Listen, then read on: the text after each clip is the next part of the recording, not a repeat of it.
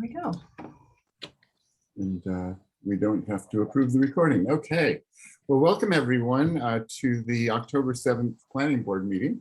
We have a full house today and a quorum. So I'll just go ahead and call this meeting to order. And remind everybody, I guess everyone's put PB before their name, so people know that we're planning board members. Before we go into the meeting protocols, first of all, I just want to welcome back Lisa Smith from parental leave. We're so excited to have you back. And we also have Lori Simonson here with us. Hello, Lori, did you want to just kind of say hello? And I know you're with the legal department as well. Yeah, Lori is our newest addition to our legal team, and I'm super excited to introduce her to you because she's going to help with planning work. You all know that David Gear retired and he did a fair bit of planning work, so I'm very excited to have her on board. Lori has tremendous experience as a lawyer, has been a lawyer for a long time, and in the last few years, she's been the city attorney for the city of Moab. And now we're lucky that she has relocated to the Front Range and has joined our team. And in addition to that, Lori actually also has extensive experience serving on government boards and commissions. And one of the boards, I think, was a planning commission, and maybe she can tell you a little bit more about it. But I think she'll be a great fit. And she is learning everything about her right now, but hopefully we can share the planning workload and legal matters here very soon, and you'll see more of her. Great, how exciting. Thank you for joining us, Lori, and welcome to the team. Thank you. And Hella, thank you for such a warm introduction. I appreciate it. Great. Okay, well, with that, we'll turn it over then to Jean Gotza to go over the rules of engagement for virtual meetings for the city. Great, thank you, David. Okay, with our virtual protocol for meetings, we do have a few rules that we'd like to talk about and let folks know what our procedures will be for open comment and for the public hearings. So the city has engaged with the community members to co-create a vision for productive, meaningful, and inclusive civic conversations. And this vision supports physical and emotional safety for community members, staff, board members, and council, as well as democracy for people of all ages, identities, lived experiences, and political perspectives. You can check out the council website for more details on our protocol. A few key points to remind folks are all remarks and testimony shall be limited to matters related to city business. No participant shall make threats or use other forms of intimidation against any person. Obscenity, dehumanizing language, racial epithets, or other speech and behavior that disrupts or otherwise impedes the ability to conduct meetings are prohibited. We ask folks to please use a full name or the full name that they are commonly referred to in order to be called on to speak in the public hearing. And if you can't change that, please go ahead and let me know in the Q&A, and I'm happy to change it for you. We do have, please kindly note that our chat function is disabled. All questions related to the procedures or online technical meetings should be directed to me, the host, in the question and answer. I'll do my best to help you or to clarify our procedures. All content related comments and questions in the Q&A will be promptly deleted. And I'm sorry, but we will not respond to them. The board members are not looking at the Q&A, and the board and staff should not read or consider any content related questions or comments that are coming in from in their deliberation. If there are repeated comments or questions in the Q&A that are disrupting my ability to do the job moderating the meeting, I will notify the board chair to issue a warning, and if it continues, suggest that anyone offending that rule be removed from the meeting. We really appreciate your understanding and your cooperation to help keep the meetings orderly and fair. We will have open comment that will be 3 minutes per person for items that are not scheduled for the public hearing. And then also we have several public hearings tonight. where we'll ask folks to use the raise hand function. You'll find that right at the bottom. If you hover at the bottom of your screen, I think we have someone on the phone, and you can use *9 on the phone to raise your hand. If you're on a PC, you can use Alt-Y or Option-Y for a Mac. And if none of those work, please just let me know in the Q&A and which item you would like to speak to, and we'll get that lined up. I think that's it. David, back to you. Okay, thank you. And I've been notified that Lisa Smith had a reboot issue, so she should be back on shortly. But since we still have 6 members on, we can probably go forward for minutes approval, especially since Lisa wasn't in the meetings that we're approving minutes for. We do have quite a few agenda items tonight. I'm not sure that we need to limit our Q&A time frame on the public hearings, but if we start to go to like over 30 minutes, I'll start to suggest maybe we table some of the Q&A to deliberation like we've done in the past, but didn't seem like we have to be quite as strict on these, like I said, unless people really think we're going to have a lot of questions. So let's just kind of keep that loose this time and see how it goes, if that's okay with everyone. So with that, let's go ahead and move into the second agenda item, which is approval of the minutes. We have 3 sets of minutes out, July 29th, August 19th, and September 2nd. So in general, since I had recusals for July 29th, I'll do that. Why don't we vote on the July 29th minutes first? Anybody have any comments on the minutes before we call for a motion? Okay, do I have a motion to approve the July 29th, 2021 minutes? Sarah moves, second. Georgie, okay, great. All in favor, by show of hands is good. All right, so we've got 5 votes, and yes, thank you for that. And then for the August 19th and September 2nd minutes, do I have any comments or a motion for those?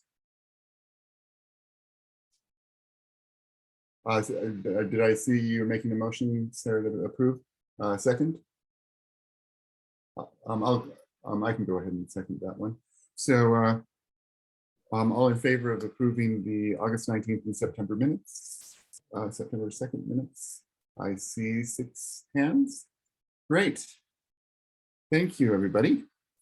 So with that, we will go into our third agenda item, which is public participation. David, yeah. I'm sorry.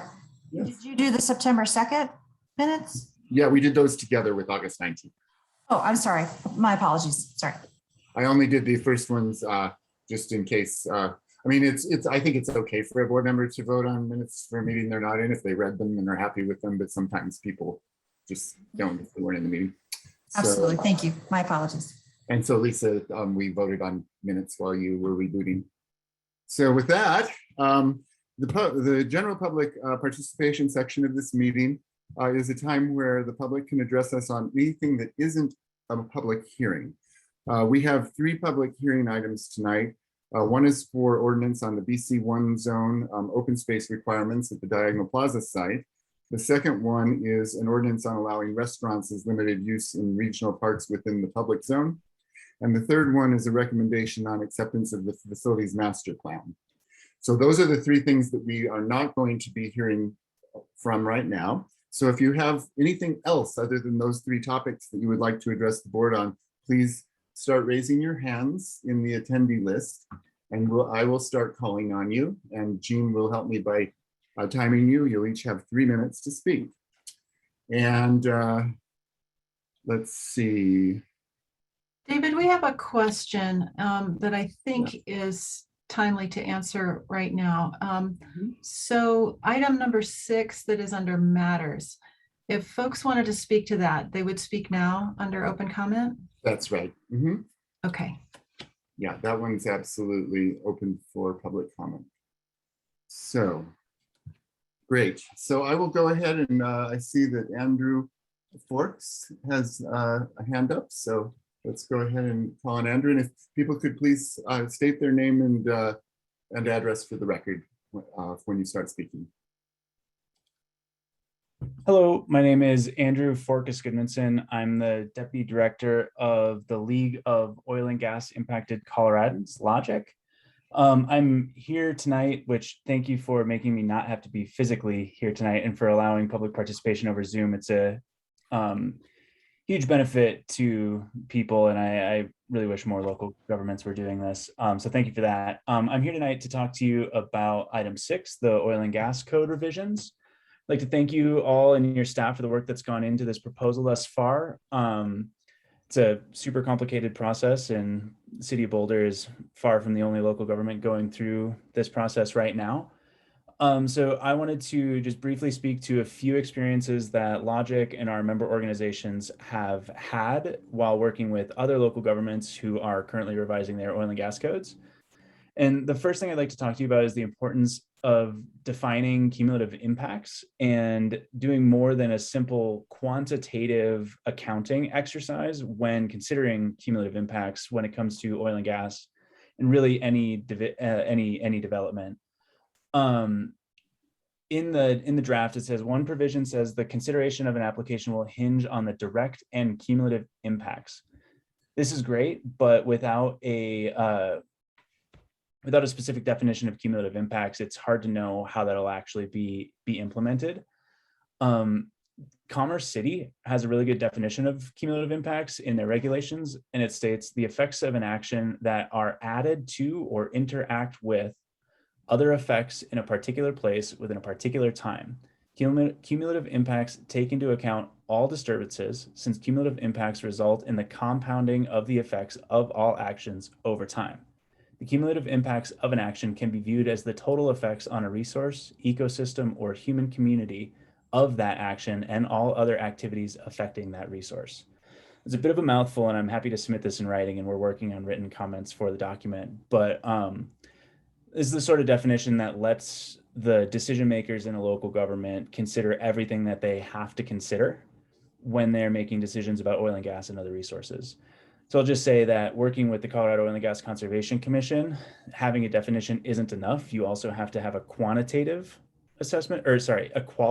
and quantitative assessment, because otherwise you end up just doing an accounting exercise. And if you don't establish criteria against which to evaluate the quantitative accounting, then really all we're doing is counting up how much we're harming people in and around an oil and gas development. And then in my last 30 seconds, I will say that noise, light, and emissions are the most impactful facets of oil and gas operation as we've experienced. I would strongly encourage you to take a look at a 50 to 55 dBA nighttime and daytime noise limit for oil and gas operations. In our experience, those are the thresholds at which oil and gas is no longer a severe nuisance to those around them. And I see I'm out of time, so thank you for your consideration and good luck. Thank you, Andrew. And I will just, since you mentioned sending additional information, that there will be other meeting in November once ordinance language has been drafted. So I'm sure your input would be of interest. All right. So are there any other members of the public who would like to speak before we move on? I see. I want to just remind people this is not for any of the public hearing items. This is still general comment. We'll be doing the public hearing items soon. So I see Eric Tussey has his hand up. Okay. Eric, I'm gonna promote you to panelist briefly because for some reason, I think you've got an older version of Zoom. So give me just a second here. And you should be able to unmute yourself. If you could please just keep your camera off for consistency, that would be great. Okay, thank you. Thank you. Can everybody hear me? Yes. Okay, great. Well, I intended to talk about one thing, but I think I'll just try to talk about the Boulder Reservoir itself. and the city public input process related to that, because I think it seems to be interesting, and it's not about your ordinance. But I hope you guys got my earlier email that I sent October 5th, and I was wondering if anybody had any questions on that, or if everybody had a chance to read that. Eric, is that a memo about the public hearing item on the ordinance? Yeah, a lot about protocol and zoning and things like that as well. Well, why don't we, I think it would be best if, unless you just have something that isn't related to discuss with the reservoir, we will have open comment for that. It'll be in approximately, estimate about an hour from now, once we're in that agenda item, an hour and a half. I'd love to come back and talk about it then, if that's possible. Absolutely. We'll be calling on people for each public hearing item, and we have. Thank you so much. I didn't want to miss things. Yep. Thanks, Eric. Okay. Anyone else? All right. Well, with that, then we'll close the general public participation section. And let's see, agenda item 4 is discussion of dispositions, planning board call-ups and continuations. Seeing none, we'll go right into the public hearing items for tonight. Our first public hearing item is a recommendation to City Council for Ordinance 8512, granting authority to the approving authority under Title IX Land Use Code BRC 1981 to approve a development that exceeds the minimum open space per dwelling unit standards for a property in the Business Community 1 district located at Diagonal Plaza. There's addresses. Authorizing the city manager to execute documents that will secure affordable housing on the property and set forth related details. So this item is legislative. We don't have to worry too much about things that we may have discussed or heard, but I just asked the board if anybody has any potential conflict of interest or any other things like they'd like to disclose. All right. Great. All right. Well, then let's go ahead and move on to the presentations. I think Jacob and Elaine, go ahead and take it away. Good evening, Mr. Chair, members of the board. I have the distinct pleasure of introducing Elaine McLaughlin, Senior Planner, to introduce this item and present it for the city. Wonderful. Thank you so much. I'm going to request that our hosts allow screen sharing. Right now it's saying it's disabled, so I'll make that request. Excellent. Okay. So while this is booting up, because it can tend to take a little bit of time, so just give me a brief moment. Elaine, will anyone else need to share screen? The applicant, as I understand it. So I'll just jump right in, and for this process, and as a roadmap for tonight, staff will start with a presentation, and we're going to recap the review process, and we're going to also provide a summary and recap of the context, particularly for the benefit of board member Smith, who's joined us again. Welcome back. And we'll also provide a brief description of the updated concept plan that the applicant team put together. We'll look at some consistencies and updates to that. And then we'll take a look at the intent and need for Ordinance 8512. We'll review policy direction that would support that ordinance, and then we'll take public comment on the ordinance. There's 2 key issues that staff has put together since the memo went out, and then we'll have a planning board discussion. And I am just going to see if I can move the distraction of the screen away. I don't know if you all see the presenter view or just the screen, but it would help to understand. So just in terms of process, as you may recall, last May, we looked at a concept plan review, and then the applicant moved forward with responding to staff and planning board with some revisions to the concept plan. And that concept plan was what was reviewed by City Council on July 21st. Then after that, with direction from staff and planning board and council, the applicant came forward with request for the ordinance that would respond to particularly council's input. The first reading of the ordinance already occurred just on Tuesday, and it was approved on consent by council. Planning board will make the recommendation to council tonight. And then there's a second reading of the ordinance scheduled for October 19th. Then in the future, of course, planning board will consider the site and use review applications, likely first quarter of 2022, perhaps. And so again, just jumping into that all important planning context for this, you'll recall last May that we discussed the comprehensive plan for the Diagonal Plaza being recognized as a neighborhood center with a mix of uses and a range of services. And centers as defined in the comp plan are places identified as having potential for infill and redevelopment. And then recall as well that the site's surrounded by multi-use paths and bike lanes and routes that do connect to that greater Boulder area that you can see there, that works out to be about 300 miles of bikeways, bike lanes and routes and multi-use paths. And there's also some proposals to add a multi-use path into this plan. The pedestrian context is further identified through the Transportation Master Plan's neighborhood access tool.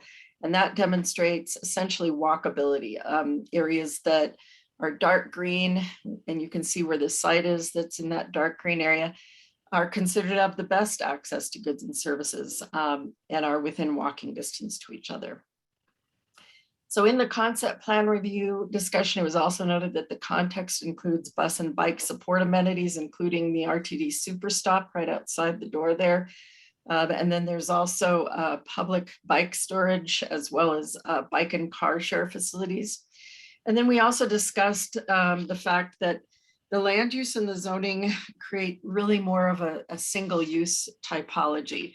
And that that BC1 zoning's a relatively suburban density for the residential density requirement of 1,200 square feet of open space per dwelling unit. And this despite the fact that the area's evolved over time, of course, to be more walkable and transit rich.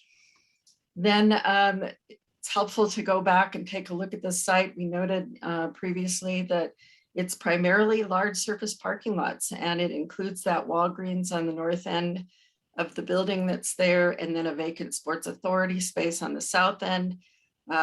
We've also talked about the potential to connect redevelopment to the Boulder Housing Partners Diagonal Court Apartments to the south.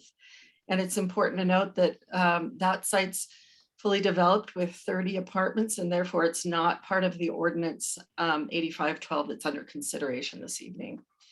And then as also was noted, the site's owned separately from other retail buildings that comprise the Diagonal Plaza Shopping Center. The shopping center was first built in 1965 as the Skaggs Albertsons PUD. And for that reason, as we've talked about with the multiple ownerships, it's been difficult to successfully redevelop over the decades with the multiple properties that exist. And then finally, to recap, it was discussed the inability to redevelop that underutilized property has been a challenge in the past for councils that go back decades. And in 2011, council weighed in on it and directed planning efforts that included the January 2011 study by the ULI TAP, Technical Advisory Panel, that had recommended an incremental approach to redevelopment, also with a recommendation to partner with the Boulder Housing Partners or someone like that. And that is, in this case, how it's proceeding. So fast forward 10 years later, and that's how we're where we are today. So regarding the concept plan that was reviewed of May of this year, and in response to staff and planning board, the applicant made some tweaks to the plan, and it's shown here in a comparison, and it's also provided in your packet. But as the comparison shows, for the most part, the site layout is in the same, essentially the same configuration that it was in the early concept plan that you saw, with the two new public streets, A and B, and there's a new park that's located between the existing BHP diagonal court townhomes, and then the proposed new residential mixed use on the north side. There's still the ground floor commercial uses along 28th. And there's upper story residential units planned in 7 buildings, as is shown. There's some decks on some of those buildings with additional open space potential. And there's also wrapped parking that'll present a street face for those buildings. So the revised concept plan then upgraded with a few items. The automobile parking was removed from the west end of the park. And so you can see there's no parking directly adjacent to the park. The park was reconfigured from a rectangle, essentially, to instead allow some of the units to wrap around it, as we talked about in our initial discussion. And the number of units has increased from 259 to about 284. As part of that, the mix was added 3 bedroom units, some townhome style units, and then units that would be capable of a home occupation business on the ground floor. And then building 1 has just a first floor adjacent to 28th Street, essentially just to create some building articulation there with a roof deck above that first floor. And then they've widened the northern street to a full 60-foot right-of-way. So in terms of the need for the ordinance, this is intended as a singular aspect of the code that would be modified, the open space standards for BC1. And so it's important to note that the city has considered ordinances from time to time to modify city standards when circumstances necessitated exceptions that the zoning wouldn't allow. Or it would be to allow an exception where a public benefit could arise and would address specific policies of the comp plan. And as was discussed by council, there's interest and support for revitalization of the site. And both city policies and comments made at concept plan indicated that the board and council and quite a few members of the public, you may recall, would view this as a catalyst opportunity site. So not only that, there's a need for housing and it's the ability to develop partnerships for affordable housing.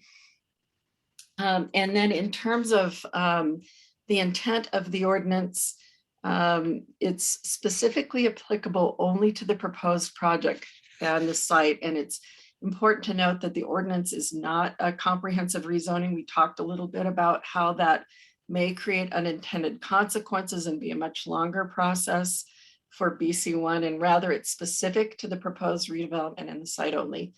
And then any site review plans that come forward must conform to the stipulations of the ordinance or it would expire.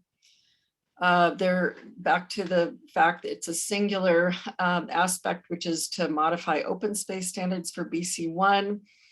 And it would permit a minimum of 15% open space for the site only.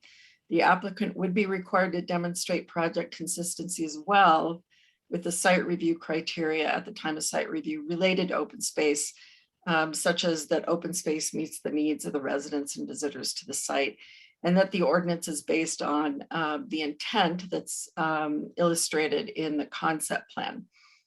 And then the ordinance ensures that inclusionary housing requirements will be met through a covenant prior to building permit for any residential building permit submittal. The affordable housing requirement will be based on 25% of the entire development of all residential units that are approved in the site review, regardless of ownership.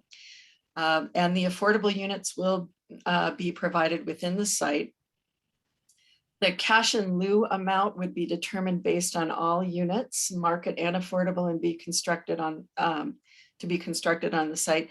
And it's important to note that any cash in lieu funds would support construction of the affordable units, and as a result, the developer would support the affordable units in the same manner, whether they're on site or through a land dedication. And then specific to Diagonal Plaza redevelopment that's intended as this mixed use project in partnership with BHP, the ordinance could fulfill some core values of the BVCP as well as policies. In this case, the infill site that's a more sustainable form of redevelopment and on an underutilized site.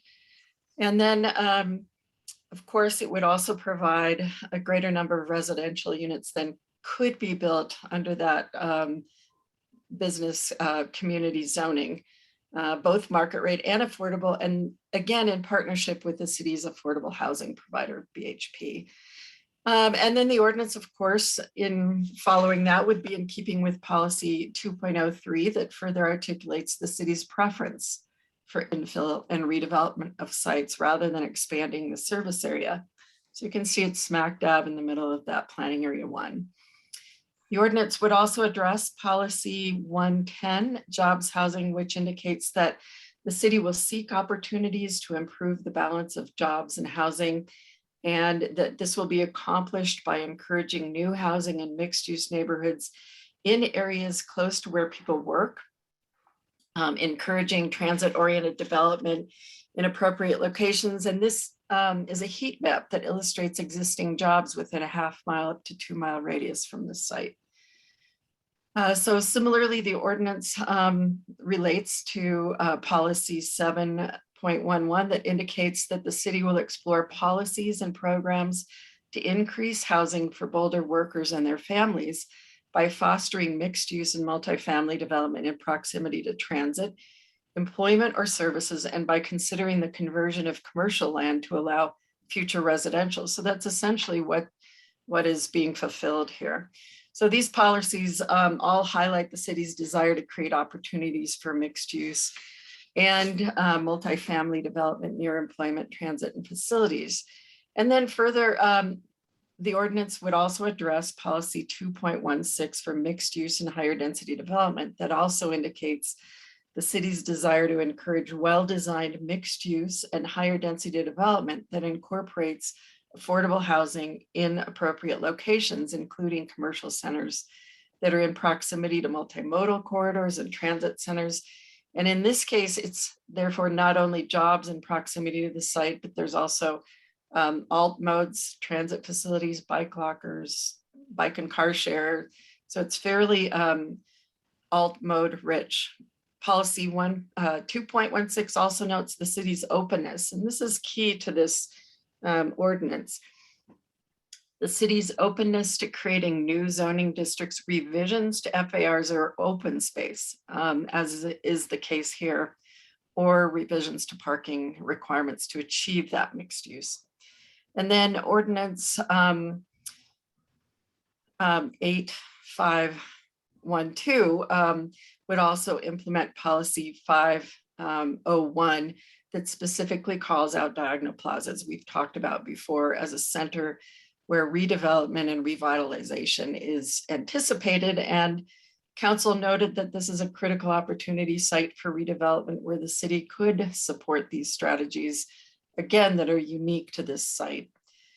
So staff's suggesting a couple of key issues. One, does the board concur that ordinance 8512 addresses policies that are related to infill, redevelopment, and jobs housing, which is the essence of what this project is? And then does the board have any feedback on that revised concept plan? So with that, I'm happy to answer any questions. We'll have a motion available if the board so wishes. Hey, thank you, Elaine, for that, that excellent presentation. I will open it up for the board to just raise your hand if you have questions for Elaine. Sarah. Thanks, Elaine. So I had a couple, these are just clarifying questions. The parcels that are under review today in the ordinance, it's just one of the 3 parcels, but the outline on the drawings from May and the drawings from today are the same. So I was a little confused as to what parcels are not included. This just was a little confusing to me. That's a great clarifying question. It's just the parcel where Diagonal Plaza is located, this westernmost piece of Diagonal Plaza. So the other parcel is the Boulder Housing Partners Diagonal Court Townhomes That's not included in the ordinance. However, it'll still be married into the overall site plan. Okay. So even though there were 3 addresses in May and there's only 1 address now, the 1 address is this L-shaped. That's right. Okay. Yep, those 2 other addresses are both for Diagonal Court townhomes. Okay, That's great. a good question. Can I have a couple, 1 more or 2 more? Can I? They're quick. They're quick. I Sure. just want to double check something you said earlier. So the only BC1 change that's being proposed is the open space requirements, and then when it comes through site review, we will be, or whoever's on planning board will be evaluating it as if it was a BC1 zone. Am I understanding that correctly? That's correct. And the exception would be the allowance of 15% open space rather than that 1 to 1,200 ratio that's BC1 standard. Okay, thanks. I have other questions, but I'll let other people ask. Thank you so much. Okay, I see John's hand is up. John. Yeah, thank you. Can you quantify the difference in the amount of open space that we're talking about with this change? Well, it would be difficult, but I think I do have a slide that I'd like to share from our previous discussion. And I think this actually helps to illustrate it. And that is for BC2 would allow a little bit less open space, but BC1, we're looking at, you know, a significant amount of open space that would be required, resulting in maybe 56 units. In this case, because they want to do around 284, the way to get there is through 15% open space. So again, it's a fairly dramatic change, but as we noted, that's a pretty suburban type of open space requirement in BC1. So I'm still trying to understand in a quantitative way how much open space we're talking about with making this change. I understand that there'll be additional residential development with the change, but how much open space would change? Well, again, under a BC1 zoning, my recollection is this is about 2/3 or 66% of that 6.7 acres. So you can do the math in your head if you'd like, as opposed to 15%. So that's not been part of the review criteria per se, because we've been focused specifically on how this might fulfill policies rather than how it might fulfill the open space. And, you know, we can do some back of the napkin analysis if you'd like while the applicant's presenting, and they may even have that answer for you. Okay, well, I think it is important for us to be aware of what we're dealing with in a quantitative manner. So whether it comes from you or the applicant, I think it would be useful for us to know. Got it. Okay. Thank you. I actually, just for everybody's benefit, Lisa Smith will be having parental duties sometimes. So she's actually watching and listening, but has turned off video. Helen, is it okay if she relays a question through me with chat as long as I read the full question? I think that's okay. Or she could just use if she shuts off the video, if she's comfortable with just using her voice.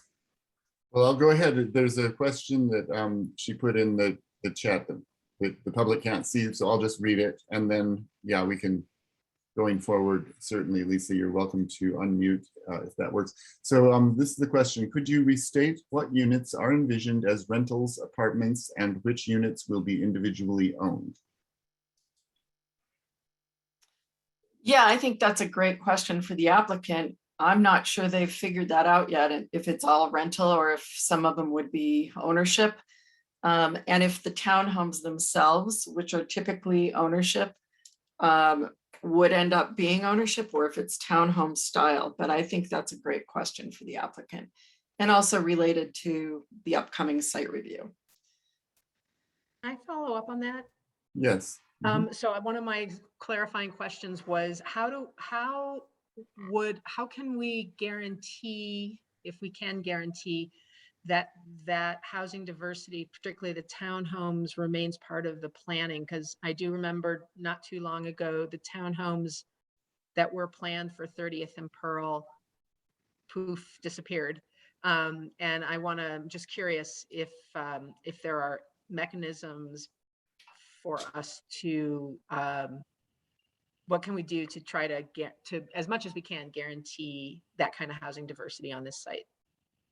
And by townhomes, are you referring to the ownership structure? Or are you referring to the style? I'm literally, right now, I'm just asking about the style of housing. Yeah. Yep, I think that's a great question for the applicant. And right now, their concept plan identifies it as having townhomes. And if I may add to that, the way the ordinance is drafted right now, it requires that the development is generally consistent with the concept shown in that concept plan. And if you want it to be more specific, it could be more specific and call out townhomes. But the intent was to get a development that is generally like that. Okay. Is there a word that's stronger than generally consistent, but not a word that's going to shackle the applicant to something that might not be doable? Probably it could be stronger, maybe substantially or something like that. Okay. All right. Thanks. Great. Any other questions for Elaine? All right. Great. Well, let's go ahead then and move on to the applicant presentation. I know we have Bill Holicky here along with the team from Trestle and also from Boulder Housing Partners. So take it away.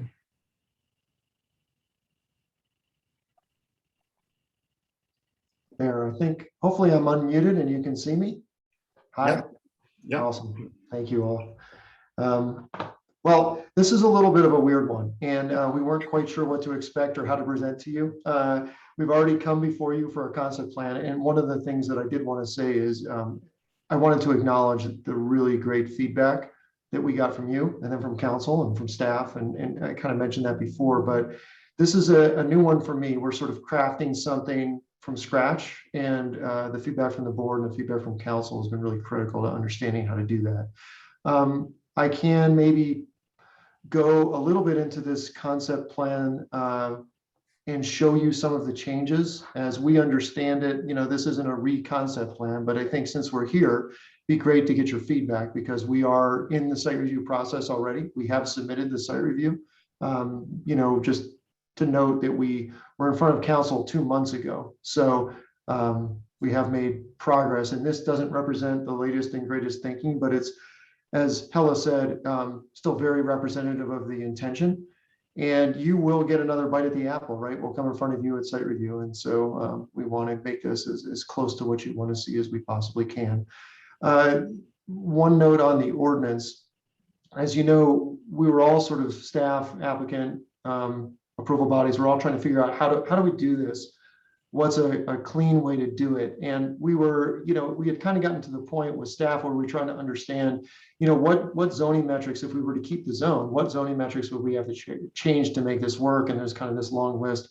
And then we kind of had this eureka moment where we were looking through the zoning code and realized that every mixed use zone, pretty close to every mixed use zone in the city, that's specifically a mixed use zone, has a 15% open space requirement. MU1, 2, 3, and 4 do. IMS does, BMS, IMS. So that all of a sudden was like, oh wait, that's why they work, right? If you're looking at a spot where you're trying to encourage residential development and still keep the commercial for mixed use, that 15% metric has worked very well throughout our community. And so we kind of went back and realized, okay, if we apply that 15%, it's not easy. We have to work pretty hard to get there, obviously, but we can get there. And John, to your point, I don't really understand your question. I'm happy to tackle it more in the Q&A, but 15% open space on this site constitutes somewhere around an acre of open space. And a lot of that is, we will exceed that, but a lot of that, if you just take that acre, big chunk of that is that park, right? And then we have open space elsewhere on the site through that elevated plaza and other green spaces and that kind of thing. So that might give you some idea of what you're talking about, of what we're talking about. So to show you a couple of the modifications, a big one, as Elaine pointed out, is the diversity of unit type. And I really wanted to point out this chart. We heard from you that that was important, and especially trying to find ways to get bigger units and maybe some other typologies. So we were able to add a bunch of 3 bedrooms. I think we have 19 between the affordable and the market rate. And then the townhomes are also larger units in a different style. We're still trying to sort this out. And please note, the general conformance to this is really important to us. At this point in this concept plan, we have 0 feedback when we develop this from transportation staff beyond, yes, generally that works for the framework plan. But there are really strict requirements for where driveways can go and where these north-south streets can go and how far away you have to be from an intersection and things. All of those will impact the way our buildings work. So until we are able to start that conversation with staff, I can't swear to you that we can do 6 or 10 or 2 townhomes, for example. That will have to be something we work through with staff. But generally, we have those townhomes and they're vertically integrated units. They might be part of a bigger building. They might be standing on their own. We're working that through. And then those yellow units are really set up for home occupation uses. In Boulder, if you have a residential zone, you can go in and apply for a home occupation license. But, and really you can put that in most units, but some units support that a lot better than others, right? If you have a first floor that's more formal, it could be an office, it could be a little spot for somebody to make things, it works a lot better. And so that's how those units are set up. So when you start to look at all of those other types of units that we've added, along with a much higher percentage of 2-bedroom units than you would see in most projects, I think we've started to get more of a diversity of housing types. So that was helpful feedback. The other change here is the community park. You can see that we've removed the roads from around it, so you can't drive around it anymore. We've also attached it directly to the Boulder Housing Partners buildings. So that engages it more. We're working in site review to make it a very active place. And we talked about some of those uses before, but it's not an isolated thing. You can't go there and park next to it anymore. It's a place really for the community. So those were the big things that I wanted to mention. Again, we appreciate your feedback, and maybe I'll end it, I won't take up a bunch of time. I'll end it there and just say I'm more than happy to jump from slide to slide, answer questions. We can talk about the ordinance. We can talk about the intent, whatever you think makes sense. As I said, this is a bit of an unusual process, so whatever we can do to help support it on your end, please let us know. With that, I'll say thanks. Great, thank you, Bill. Excellent. So yeah, let's go ahead and open it up for questions for Bill and team. Georgie? Yeah, hey, thanks, Bill. Appreciate that. Quick question for you. You'd mentioned quote unquote elevated plaza using your terminology. Yeah. Is that viewed as something that's an amenity for the public, similar to the community park, or is that just for the unit owners themselves? Just curious. Yeah, no, that's a good point. And so the way this site is going to work, as we understand it, and maybe I should defer a little bit to Laura and Jarvie, who are both on the call, if you want more detail on this.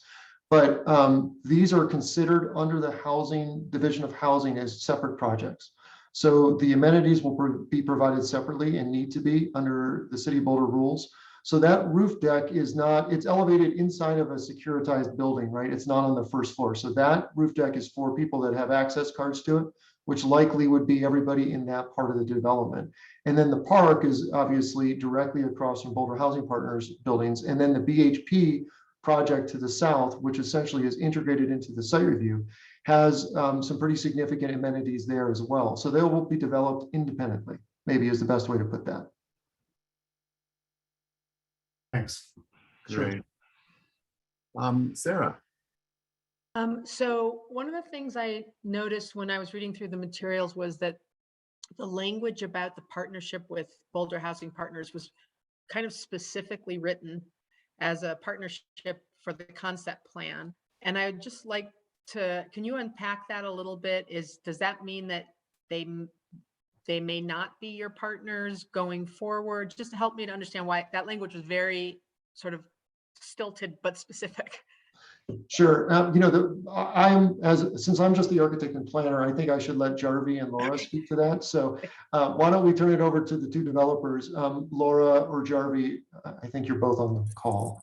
Yeah, this is Jarvi with Trammell Crow Residential. I apologize that I'm not in kind of video range.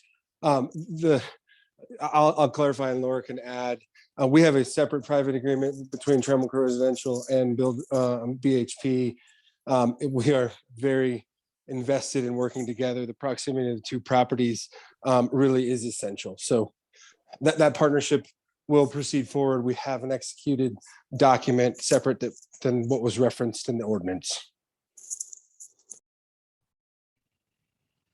And similarly, we're very committed to being a part of this project. I was just out there last night doing community engagement with our residents. So I certainly don't want to have to go back on my word that we're going to be doing something beautiful in that northern parking lot that is so grim adjacent to their site. So I think that likewise, we do have that written agreement and we are very much on board with being the affordable provider for the project. Yeah. All right. Thank you for that clarification. Yeah. Great. And while I'm looking for other hands, I'll just ask, because this slide you have up, Bill, building 5, I think one of the changes was that it was going to be more L-shaped and have the community park was going to kind of wrap around the south side of it if we looked at the overhead. So I'm wondering if that 3D rendering just hadn't been updated, or maybe because it looked to me like it still had a U-shaped building, or an inverted U, building 5 with kind of the old parking next to it, but maybe I'm. Yep, no, that's exactly right. And that's one of the challenges with coming back to a concept plan 2 months after we've shown you. I think that we heard clearly that wasn't a great layout and it would be better to engage the building into the park. And so this slide here is a more accurate description of that. And I would say we've taken it even further to try to understand. We submitted to the city a first kind of pass on how all that park space could work. So yes, this is more accurate with an L-shaped building. Thank you. Great. Other hands, questions? John?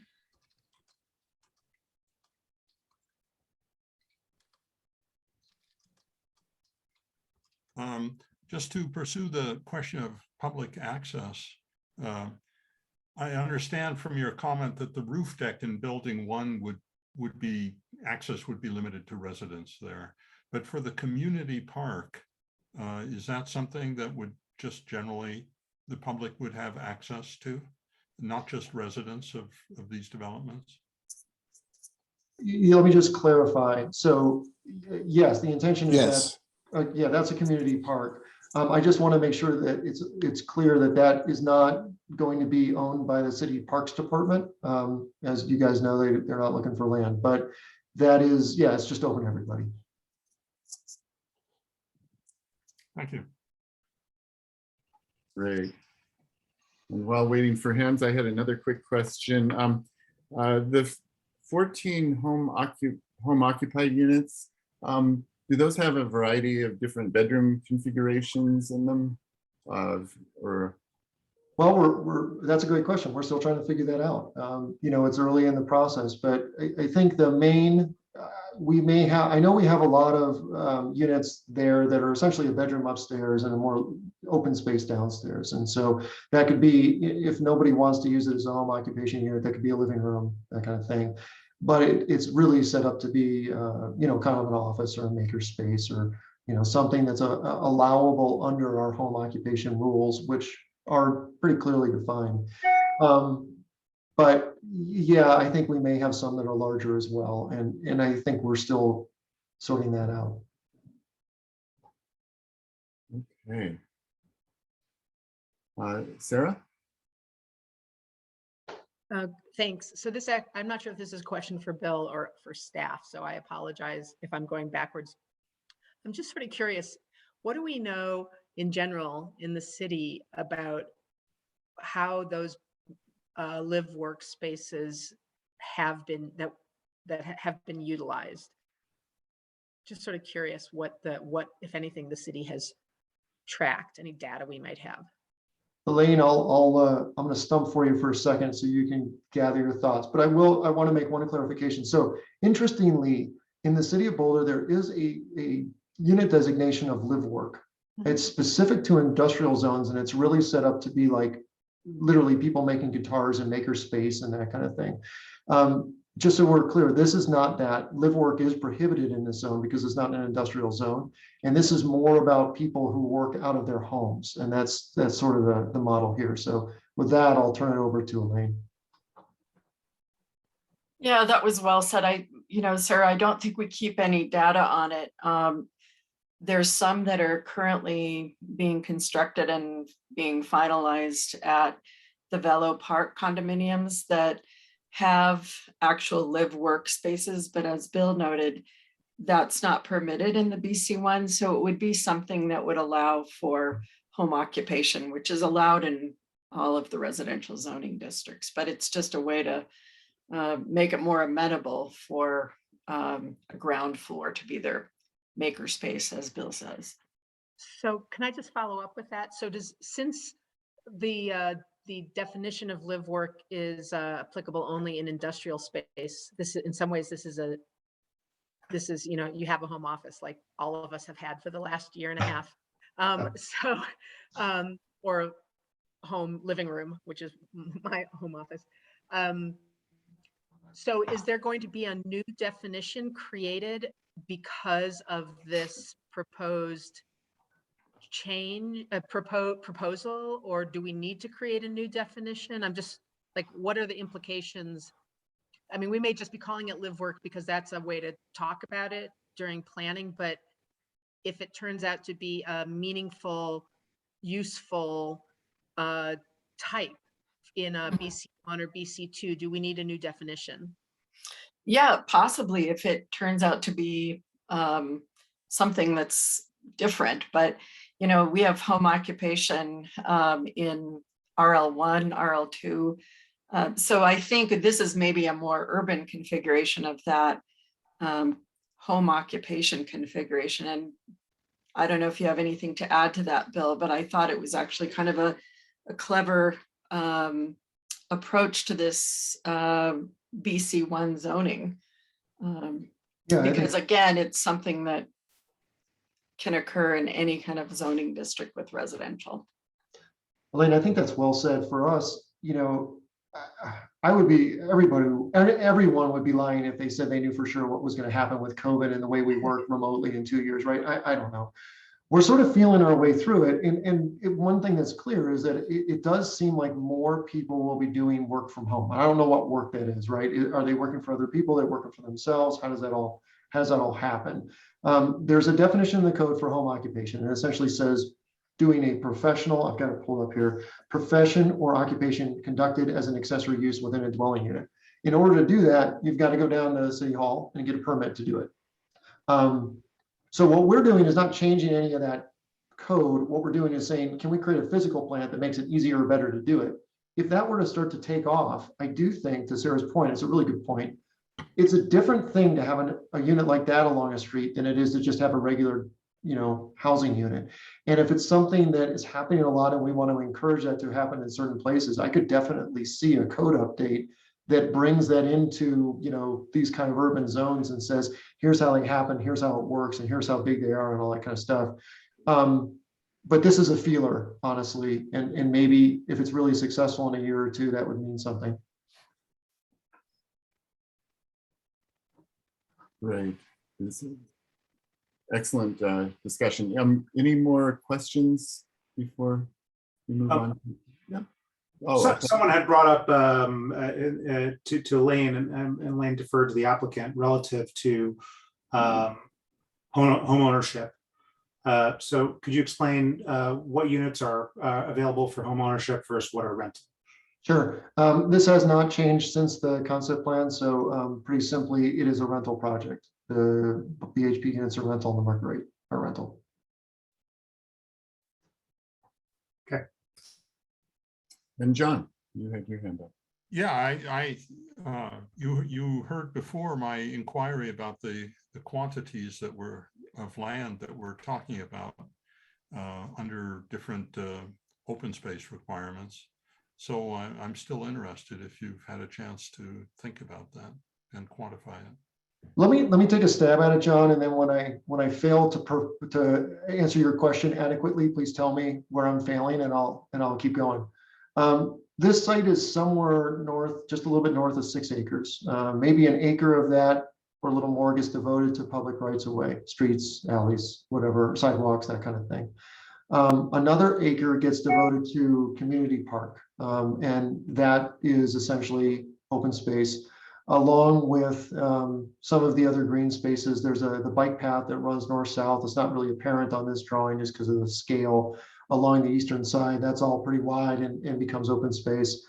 And then the open space, there is a provision within our open space code for certain components of the open space, a smaller portion, but a percentage of it is in balconies and inside buildings. There's rules for how you design to encourage that kind of outdoor or community space up or within a building.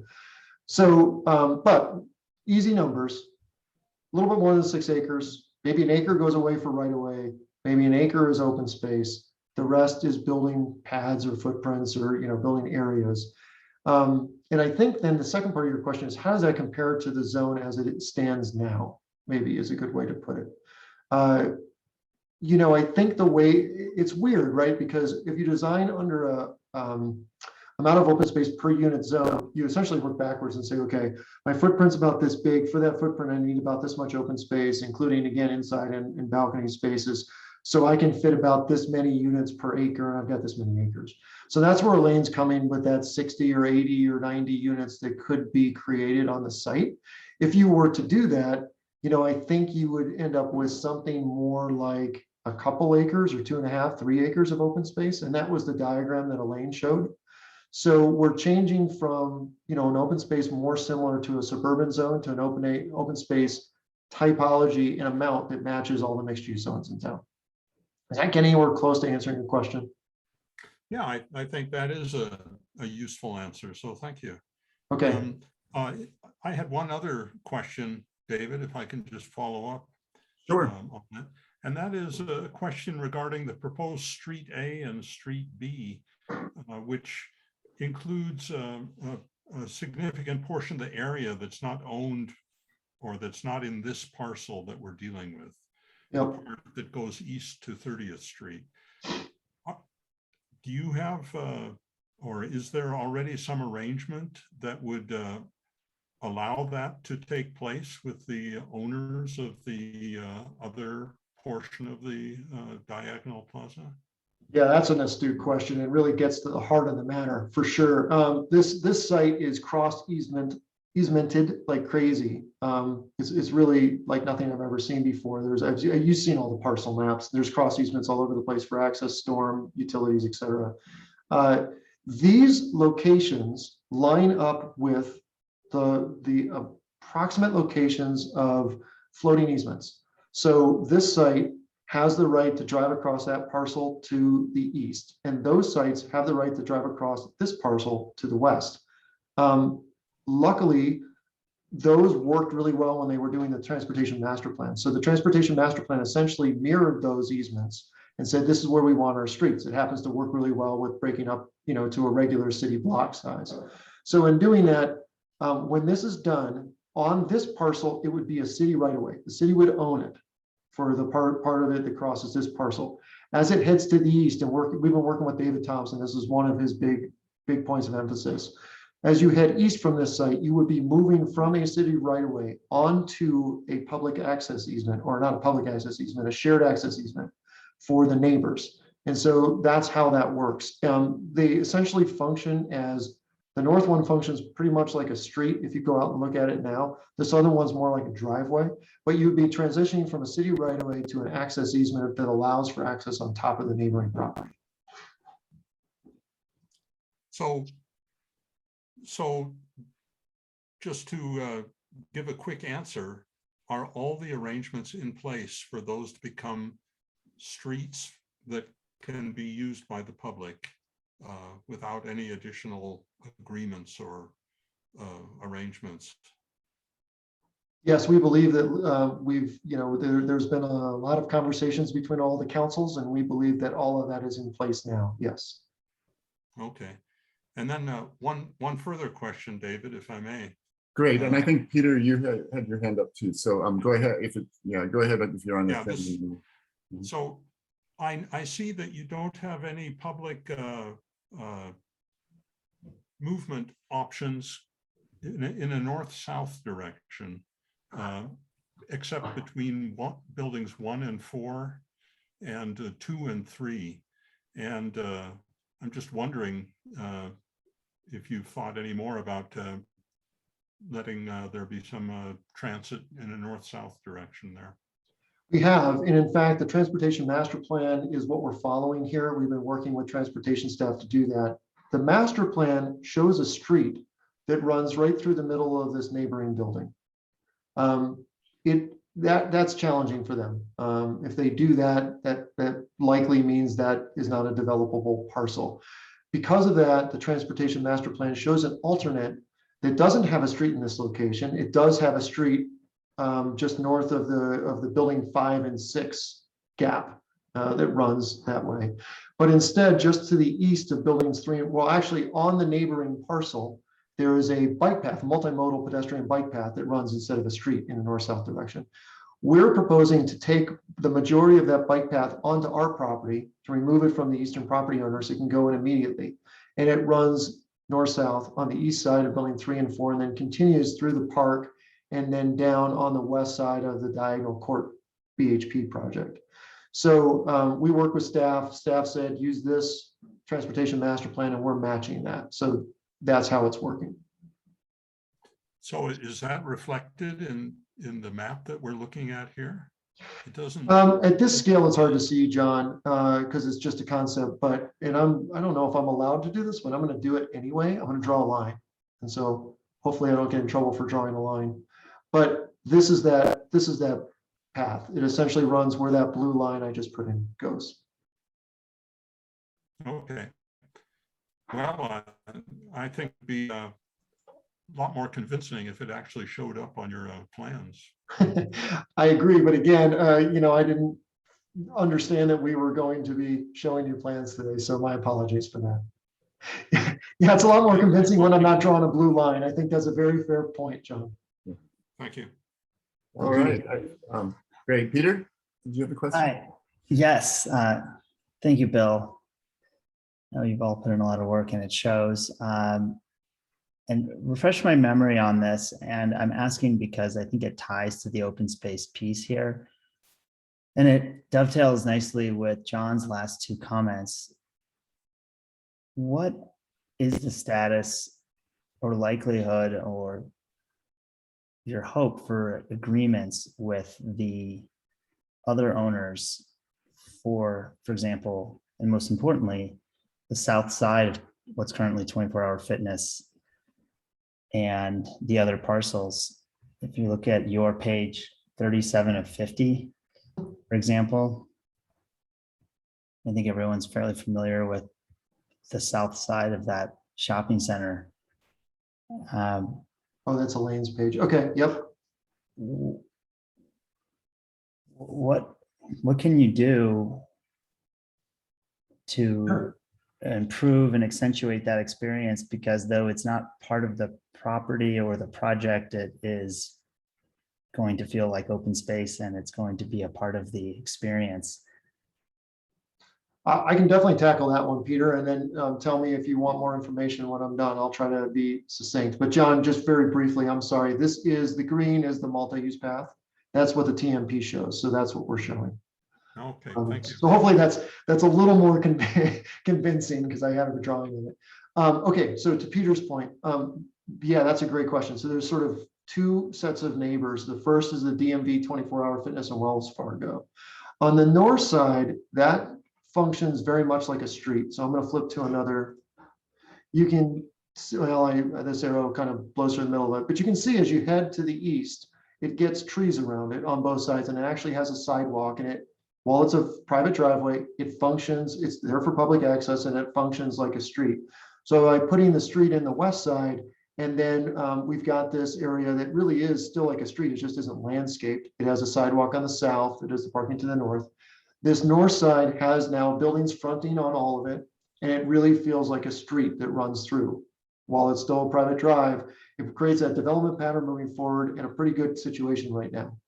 The south side is different. We get a street through most of it because we're really changing the majority of the south side. But on the north side, as Peter points out, the DMV building actually has that restaurant that faces south. So that's a great use right on the street. But as you head to the east of it for what is the 24-hour fitness and the new pet center, it's really the back of house. And we have to support that. We have to allow them to continue to get the deliveries and continue to have the loading back there. The idea, though, is that the street is pulled far enough south that they could add a front on all these buildings if they would prefer to do so. They could add a second entrance to that street. They could add more building there. And even if it doesn't redevelop as mixed use, it still provides an opportunity for there to be a real street in that location. We're putting in sidewalk and tree lawn and everything else on the south side. So, again, it's not the ideal answer, because if it was ideal, we'd be doing it all at once and we'd fix it all at once, but it allows for that incremental change. This northern property, I'm going to flip back to another drawing. It provides a pretty unique challenge, honestly. This property does not have an entrance to it from a street, and it can't, because the CDOT standards for this turn do not allow a driveway. It has to be accessed off this site. So to come back to the way we're drawing this, we've got an access road coming into this site from two places. One is along Iris Avenue. The right-of-way ends, but we're providing a place for them to jump onto our property and get to their building. And there's another one here between buildings 2 and 3. We're working with that property owner to try to figure out how access will work. Every property owner in this development has the ability to sign off or not. And this project will not happen without every single property owner's sign off. That's been one of the great prohibitions to this redevelopment over the last few decades. So every property owner, if they're not happy, can say, no, the project can't happen. So we have to keep everybody happy. That property owner right now is wrestling with the reduced access to their property. So we're looking through some revisions that would give them better access. We're working on it with staff right now. And frankly, I don't know what that's going to look like, but it's likely it shifts a little bit from what you're seeing here as we work through that process. Bill, this Jarvie, just one quick point to add, Peter, in response to your question about the South. Up until this point, and what Bill was acknowledging, the sign off from the owners, the underlying PUD does not allow those owners, the DMV 24-hour fitness, to build outside of their existing building footprint. As a lot of the heavy lifting of getting this project to where it is, we're attempting to revise those underlying covenants, which would address some of the comments Bill made, but then would also free them up to actually develop that southern street along their retail frontage today. So it's definitely encouraging for them, and it's an opportunity as we'll be, bringing a new city street along the southern portion of their property.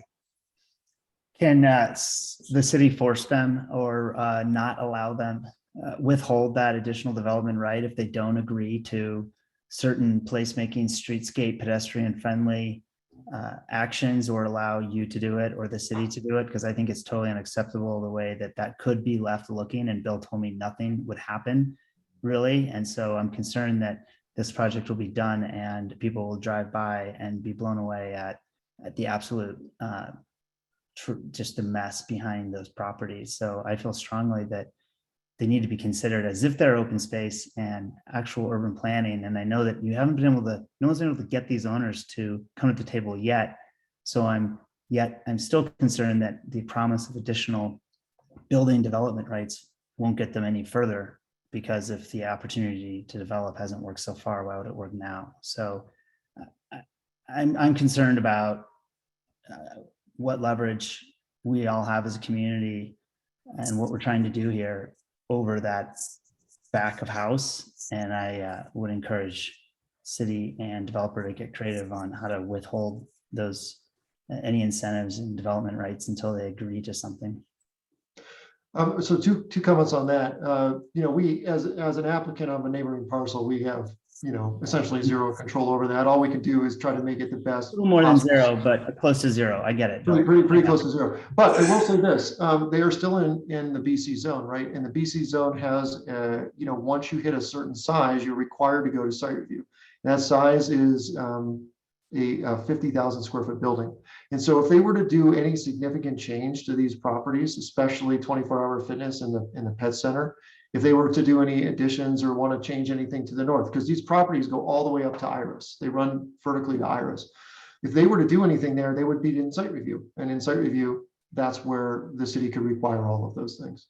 So this gets back to the famous Brian Bowen comment. Then in effect, we're ossifying the decrepitude, because if they have to do that,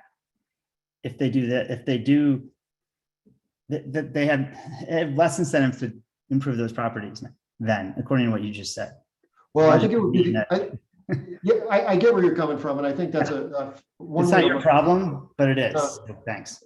No, I hear you. The other way to look at it, though, is right now the PUD prohibits residential development on the site. And one of the reasons why you haven't seen, you've seen these sports authorities being vacant and these parcels turning over is because nobody can do residential. It needs every owner of all 15 owners to sign off on a change to the PD to allow that.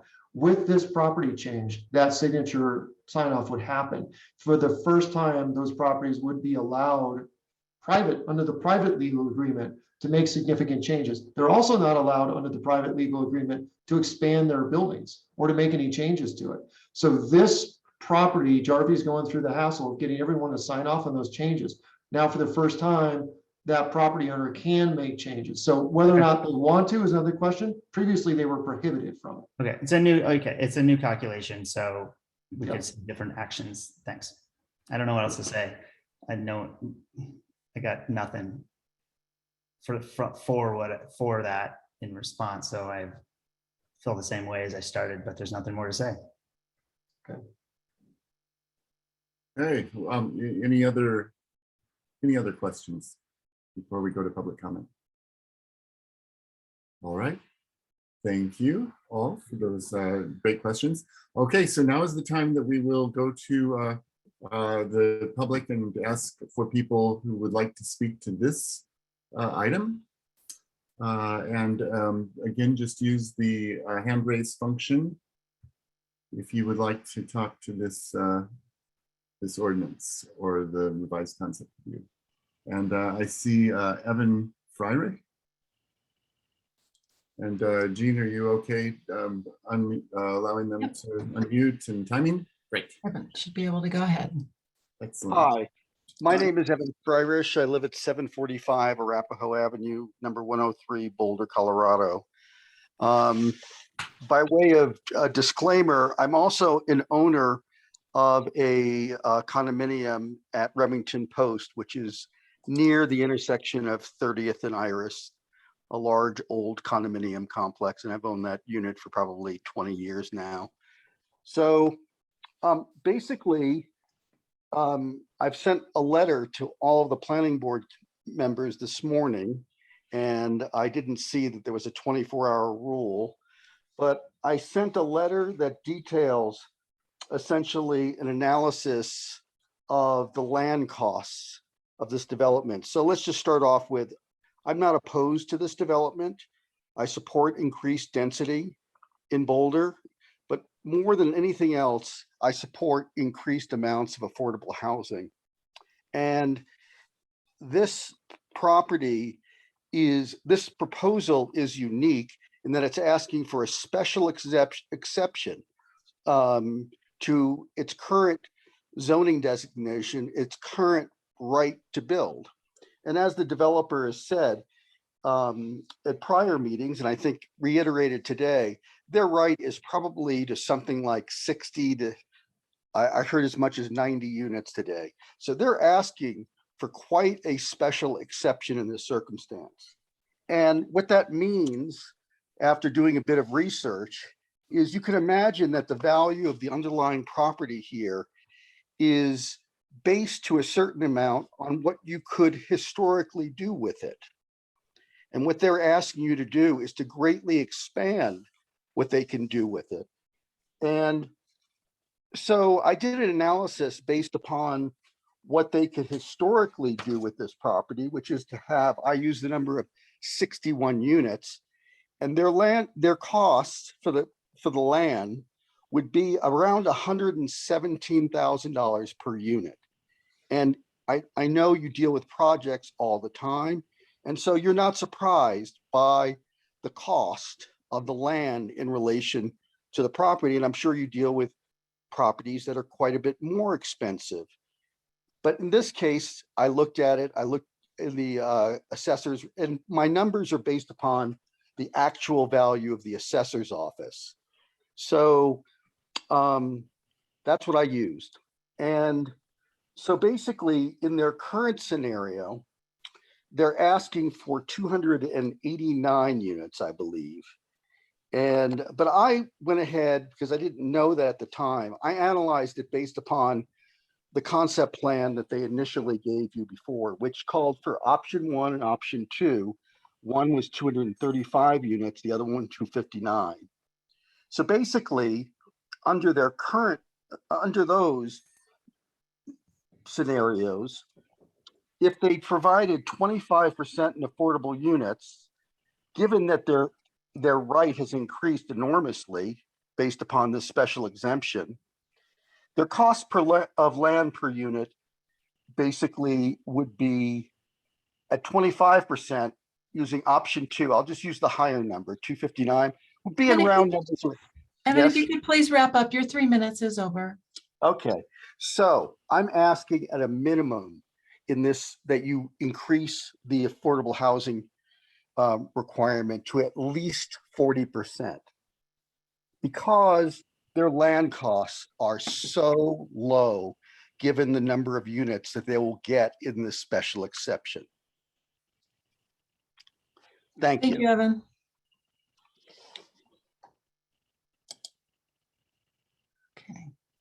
Uh, Did we lose David? That's a problem. And just FYI, Lupita had to go pick up her son, and she'll be back in 10 minutes. And can people hear me? Yes, we can. I'm sorry, I had a power outage just now. So, Wow. I unfortunately, I heard most of your comment, Evan, but I apologize, I missed the last few moments of it.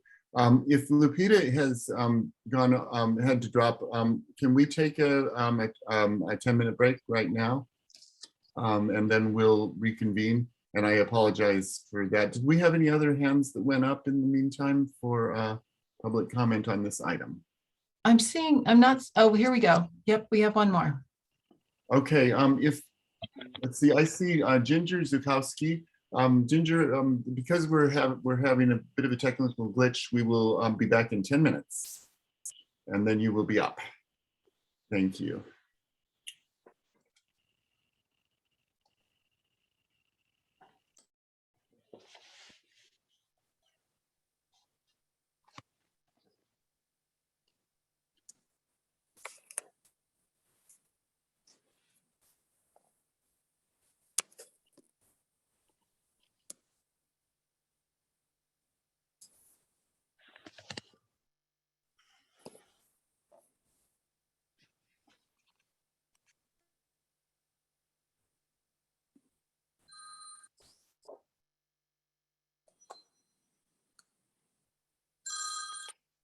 Hey, hi, good job.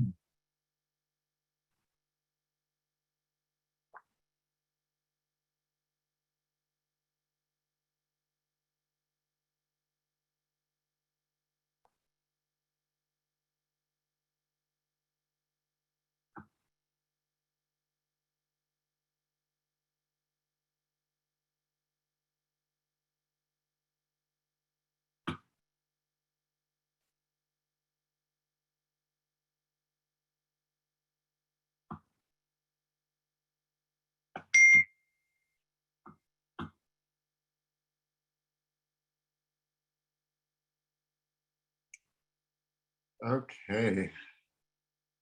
Almost 7:34, so people can, since Lupita is back with us, yay.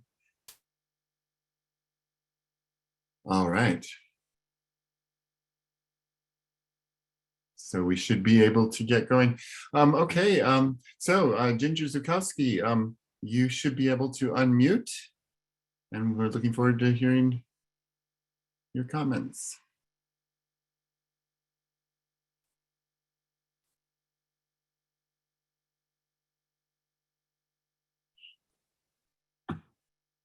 Ginger, are you able to hit the unmute button? Ginger, I'm sorry. I think I just muted you again. There you go. All right, sorry. Oh, no. Very good. Yeah, hi, how are you? Great. Anyway, I just wanted to comment that I'm really happy that that property is going to be redeveloped. I live in the trailer park next door and, you know, been looking at that for a long time. And I just want to say that I'm really glad there are going to be townhomes, and hopefully most of them will be for sale in the affordable program. But as I look at some of the affordable housing that's available, it looks like the basic price and mortgage would be affordable, but then there's a several $100 HOA fee often associated with it. So if you add those together, it becomes then unaffordable. So I think that needs to be taken into consideration, because those who apply for it need it to be actually affordable. And I would be one of them. So anyway, that's what I have to say, and I hope it's taken under consideration. And thanks. Look at, I have all this time left. Great, thank you. We always appreciate it when comments can be kept succinct, because this will be here long tonight, I think. So thank you so much. Is there anyone else who wanted to speak before we close the public comment, speak to this item? All right, well, then I'll go ahead and turn back to Bill and company, close the public comment. And Bill, any response to any of the, I guess, mostly affordable housing related comments that we heard from the public? Sure. Laura, I'm wondering if you can chime in just quickly. You're probably better to speak on how you keep your rental prices low than I. So if you're available, and if she's not, doesn't look like, maybe she's not back yet. So I'll just briefly chime in. So, you know, BHP has rental rates that they stay within that have to do with AMI levels, and there are not, as I understand it, significant fees that change that. Oh, there's Laura. So if Laura, In the dark here, hang on. Okay. Did you hear the question okay, Laura? Yeah, Okay. I did. Sorry about that. My family came home and I had to change locations here. So, yeah, I did hear the question, and I think, as Bill had mentioned earlier, we are not contemplating homeownership at the moment, but that is just where we are in terms of that for this property. But yeah, in terms of financing, we do keep our rental rates as low as we possibly can by bringing resources to fund the development on the front end. So we are buying down to a place where our debt on the property is very low by bringing resources to the front end of the development side. So that's how that works. In terms of home ownership, that's, again, not a product that's being contemplated for this site at the moment. Okay. and I would only say, you know, not to get into the weeds, and as you know, I am not an architect, so therefore probably should not be trusted with numbers, as you can all imagine. But you know, I'm sure that Jarvie and Laura wishes that the finances worked the way the first speaker described. If they did, I guarantee you it would have been developed 20 years ago, and it wouldn't be still sitting vacant now. So it's still going to be a very expensive project to get through, with a significant amount of community space, right-of-ways, parks, and other things, utility, stormwater that need to be brought up to speed.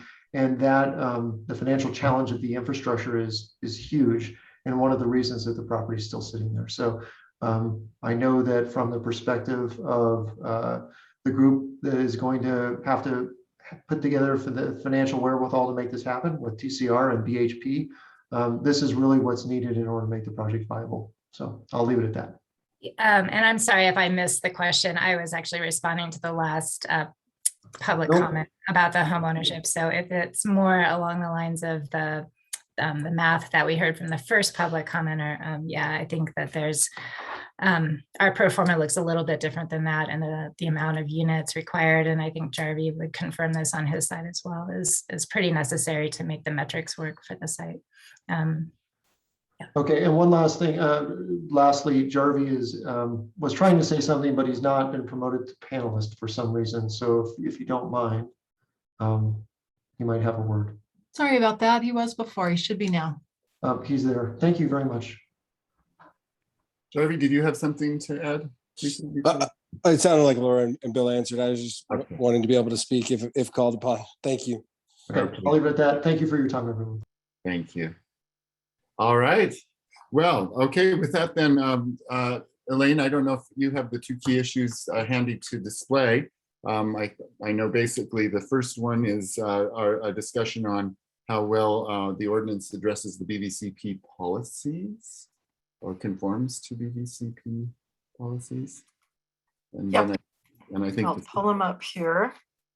and thank you for putting together these key issues. I realized, and the second one will be to talk about the concept plan. But I just want to remind the board, we did do a full concept review a few months ago. So really, you know, to the best of our ability, so we don't go too forever, we should try to keep our comments to whether we think the changes are in line and consistent with requests from us and from City Council. So, great. Yep. So let's go ahead and open it up then for key issue 1. Anyone want to kick us off on addressing BVCP policies with the ordinance 8512? Sarah. Thanks.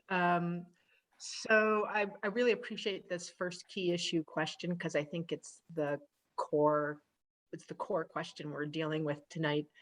And I think in many ways, the proposed ordinance does address important Boulder Valley Comp Plan goals, but I'd like to suggest that there is an opportunity here to achieve some other Boulder Valley Comp Plan goals that have to do with other types of redevelopment and particularly in Chapter 10 area planning. And I don't want anyone to panic because I'm not proposing that there be a area plan before this gets built, but I do think it might be worth our discussing adding something to the language of the ordinance that proposes a parallel track.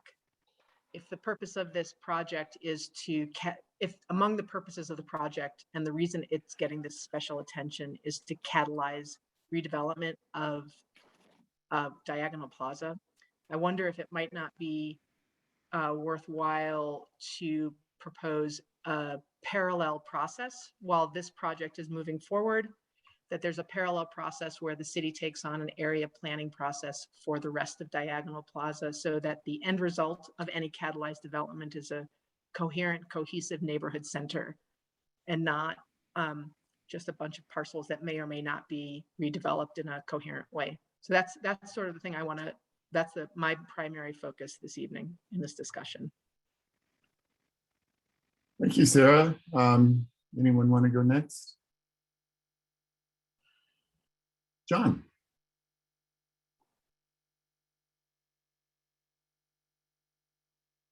Yeah, I would just like to say that Sarah has what I think is absolutely appropriate, and I agree completely with her proposal.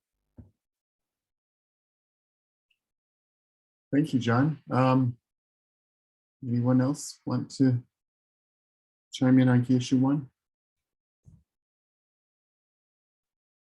Lisa raised I'm just going to jump in if it's okay and just note that anything like that would have to be considered as by the future council is part of a 2022 work plan, which is already pretty tight right now. So something to consider. So yeah, and that I was thinking the same thing, Elaine. So maybe while we're deliberating, we could think about whether that would be a separate motion to council to consider that as a work plan item. You know, that rather than being in the ordinance, but we can discuss that. Lisa, did you want to go? Yeah, I was just going to say that overall, I think it does meet key issue 1, and that I appreciated seeing a lot of the, in my opinion, improvements that were brought forward, and that I'm also excited to, see it come back to us again in site review. I think a lot of the questions and feedback that I will offer under 2, and I'll hold my comments on that for now, probably would be answered under site review. So I'll try not to go too in depth on that in a moment, but just in general, I'm seeing some good direction and good things happening. And as much as I agree with Sarah and John on the fact that it would be nice to get more area planning, I also appreciate that staff is very swamped. So, I think that's something worth bringing forward. But as far as this key issue, I feel that it does move us in the correct direction around infill redevelopment and jobs and housing.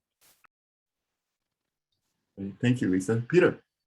I agree that it does. And living near here, I do also love to see an area plan, but I don't want to tie that to this right now. But I do agree that it addresses those policies related to infill and redevelopment. And it's really nice to see creativity and council and staff and the developer and the informed comments of planning board all working together towards this goal of working with what we have and coming up with something that I think is going to be just a huge improvement and actually be a catalyst, as cliche as that word is. So I agree. I can answer number 1, or yes, number 1. Thank you, Peter. Anyone else want to add something? I'll just, while I'm looking for anyone else who wants to chime in, I'll just say that I agree with that, everything that people have pointed out. I think that in the packet, we got a lot of housing related policies that this addresses, a lot of transportation connection and walkable neighborhood policies that will make this a huge improvement. I was very interested, Peter, in your question to the applicant about the neighboring properties. It does seem like we are ending up in a better space, although obviously not a perfect space, but at least with working on those private agreements, hopefully it's a little bit better than it was. So, and we're not taking any steps backward at least. And then, yeah, I just noted that I checked and council had their first reading, but have not yet commented. So everything that we do tonight will be seen by council before they start to really talk about it. That second reading. Anyone else want to chime in? Peter, Georgie, any comments? I generally agree with everything that's been said, both what Sarah and John said, and also David and Lisa and Peter. I am a little disappointed that there's no for sale component of this, and how that really lacks diversity of housing from my view as it relates to what the city's trying to accomplish. I understand the mechanisms, and the reason why that is I think primarily because this is the opportunity zone. And so I'll leave it there because I don't know that we'll have a chance to really change that. But that's the one area that I'm sort of disappointed in number 1. Outside of that, I am in general agreement with everything that's been said. And I think that they've done a really creative job in putting this parcel together. So just a lot of respect for that. Lupita. I also agree that this is, I think, meets the standards, and we have look forward to see something develop in this particular part of the of town. So I'm happy that something's moving forward, but I also do agree, disappointing regarding no purchase opportunities. And I do also think that having a more comprehensive plan would be better. And maybe in that plan, there will be an opportunity to do something to enhance what we're getting now, which is, it's great, but we still keep falling behind on some of the goals for the city. So whether it's for reason Y, X, Y, or Z, there's always this shortcoming. And while some people are very comfortable with it, it's just that I think we need to keep bringing it up. And so I'm hoping that at least we give it another try, just looking at a longer term. And I understand staff being overworked, but I'm hoping that we can find ways to continue to try to do more longer term planning for the city. So anyways, I better leave it at that before I get some unpleasant responses. Thank you, Lupita. John.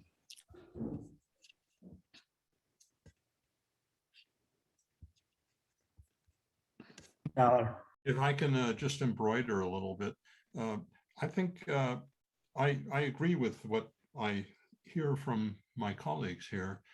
I would like to express a concern that in this area, there's relatively little public park and open space.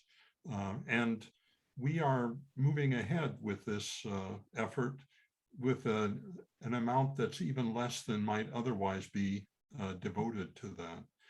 So for that reason, I think that makes it even more important to seek a neighborhood plan to consider these factors. I would like this project to move ahead, and I think it has come up with a reasonable plan, but I'm very concerned that this will serve as a precedent for other development in the area with equally little open space. And that's why I think a neighborhood plan would be appropriate here to make sure that we don't wind up with a whole part of town that has very little park and game area. Thank you, John. Okay. Lupita, do you want to add something? Yes. So thank you, because I was hoping that will come from a white person saying something, then I can follow up on it. I find it to be not by coincidence that we have this kind of development with less open space when we're so close to one of our trailer park communities. I don't see that as a coincidence. And thank you, John, for mentioning it, because this is what happens in these places. And so I would recommend that we think a little bit deeply about what we want to do with these type of spaces. And having too much work, frankly, I will leave that when the benefits of that too much work is for the poor people in this community.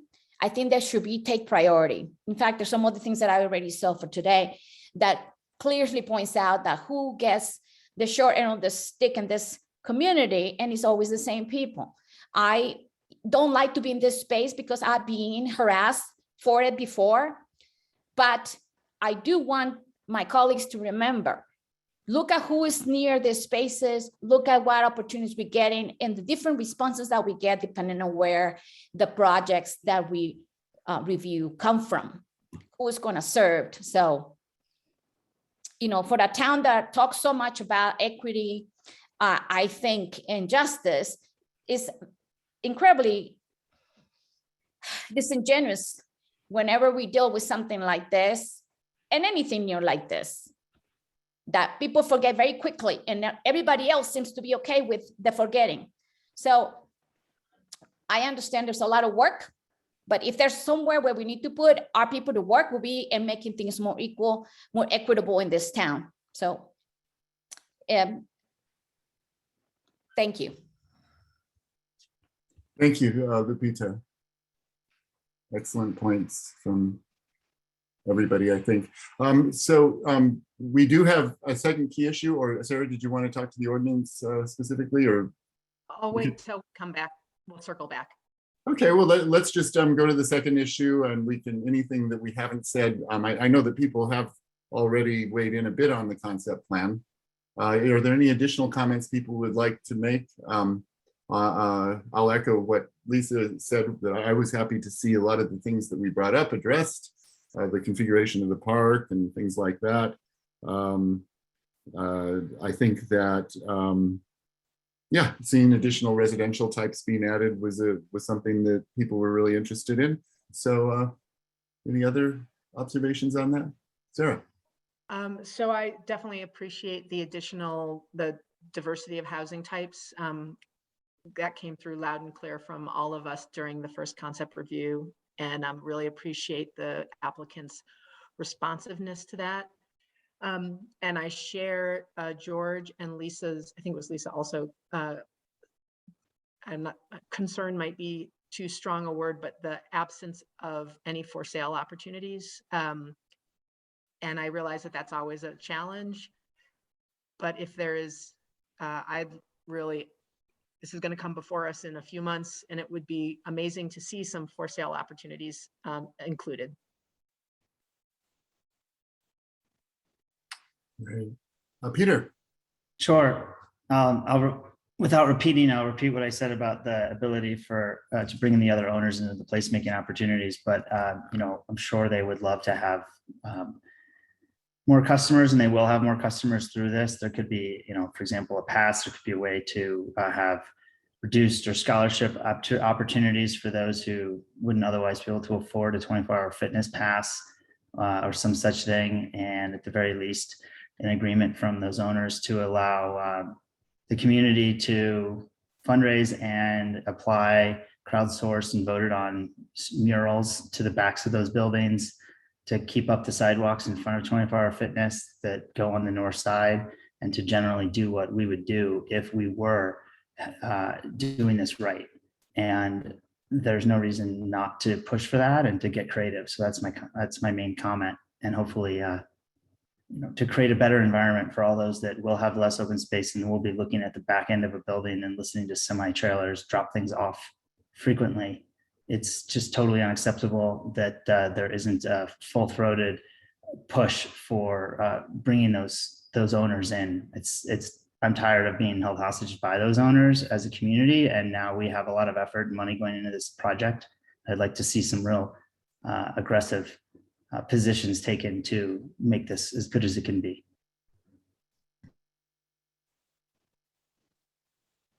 Great.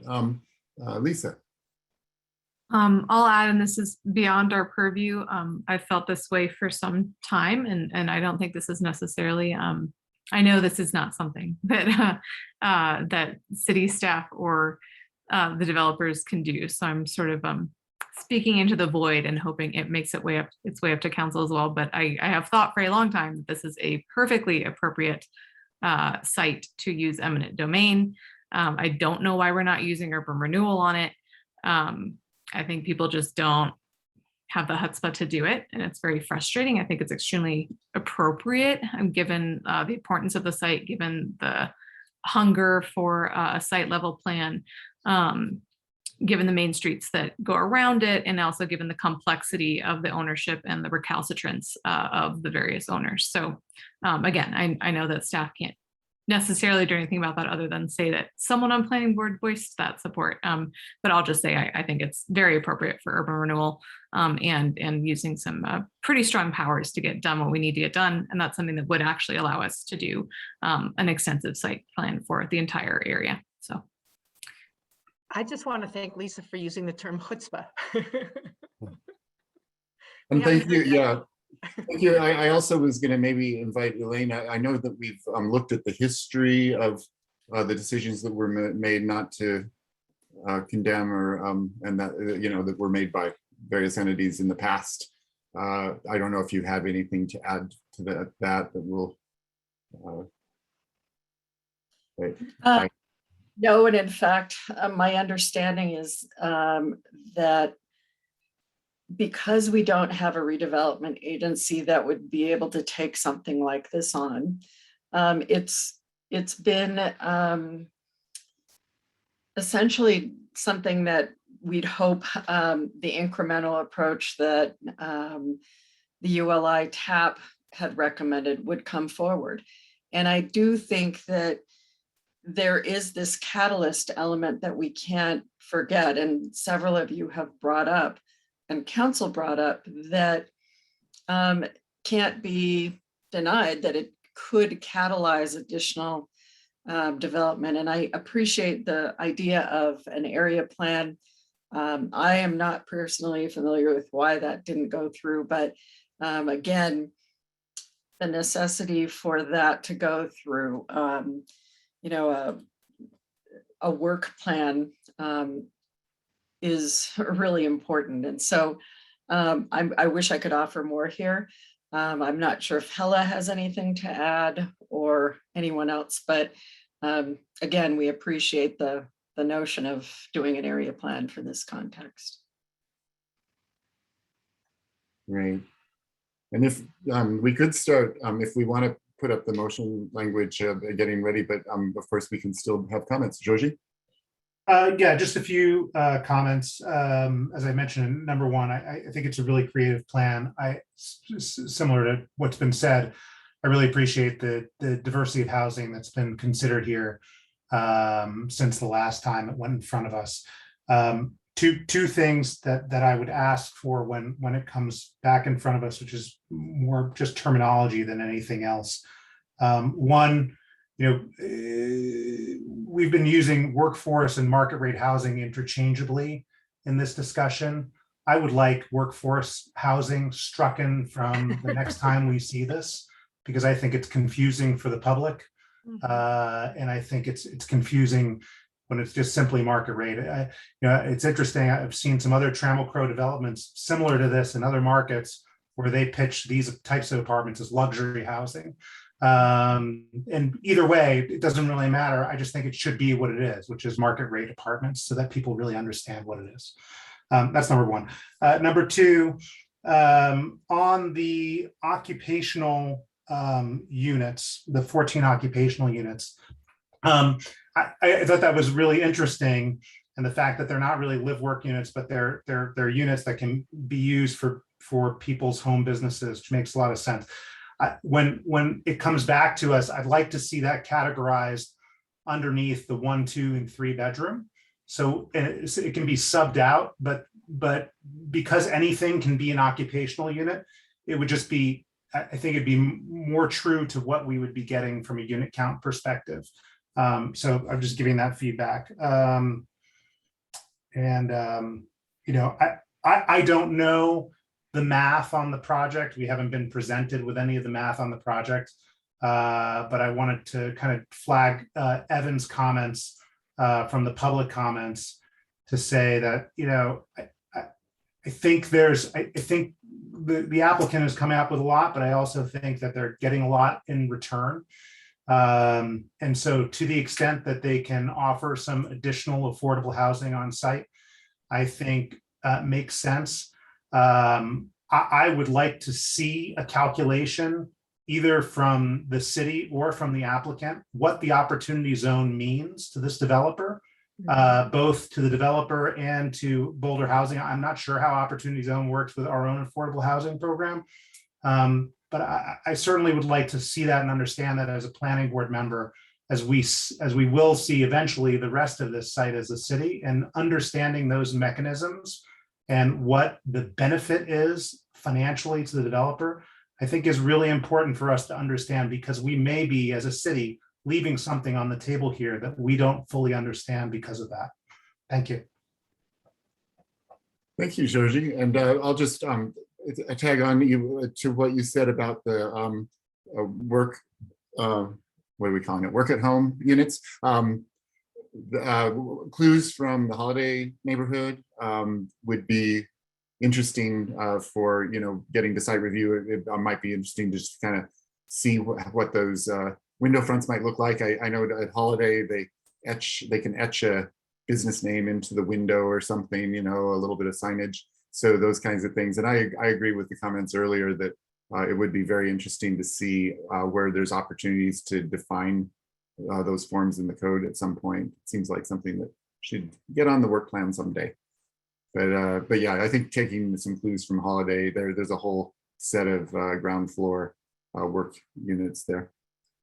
So any other comments before we put the recommended motion language up and start to think about going into the motion process?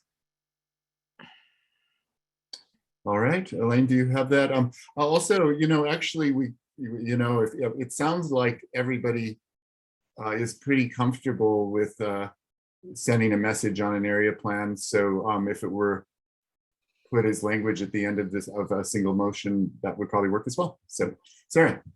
Yeah, so I know we haven't made the motion yet, but I am going to want to offer a friendly amendment about an area plan, and hopefully that will be incorporated into the overall motion. If it's not, I think I'm going to have a harder time voting for it for the original motion, not because I think that what's being proposed is bad, but because I really think that if the purpose here is to catalyze redevelopment, that if that's really the purpose of giving this special ordinance to one developer, to one applicant, I'm sorry, that we want to make sure that this isn't spot zoning. And the way to get around spot zoning is, and I pulled this up from actually the memo we got from the city attorney's office which is spot zoning is prohibited in Colorado on the theory that a local government cannot act merely to benefit a single landowner,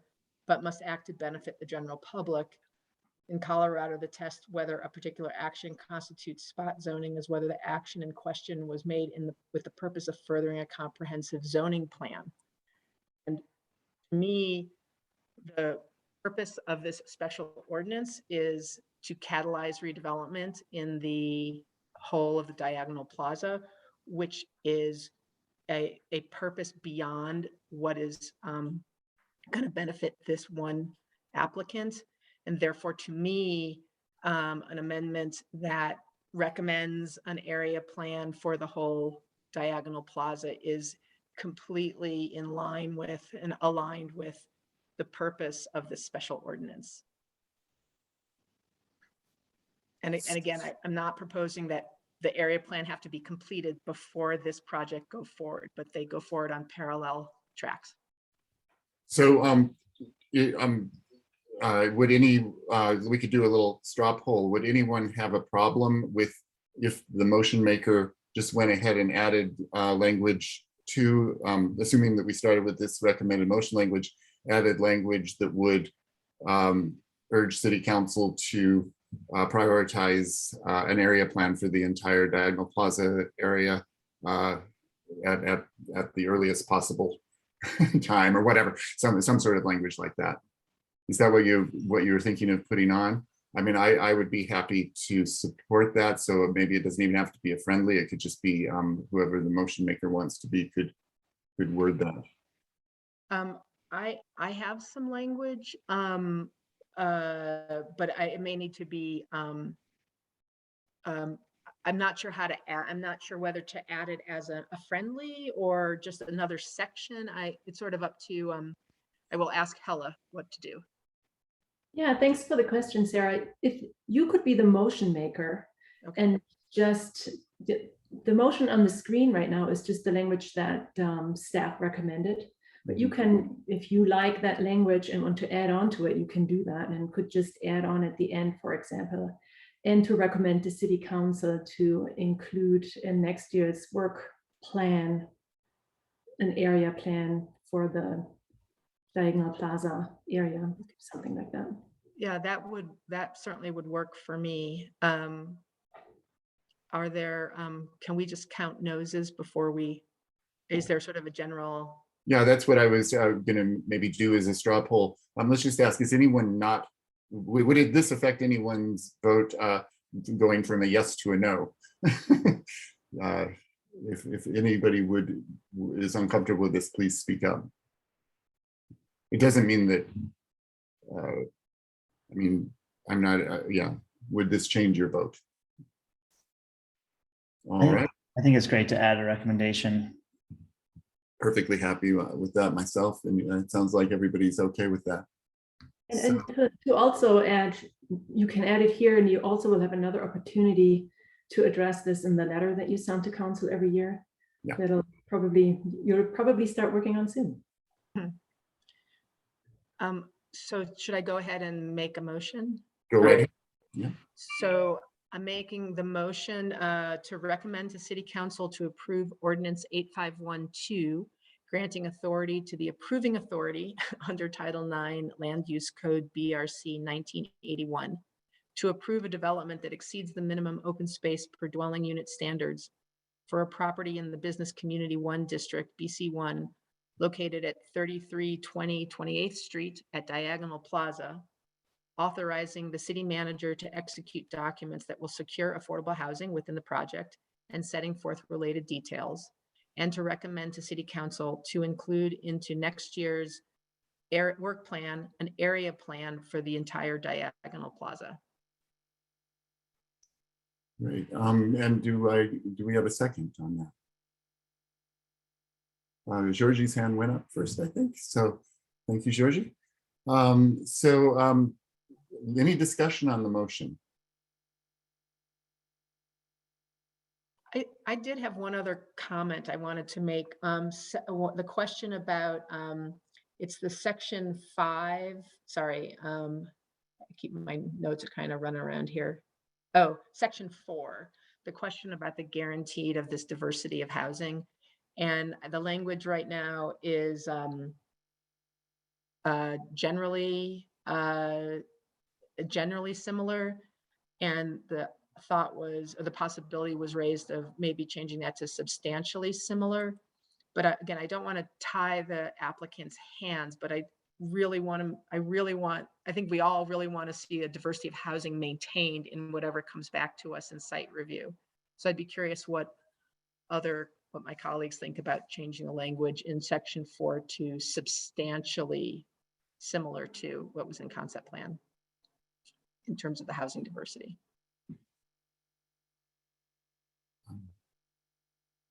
Anyone want to speak to that?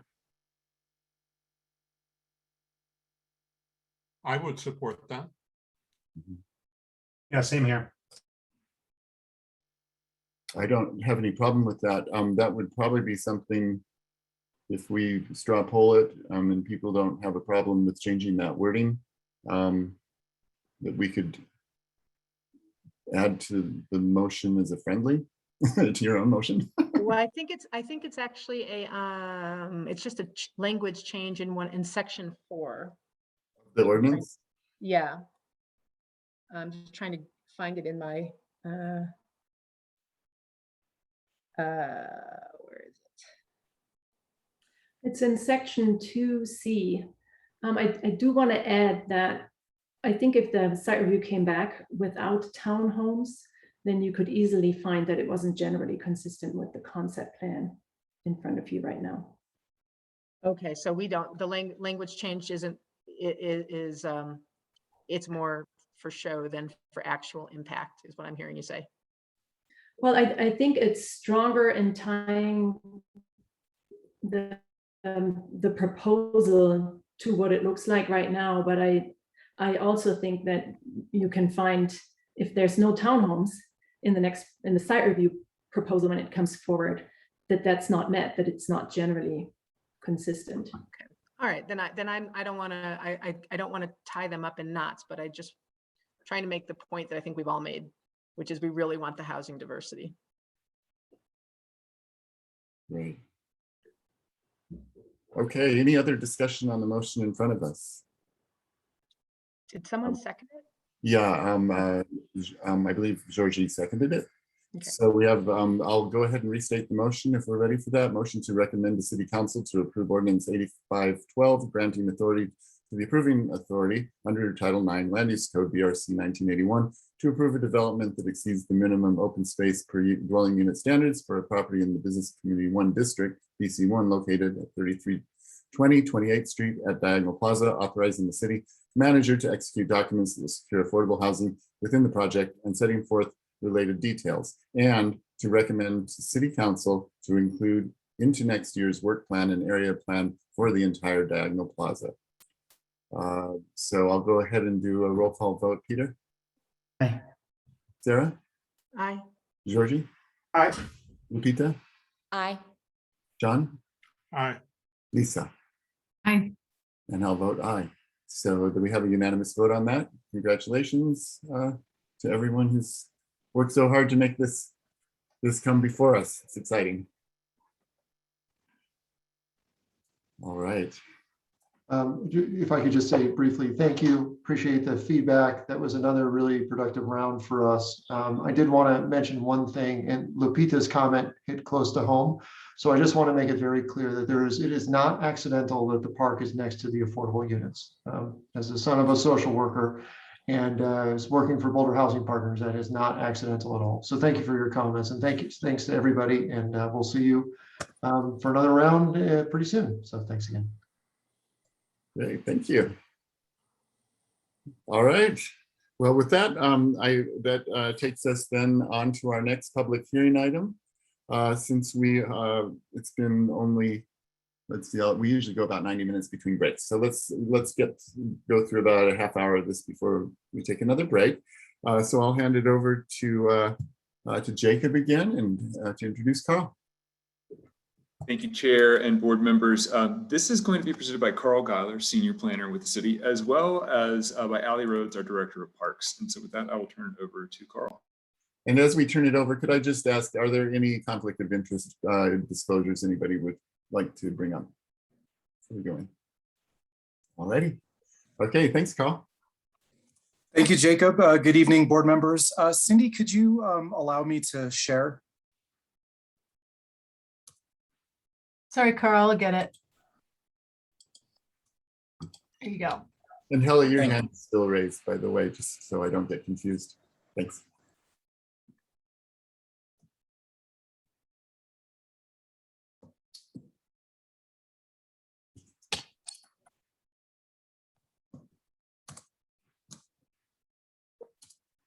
Oh, and I should have read the agenda title for the record. This is a public hearing and recommendation to City Council regarding Ordinance 8510, which proposes to amend Title IX Land Use Code to allow restaurants as limited use in regional parks within the public zoning district. Sorry, I didn't read that before asking for disclosures and introductions. Thanks. Thank you. So we'll be talking about Ordinance 8510 tonight. As David had said, is restaurants as limited uses in regional parks. What we'll cover tonight is have the staff presentation on the ordinance, followed by the clarifying questions by the board. Following that, we'll have the public hearing on the ordinance. And then following the public hearing, there'll be planning board deliberation on the ordinance, followed by the planning board recommendation to City Council on the ordinance. So just as an overview, this particular ordinance would permit restaurants as a principal use in regional parks within the city. So that's really just 3 city parks. The ordinance is found in attachment A, and it's 3 parks that are within our public zoning districts. We'd be regulating those as a limited use, which I'll talk about in more detail. Restaurants would be allowed by right if within a regional park, which is greater than 100 acres, and provided that the restaurant is no closer than 500 feet from any residential zone. If it were to be closer than 500 feet, what the code says is it would require a use review, and it would be up to planning board to make a decision on that. And just to be clear, this would only apply in the Flatirons Golf Course, Boulder Reservoir, and the Velmont Park. So this map here shows those locations in the city of Boulder. So moving to this slide, why is the city doing this? So we wanted to say that certainly there have been discussions about the Reservoir Restaurant, and that has raised the idea that perhaps it makes more sense to consider restaurants as principal uses in these larger parks, since the change would be consistent with these Boulder Valley Comprehensive Planning policies that are on the screen, as well as the goals of the Parks Recreation Master Plan for amenitizing park spaces and creating memorable places for the community to gather. So to talk about this more, I'm actually going to turn it over to Allison Rhodes, who's our Director of Parks and Recreation. Thank you so much, Carl. I appreciate your partnership on this, and members of the Planning Board. I am Allie Rhodes. I'm the Director of Parks and Recreation here with the City of Boulder. I think I haven't talked to you since 2013 when the Planning Board reviewed the Parks and Recreation Master Plan. So thank you for your time, and I am here, as Carl said, to add some more color to the why and share the alignment with the Parks and Recreation Master Plan and the planning that we have. Just as some background, our larger parks have historically included food and beverage services for users. Examples, the concession stand at the Boulder Reservoir, and folks may remember the Spice of Life facility at the Flatirons Golf Course, which actually started as a country club facility before the city began operations at that site. You see restaurants and parks all over the world that make spaces better. You see, I mean, I can't imagine a park in Europe without a cafe, right? Where you can sit and have coffee in the morning or a drink in the evening. And so the intention with this update is to allow the city to appropriately program public spaces while still having full control through lease approval, as has happened at the Boulder Reservoir. So with that, I do want to talk about the reservoir, because I'm aware of the communications you've been receiving from folks who are concerned about this ordinance. And so feel like it is most fair to you if we address that so that we can focus on the broader conversation. Our team has worked for months to listen hard to concerns from the neighbors and to proactively address them. In the spring, based on concerns that the lease was too vague or that there would be impacts, we developed an operations plan with our restaurant partners based on input we received from neighbors, other community members, the Parks and Recreation Advisory Board, and City Council. It's been carefully reviewed to ensure it complies with current zoning and city code. Examples of responsiveness to concerns include spending thousands of dollars on sound equipment that consistently monitors and captures sound to make sure that we're complying with noise ordinances and that we are not impacting nearby neighbors or wildlife. On our website, we've linked to the extensive documentation that demonstrates these efforts. And I also want to highlight that the Boulder Reservoir restaurant operations are not planned to shift based upon the outcomes of this ordinance. The operations plan that I just mentioned that was developed earlier this year will carry into 2022 when we're excited to finally achieve the vision of the concept plan I'm going to talk about in a minute. We believe we can achieve that vision and be responsible stewards of the reservoir. In response to conversations this summer and some of the public conversations, we heard continued support for the goals of the concept plan and this partnership from across the community and even some of the Valhalla neighbors. Despite that, and as you've read in your emails and will likely hear in the public hearing, we know we have not reached agreement with other neighbors, and we are very disappointed by that. We've invested a lot of time and effort, and our best hope is that by doing a great job next year, we can show that we can operate a great space and be stewards of the reservoir. Because we continue these efforts based on broader community support for public-private partnerships and restaurants in our regional parks. And because Boulder's regional parks are designed and operated to serve the whole community and indeed the region. On this slide are two beautiful concepts from the PRAB-approved concept plans at the Flatirons Golf Course in the Boulder Reservoir. But before I talk about the sites, I do want to zoom out a little bit and talk about the Parks and Recreation Master Plan, which is one of the key ways our department implements the Boulder Valley Comp Plan. Our 2014 Master Plan highlighted the importance of partnerships. And I think those are even more important than ever with the decline of tax revenues related to the pandemic, shifting consumer trends, really directing us to actively seek out partnerships to help build community and strengthen financial sustainability so that the tax subsidies we get can be maximized to provide community benefit. An example of how we do that in our department, and we really focus on health equity and equitable programming. An example is our Equity program, which provides free access to all of our parks and facilities for anyone who qualifies, a program we expanded in the pandemic to include anyone on unemployment, and the Boulder Reservoir is included in that program. Engagement to date for our Parks and Recreation Master Plan update, which this board will see in the first quarter of next year or second quarter. So engagement to date from the community, from the Parks and Rec Advisory Board and City Council supports continuation of partnership efforts, and current financial challenges accentuate the value of diverse revenue streams to help us deliver on our core mission services, like addressing health equity. Restaurants and parks can generate revenue for the city and provide subsidy that helps us broaden accessibility. Our community engagement methods continue to improve based upon the work of the city's public participation working group and the city's award-winning engagement framework. And investments at each of the 3 sites mentioned, the Boulder Reservoir, the Flatirons Golf Course, and Valmont City Park, are guided by plans that were developed with multiple opportunities for community engagement. They've been adjusted based on community and board input and approved by the Parks and Recreation Advisory Board. In summary, right here in Boulder, our community has expressed a desire to be able to eat, gather, and celebrate in regional parks as they do all over the world. In addition to broader planning alignment that I just mentioned in your memo, we've also outlined the planning efforts at all 3 regional parks that support this ordinance. At the reservoir, the concept before you is now a real building that is ready and poised to fulfill its purpose to support events and dining. And at the Flatirons Golf Course, we are out to bid for construction now to build a new facility informed by a PRAP approved concept plan. It includes a restaurant. We look forward to cultivating a strong public-private partnership there to help people eat, gather, and celebrate in a part of town that is interested in more food. I believe the planning board has seen the East Boulder Subcommunity Plan early engagement.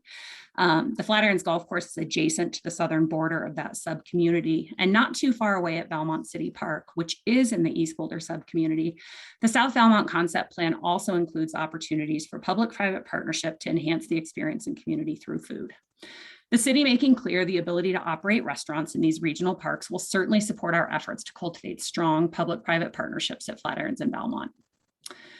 So I hope that was helpful. My colleagues and subject matter experts in the comp plan and zoning are sharing how this ordinance aligns with the Boulder Valley comp plan and city policy. And I hope this information has helped you see how it helps us achieve master plan goals and site-specific goals for each of our 3 regional parks. Thank you, Ali. So I'm going to dive back into the technical aspects of the ordinance. The way the land use code really looks at restaurants in the public zones, including the parks, is that the restaurants have been considered historically accessory uses. We included the definition of accessory uses within your packet. So one good example is the Seeds Cafe at the library. It would qualify as a restaurant in the code, but we look at it like it's an accessory use because it's connected to and operates with the library. So in this case, we would be making restaurants in the larger regional parks a principal use. And in doing so, we're proposing to add a new limited use in the table. So if you're familiar with the use table, all the line items are principal uses. So we would add this as restaurants in the industrial and public zones.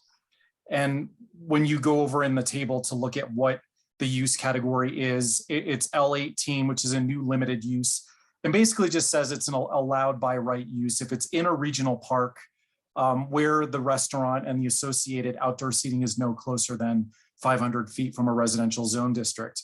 You'll see that the second sentence says that it would require use review if it's any closer than 500 feet to a residential zone. So this is consistent with other restaurant uses citywide. We have a number of other zoning districts where it's an allowed by right use in one location, but if it's any closer than 500 feet to a residential zone, it triggers the use review. So we feel that this is an appropriate way to ensure compatibility between the uses and residential uses. So obviously we're referencing regional park in that new limited use. So we've added this definition of regional park to the land use code so it can be referenced. We also added the use to our parking standards because obviously, restaurants in a park setting is very different than, it's a more unique use than what you're seeing in more mixed use areas, downtown or in other parts of the city. So parks, generally regulates the parking needs in those areas. So this would, just basically say that, parks would make a determination of what the parking needs would be. It's in a part of our code that if we wanted to analyze that further, there could be a parking study done if we felt that there needed to be some sort of relationship to understand what the impact of parking would be in those regional parks. So that really covers all the aspects of the ordinance.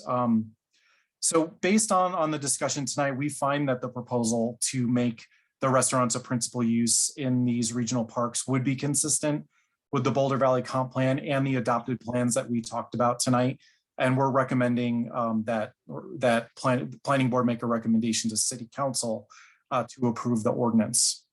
So that concludes our presentation. We're happy to answer any questions. Thank you, Carl. Thank you, Ali. Okay, so who would like to kick us off with questions? Lupita, and then Sarah, and then Peter. Yes, so I had a couple of questions. One that came to mind right away is and they use as a restaurant in a park. How does that compare to the restaurant that Chautauqua has, for example? The restaurant in Chautauqua is in a different zone. It's not a public zone. It's actually an RL1 zone. And there's a special use review that applies to Chautauqua that I think memorializes the uses that are within Chautauqua. So it's a slightly different circumstance. Okay, that helps. I was wondering if it was a parallel. And the other one was in terms of the, I guess, the forecasted revenues that we can get from a location like this. Has the city looked into that? I mean, I'm sure you have, but I'm wondering if this is one incentive where I will imagine this could be a good source, but I don't know. I would like you to speak about that if you may. Sure.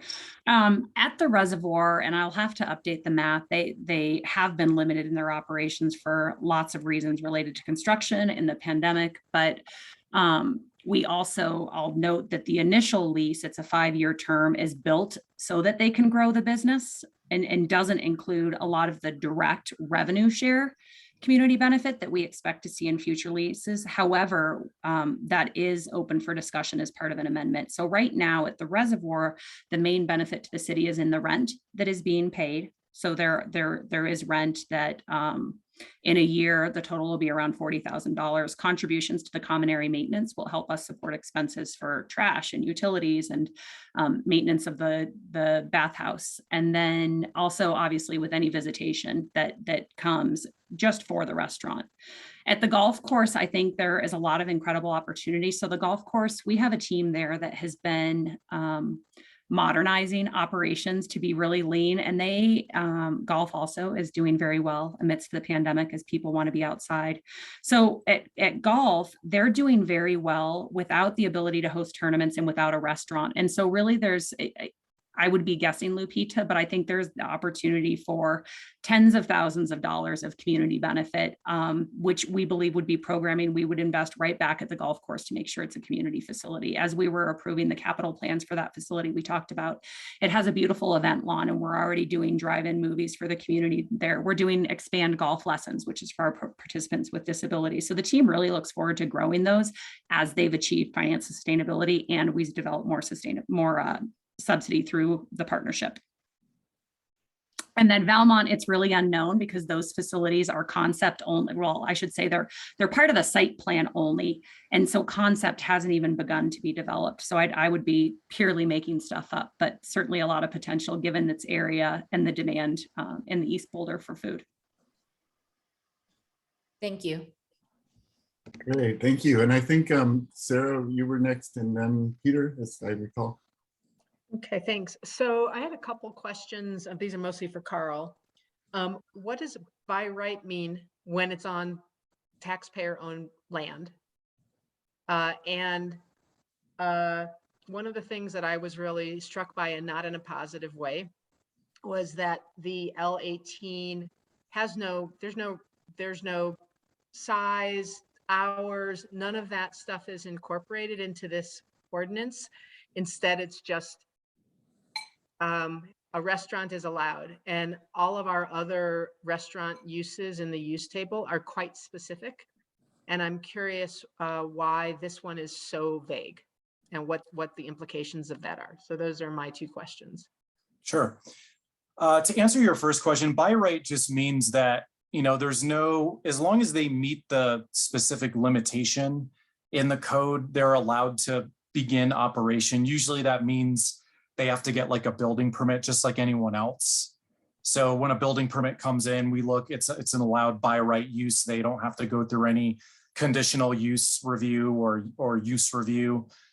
So it would be treated the same as any other by right use.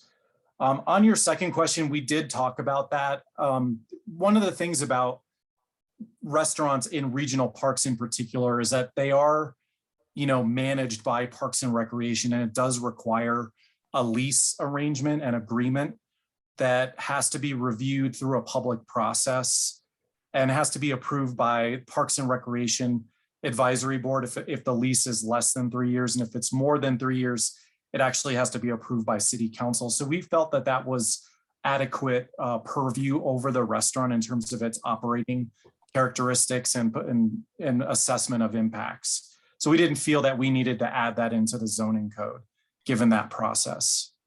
So can I just follow up with that? Given the the rollout of the restaurant at the reservoir, one could make the argument that the proof is in the pudding, that in fact, it's not enough to presume that a public engagement process is enough in terms of the specifics, or at least the public engagement process was just as an observer from the outside was not, it didn't reduce tensions, it increased tensions, and that's never a good sign. So, or never a good outcome. So I guess my feeling is I'm not sure that the lack of specificity is satisfactory with an assumption that the processes we have in place work. And I would personally like to see more specificity. So I have other questions, but I know we'll come back. Okay, Peter. Thank you, Allison. A quick question. A program for those who qualify for, is it reduced or is it completely subsidized passes to these parks? What is that program called? Equity. Equity, great. If someone had such a pass and they were at the reservoir, for example, with their family for the day, and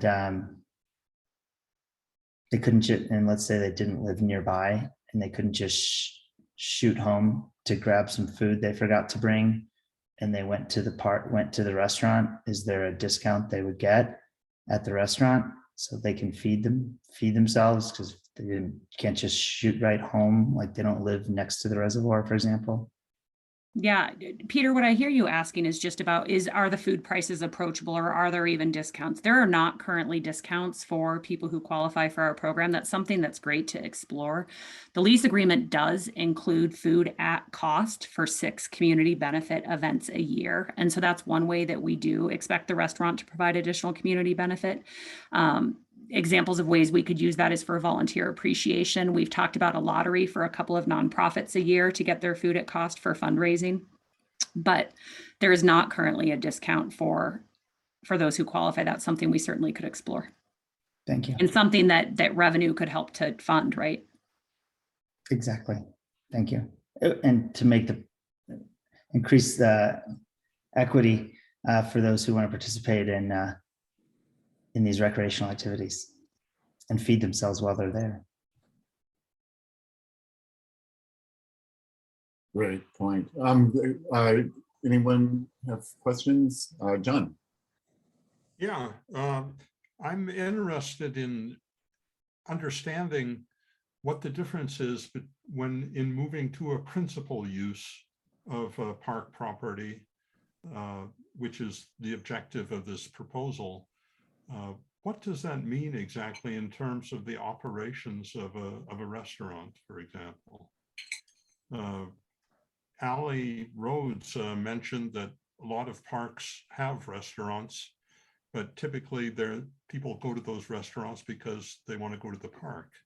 And to me, that implies not necessarily a principal use, it implies a subsidiary use. But I'd like to learn more about that.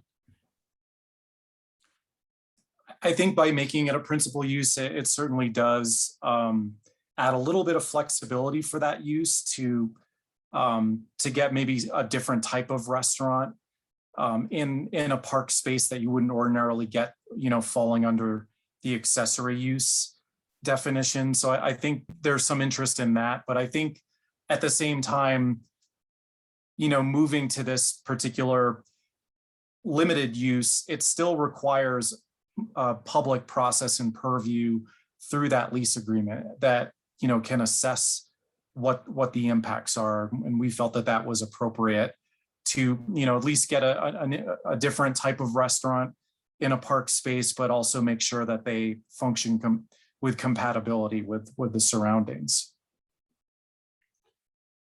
So do these typically have some sort of a concession, which means that they are the only commercial operation authorized to sell, I don't know, beer or ice cream or Coca-Cola for the park users? Or do they just serve within their restaurant? Ally, did you want to take that one? Yeah, thank you for that question, John. There's models that vary. For example, at the reservoir, we have a great restaurant community, and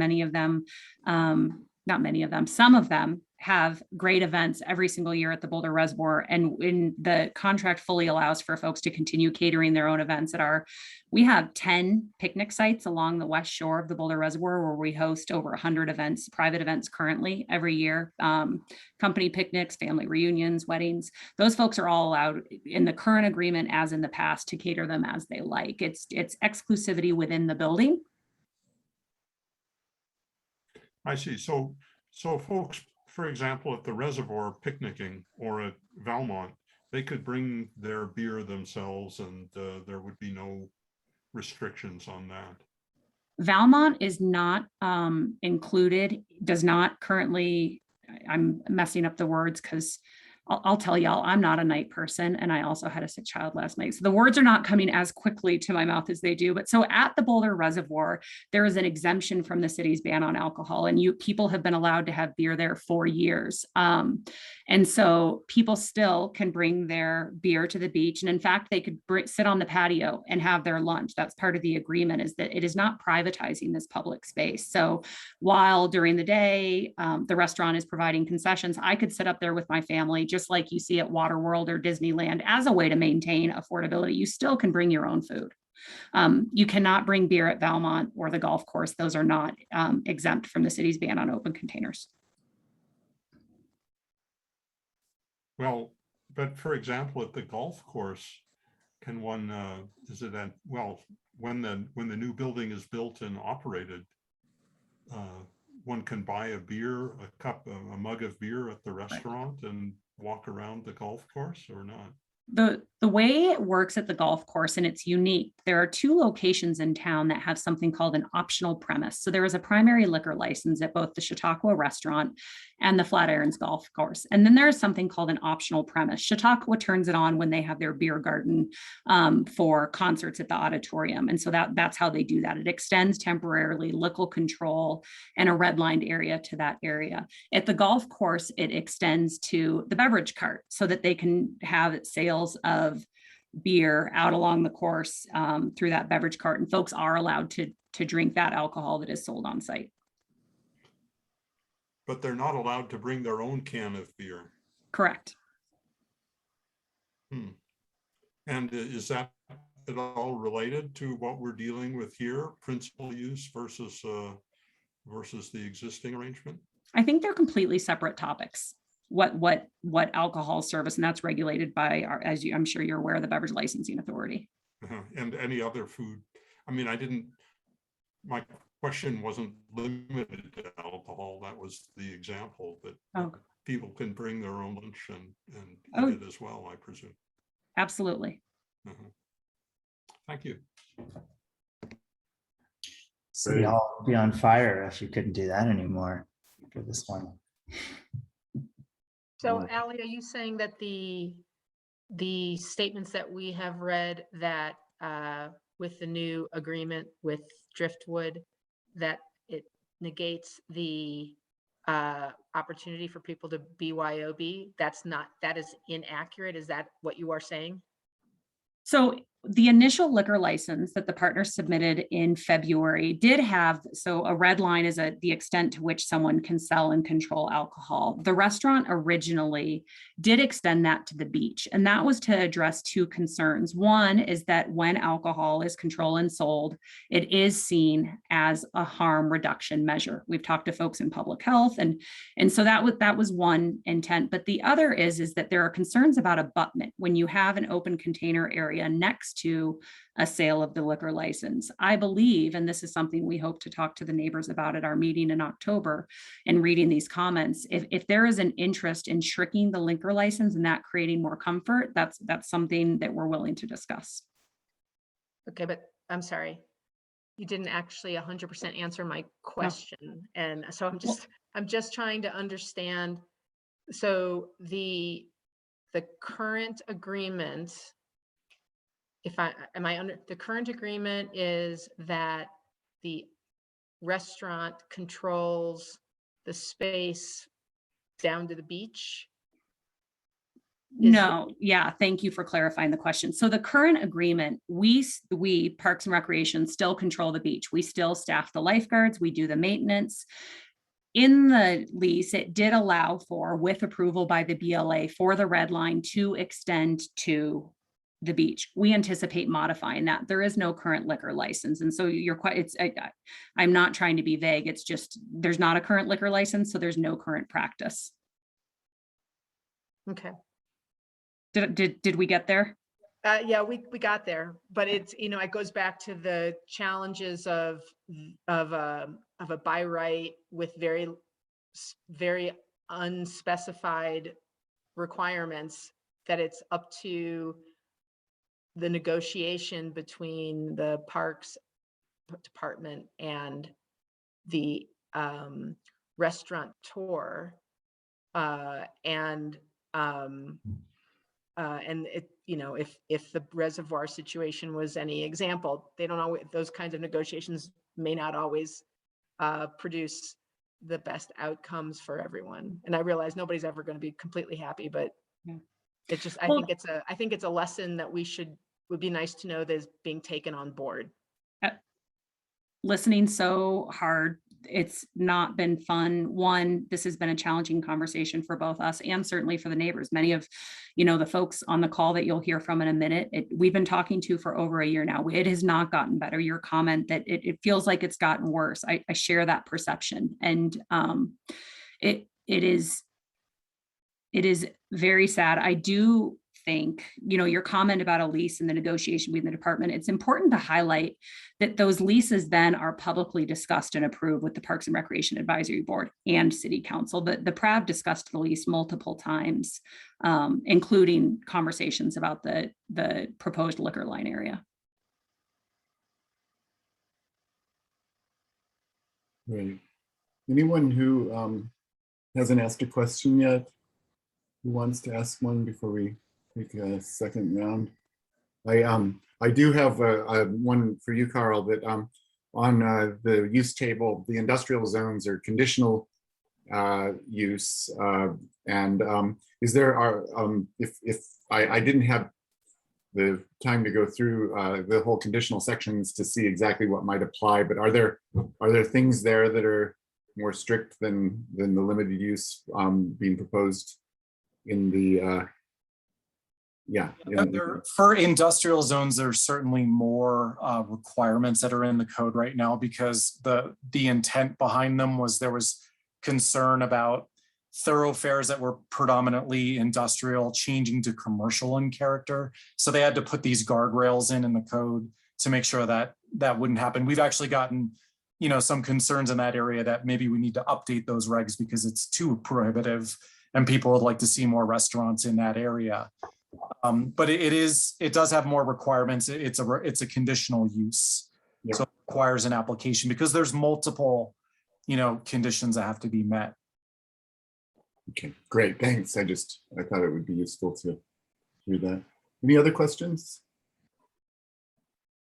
John.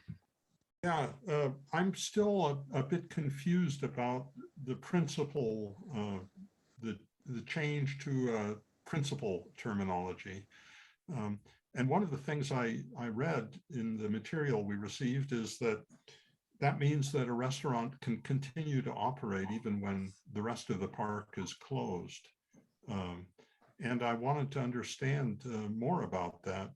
Is that strictly a function of whatever Parks Department and, with approval from the advisory board determines is acceptable? Or is that something that perhaps a wider group should be involved in deciding? I think the hours is the element of flexibility that these restaurants, may look for. But yes, it would be something that would be memorialized in that lease agreement. Again, with public outreach involvement. But it would be strictly a Parks Department and Parks and Rec Advisory Board decision under the arrangement that's being proposed. I can chime in on that one, Carl. So council has delegated approval of lease less than 3 years to the Parks and Recreation Advisory Board.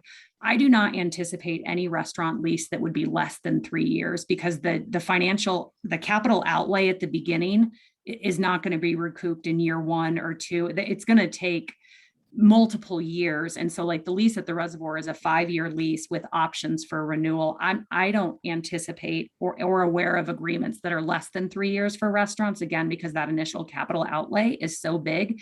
They want long year agreements to make it worth it. And so council also would have purview, as it did with the reservoir. And what about how late in the evening that can operate versus when the other athletic facilities at the reservoir, for example, close? Does that require the principal designation?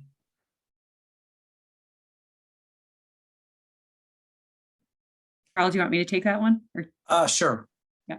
Here is my understanding is that for it to be accessory use, it has to be a benefit to the visitors of the facility. And we see that with the Boulder Reservoir Restaurant. We believe that operating agreement that I've mentioned a couple of times, it's been reviewed carefully by the attorneys. And so for example, if the lake closes at 8 o'clock, I come off the water and I can get dinner, right? That is still a benefit to me, even though the lake has closed.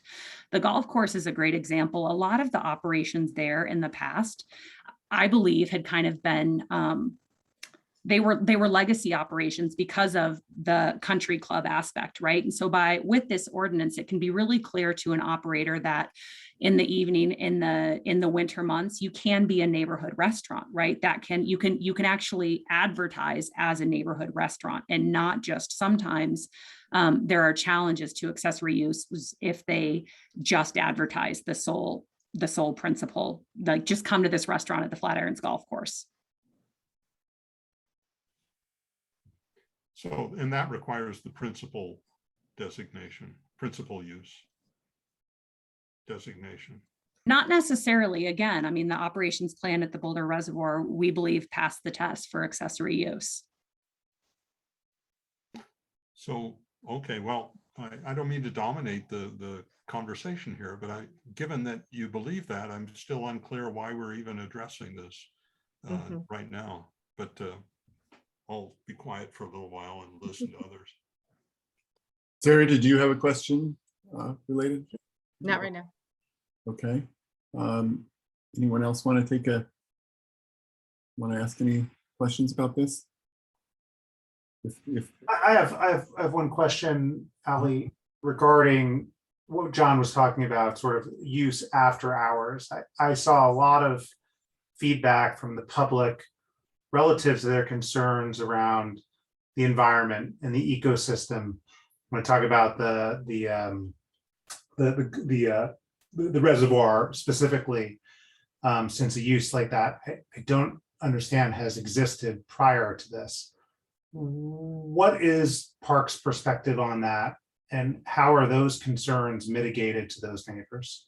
Yeah, thank you for that question, because it is important. To zoom out a little bit, Parks and Recreation manages all 800 acres of the Boulder Reservoir, including the North Shore, the very natural passive recreation area that includes Coot Lake, a very popular place for dog lovers in our community, and the trails that connect with the open space system that is just west of the reservoir.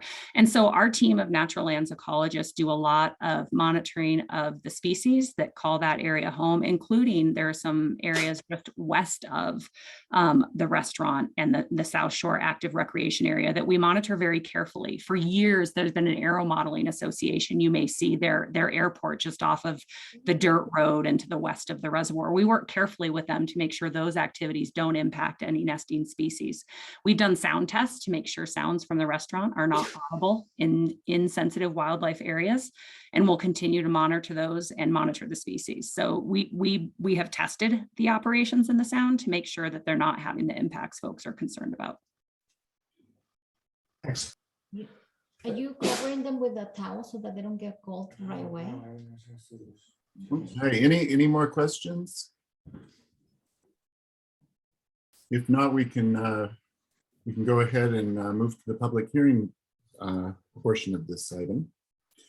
And I just want to acknowledge, I know that these things can take time, and I really appreciate the patience of the public for waiting until almost 9 o'clock to get started on this section.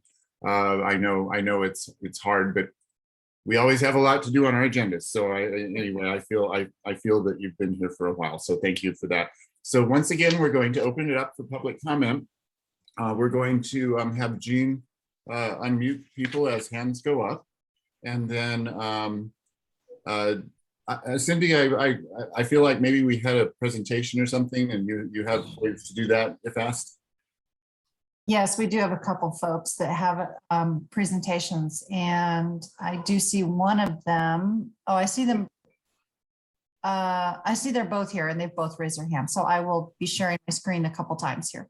Excellent. So we'll make sure we don't start the clock until after we get the presentations up when those are there. Each speaker will have 3 minutes, and please remember to state your name and if address or at least neighborhood where you live. So we'll start with Eric Tussey. Thanks for waiting, and then we'll go with Lisa Spalding and Shirley Schaller. So Eric, hopefully you'll be able to unmute. Eric, I just we made you a panelist again. You should be able to go ahead. Oh, and Jean, let's just reset that. Can you reset the clock? Well, because we just got that presentation put up. Excellent. Okay, go ahead. Is this my time or someone else? I was cut off when you were doing that. Okay, well, excuse me. My name's Eric Tussey. I live near the reservoir, and I have a few things to say, but I'll run out of time. So first off, I'll just say the reason that this zoning is happening at this point is because there's a appeal to the legal system to determine if the current zoning is being violated, which we believe there is. So the rezoning process is the answer to that. I find it very interesting reading the September 27th Parks and Rec statement concerning the rezoning need. The effort to rezone started before this year's reservoir survey was even finished. I wish I could convey how most people feel about this. Fact is, citizens and neighbors already opposed the reservoir liquor license 151-4 in May. There were sound complaints in August from a bar mitzvah, which is the only private party that I know of that was hosted at night by the restaurant. There were complaints about that. The reservoir is a city park, but it's not within the city. It's almost 5 miles away, and it's literally 2 miles from most city boundaries. The reservoir is owned by the city, but it's in the county. It's surrounded by quiet residential areas, thousands of acres of rural open space. It's not a golf course park surrounded by homes, which have also filed noise complaints from special events there. At least they have Arapahoe Avenue, a 4 to 6 lane road that brings visitors directly to the facility and not through their neighborhood. To get to and from the reservoir, you must navigate a hilly 2-lane county road, which is unlit and full of bikers and runners in the day and many at night as well. If slide 1, I'm not going to spend too much time on the slides, but I do want to tell some truths. This shows that there's no public staff input in 2017 for a year-round restaurant to schedule special events during non-peak times to extend the season or extend hours of operations. And there's no desire for a conference or event center even listed. Next slide, please. The reservoir is actually disregarding the answers, designing the survey to get the answers that they want. They are also pushing for the zoning change before they get the answers to the public survey. That's kind of putting the cart before the horse. The last two slides, show real neighborhood concerns from 2014. We do support a restaurant which closes at dark, not a destination business that wants to promote concerts, private parties, and special events and sell alcohol at night. Getting back to the Parks and Rec's comments on the 27th, the res is our 15-minute park, but it actually belongs to wildlife 24 hours a day. So do not rezone it for the profit of one operator. Do not sacrifice wildlife and rural calm for one business. Consider how safe and sustainable promoting an evening events and party center can be 5 miles from town without any public transportation. The Golf Club and Valmont both have a bike trail system and public transit. Please do not consider rezoning without an environmental impact statement and a traffic study. This process is flawed the way it has been cobbled together. Thank you very much. Thank you, Eric. I'll just also mention that we did get your presentation in email, and I looked at it. If you weren't able to get to every detail in your 3 minutes, we had it, and it's in part of the public record. So we'll go next to Lisa Spalding. Lisa, you can unmute. Thank you. Lisa Spalding, speaking for Plan Boulder County. Plan Boulder County urges Planning Board to refuse to recommend that City Council adopt Ordinance 8510, which proposes to amend Title IX Land Use Code to allow restaurants as limited uses in regional parks within the public zoning district. We understand there is a controversy over plans for Driftwind at the Res to radically change the hours of operation and the character of one of our most important public parks. The original plan for a small restaurant serving wine or beer as an accompaniment to meals was supported by both the residents living close to the reservoir and the community at large. However, it was completely predictable that a controversy would arise when those approved plans were switched out for a late night bar and event center. We refer to a bar because restaurants that stay open after dinner hours turn into bars. Ordinance 8510 would grant Driftwind the ability to benefit financially from the community's park to the detriment of nocturnal wildlife, the safety of the residents living nearby, and the patrons who will be drinking and driving on dark and dangerous country roads. Boulder has not previously and should not now propose an ordinance that would adversely affect access to the mental and physical benefits of swimming, boating, running, and simply enjoying this beautiful community asset. Protecting the reservoir, the open space surrounding it, and the wildlife that inhabits this land is our responsibility. Establishing a full-service bar and restaurant at the reservoir accessed by inadequate roads would unacceptably impact adjacent residents, wildlife, and other reservoir patrons, as well as bicyclists and runners. It is not appropriate, and the citizens' trust in the city's ability to manage our invaluable public facilities will be broken if the public is denied a full hearing on Driftwind's plans. Please do not recommend Ordinance 8510. Thank you. Thank you, Lisa. All right, so we'll now go with Shirley Schaller, and then after Shirley, I will have Kim Bixel and Neil Anderson.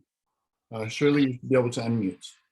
Hi, my name is Shirley Schaller. My husband and I, and my husband's name is Earl, and he's sitting right here too. We live at 5054 51st Street. My great-grandparents homesteaded this property in 1872. I am the 4th generation to live here. In 1953, the city of Boulder basically told my grandfather, Frank Gallagher, that he would have to sell them 110 acres of his land because they needed it to finish building the reservoir. And he did. I have watched the reservoir evolve for over 65 years. It was designated as a watershed for the city and also as an area designed for family-friendly activities. Boulder Parks and Rec Board stated this year that they were going to focus their budget on making their parks more family-friendly, easy to access, and affordable. My husband Earl and myself do not understand why both the Parks and Rec Board and the Boulder City Council feel that keeping the reservoir open after dark can be a safe venue for families. Water and daylight can be dangerous. We watch the ambulances and we hear the fire trucks all the time during the summer for various injuries or whatever is going on at the reservoir. And if you add darkness to this equation, doesn't it seem to you that it's not really that safe? And oh boy, we're gonna get sirens at night. That's gonna really be good. Have I mentioned anything about the animals yet? Oh, I guess I haven't. The reservoir is their home and feeding grounds. There are many species of birds, coyotes, foxes, deer, and now there's even been an occasional bear or two, just to name a few, who never have caused any problems, and they need quiet and darkness to survive. And they need dark roads and quiet roads so they don't get run over.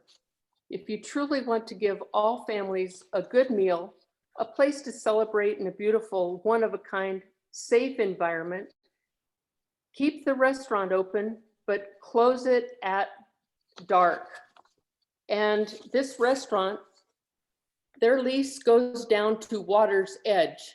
It's beach is a very vague word. So if you want a big venue, go to the golf course. It's set up, it's perfect, there's access, and there is no danger like what there would be at the reservoir. And thank you. Thank you, Shirley. Excuse me. Thank you, Shirley. Up next, we have Kim Bixel, who will be followed by Neil Anderson and then Catherine Walker. Kim, you should be able to unmute. Hi there. Oh, we've got a presentation up. Yeah, thank you, Cindy, so much. Hi, David. Hi, Peter, Lisa, Lupita, George, and John. I really appreciate it. I know it's late night for you guys. My name's Kim Bixel, and I do have a few slides. I had a whole presentation kind of prepared. I'm kind of scrapping it because you've already heard that really we're here because, you know, if you really read between the lines and kind of pay attention to what's going on, really Ordinance 8510 is on your plate because the city's attorney's office has asked city council to change zoning to eliminate the primary basis of a legal complaint. The only basis for the legal complaint is asking if Parks and Rec was following their planned zoned use for the visitor service center. That is all anyone has been asking the entire time. And we've been really, really thrown under the bus for that over the past, wow, it's been almost 18 months actually. But next slide, Cindy, thank you. You can see here that from Parks and Rec's own planning and zoning documents for the Visitor Service Center, which is an awesome, delightful public building. It really, truly is. And they deserve great credit for the creation of it. But in their creation of it, they said repeatedly, quote, the reservoir is used for daytime activities, quote, the VSC is meant to support these recreational activities. Quote, the area is surrounded by vital habitat that must be conserved and protected. Quote, multimodal transportation networks do not serve the reservoir. Quote, as the reservoir is only used during daylight hours and parking related lighting would impact surrounding properties and create a critical wildlife habitat, the parking lot will only contain minimal safety lighting, end of quote. Next slide, please. Those approved plans that they were past zoned approved are really, they're totally different from today's plans for Driftwind's operations. Approved with 1,600 square feet of a cafe, accessory ancillary use to the reservoir with an explicit intention, quote, to better serve existing visitor base and a commitment not to increase activities or visitor numbers, and a family-friendly, widely publicly accessible place. Today's Driftwind plans are an upper mid price point tap room bar with small plates, 2,500 square foot indoor, 62,000 square foot outdoor, including control of a swim beach. And I can show you about 4 or 5 different areas that Parks and Rec has it in writing that is their official plan, including the lease. Daytime concession options are more expensive with fewer options than they were previously. And they are explicitly envisioning to attempt to be a new destination after 6 p.m. They are consistently promoting private and special events after reservoir closing hours. I can show you gobs and gobs of evidence of that. So next slide, please. Besides changing land use zoning at the request of and for the benefit of a private operator, staff is also spending time trying to figure out how to help them navigate around vast public opposition to a liquor license. And Kim, we're at the 3 minutes, so yeah, just if you could kind of. Thank you. Yeah, just to support the goals of Boulder's Boulder Valley Comprehensive Plan, this is not the way to do it. And it is not requity, and it's not equity, and it's the opposite of publicly accessible. Thank you so much for listening. Thank you, Kim. All right, so we'll go ahead and Neil, you should be able to unmute, and following Neil Anderson will be Catherine Walker, and then Ann T.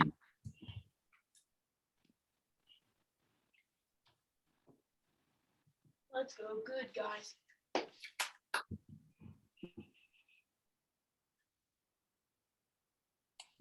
Neil, are you able to unmute? There you go. Yes, okay, very good. Can you hear me now? We can. Very good, thank you. First, thank you for all the work you do, and I appreciate the opportunity to speak in front of you. Neil Anderson, 4867 Valhalla Drive. I'd like to speak specifically about the reservoir, which is not just a daytime recreational resource, but an integral part of the band of nature that surrounds Boulder and one of the most important wildlife areas in the entire county. Restaurants, as has been pointed out, are already permitted in this zoning.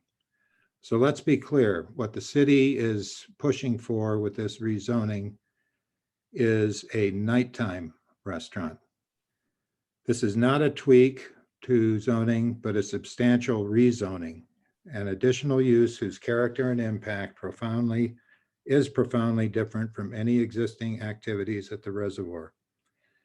If passed, the city has made it clear they will commercialize the very heart of the reservoir, an area of 65,000 square feet that is not just a restaurant, but a designated event center, will all be turned over to a private for-profit operator with very wide latitude as to the number, size, and frequency of any events and activities, including those with amplified music that will extend very late into the evening. This is a lease already signed with the operator. It's expected that the profit-driven enterprise like this will seek ever greater revenue streams, pushing activity to ever more intensive levels. So what happens when there might be 2 events in addition to the reservoir or restaurant? We need more paid parking, for example. Oh, these are at night. We need the parking lit, on and on. This will be an intensively urban nighttime use that will push nature out and profoundly change the entire area, and not for the better. For 50 years, the promise of Boulder has been that regardless of how urbanized Boulder itself becomes, it will always be surrounded by a band of nature available to all for mental nourishment and relief from urban life. As Boulder is becoming much more urban, why would we urbanize one of the most important pieces of nature in the entire parks and open space system? If anything, our resolve should be to protect these places of respite from the urban sprawl that Boulder has worked so hard to keep out of these places and very successfully. How can a dining and entertainment destination distant from the city in the middle of nature, generating immense number of car trips, be squared with Boulder's goals of sustainability? And how does forcing that traffic onto small, dark country roads with many drivers having been drinking fit with Boulder's Vision Zero? The rezoning is not just bad for the reservoir, but a very concerning precedent for all natural areas around Boulder. I urge the commission to recommend denial of this rezoning, not just for the reservoir itself, but as a stand against future attempts to violate boundaries once considered sacred in Boulder's long-held values. Thank you.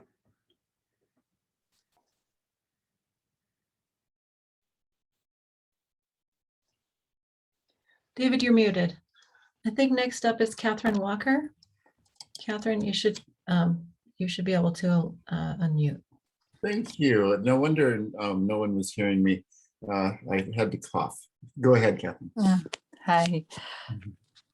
Just need to find my, hi, I'm Catherine Walker, and I live across the street from the Boulder Reservoir with my family. We've been here for about 10 years.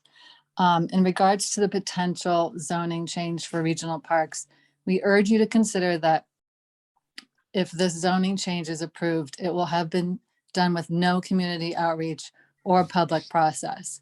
The rezoning would mean a dramatic change in intensity of use and could fundamentally alter the environments, particularly of the Boulder Reservoir, a regional park that is largely undeveloped, surrounded by historic open space and agricultural use, and is a peaceful refuge for people and wildlife for most of the year. Such a seismic shift deserves large-scale community and public input that has not been realized. First and foremost, the people of Valhalla and Waterstone neighborhoods have consistently been hugely in favor of a cafe, restaurant, as well as any special event that is within historic operating hours of the reservoir. A food concession serving the reservoir patrons while the reservoir is open is what was originally presented to us in the planning board of 2016 and 2017. We are still in support of this idea. However, this proposal is a large-scale zoning change with no public process. In truth, the existing restaurant and event center was done with almost no public process. When the November 28th, 2016 master plan update was presented, it mentions that the Farnsworth Group interviewed only city staff and employees for ideas about improvements to the Reservoir Visitor Center. Subsequent review from the public only asked about the design of the proposed buildings. The ideas for concessions, extended hours, alcohol service are singularly from city staff, not the community. This entire visitor center proposal, from simple concessions to third stage large scale events center, is all based on nebulous justifications and statements from Parks and Recreation that these development projects reflect community, quote, community values and desires, with absolutely no legitimate data to justify that statement. The reservoir is a significant community resource, and its use and development should be guided by true community outreach and input, not the Parks and Rec Department's agenda. In the extensive master plan update from March 12th, 2021, with 463 questionnaires submitted, many responses apparently included suggested amenities or activities. There are 11 specific requests mentioned by Parks and Rec.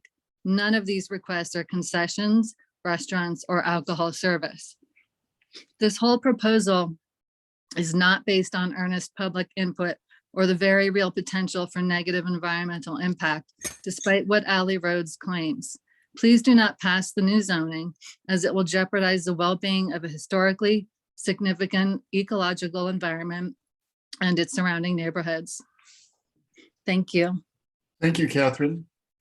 Okay, next we have Ann T. Ann, if you could say your last name and address your neighborhood. as you start, that would be great. And following, let's see, oh, and then after that, we'll have Sharon Anderson and then Shannon Bryant. So Ann, you can go. Yes, can you hear me? We can. Yes, my name is Ann Turnicliffe, and thank you so much for hearing my comments. My family and myself have lived in the Valhalla residence area since 1993, so I've been here for a while. One of our primary reasons for moving into the Ebb Reservoir area was the desire to be, in essence, a wildlife sanctuary, replete with a variety of fish and wildlife, including bass, walleye, osprey, herons, owls, fox, prairie dogs, bear, coyote, and more. In fact, the Boulder Rec and Open Space in Boulder City state in its vision statement, in quotes, recognizing that Boulder Reservoir is first and foremost a source of clean water and valuable natural resources, and community envisions a resource where high quality and appropriate rec activities are encouraged and maintained in a manner consistent with preserving and enhancing the environment. My main concern is that there is a substantial disconnect between the vision of the Boulder Res and the current plan to allow a restaurant that operates after hours well into the night in a rural community and wildlife habitat. My major concerns are impact on the wildlife who cannot speak for themselves, traffic, night lights, safety, pollution, and quite frankly, a lack of confidence in Alley Roads and others that have conducted business with us. In a 2010 document authored by the Boulder Res National Lands and Wildlife for the City of Boulder states, the marshes and grasslands surrounding the Boulder Res nest birds that are comparably sized in any other area in the surrounding area. And many of the birds that are rare, from the Northern Harrier to the American Britain, are classified as a restricted and declining, with patterns that indicate that success is less for these birds when recreation is higher. This is from your own studies that was done by Halberg and Jones in 2010.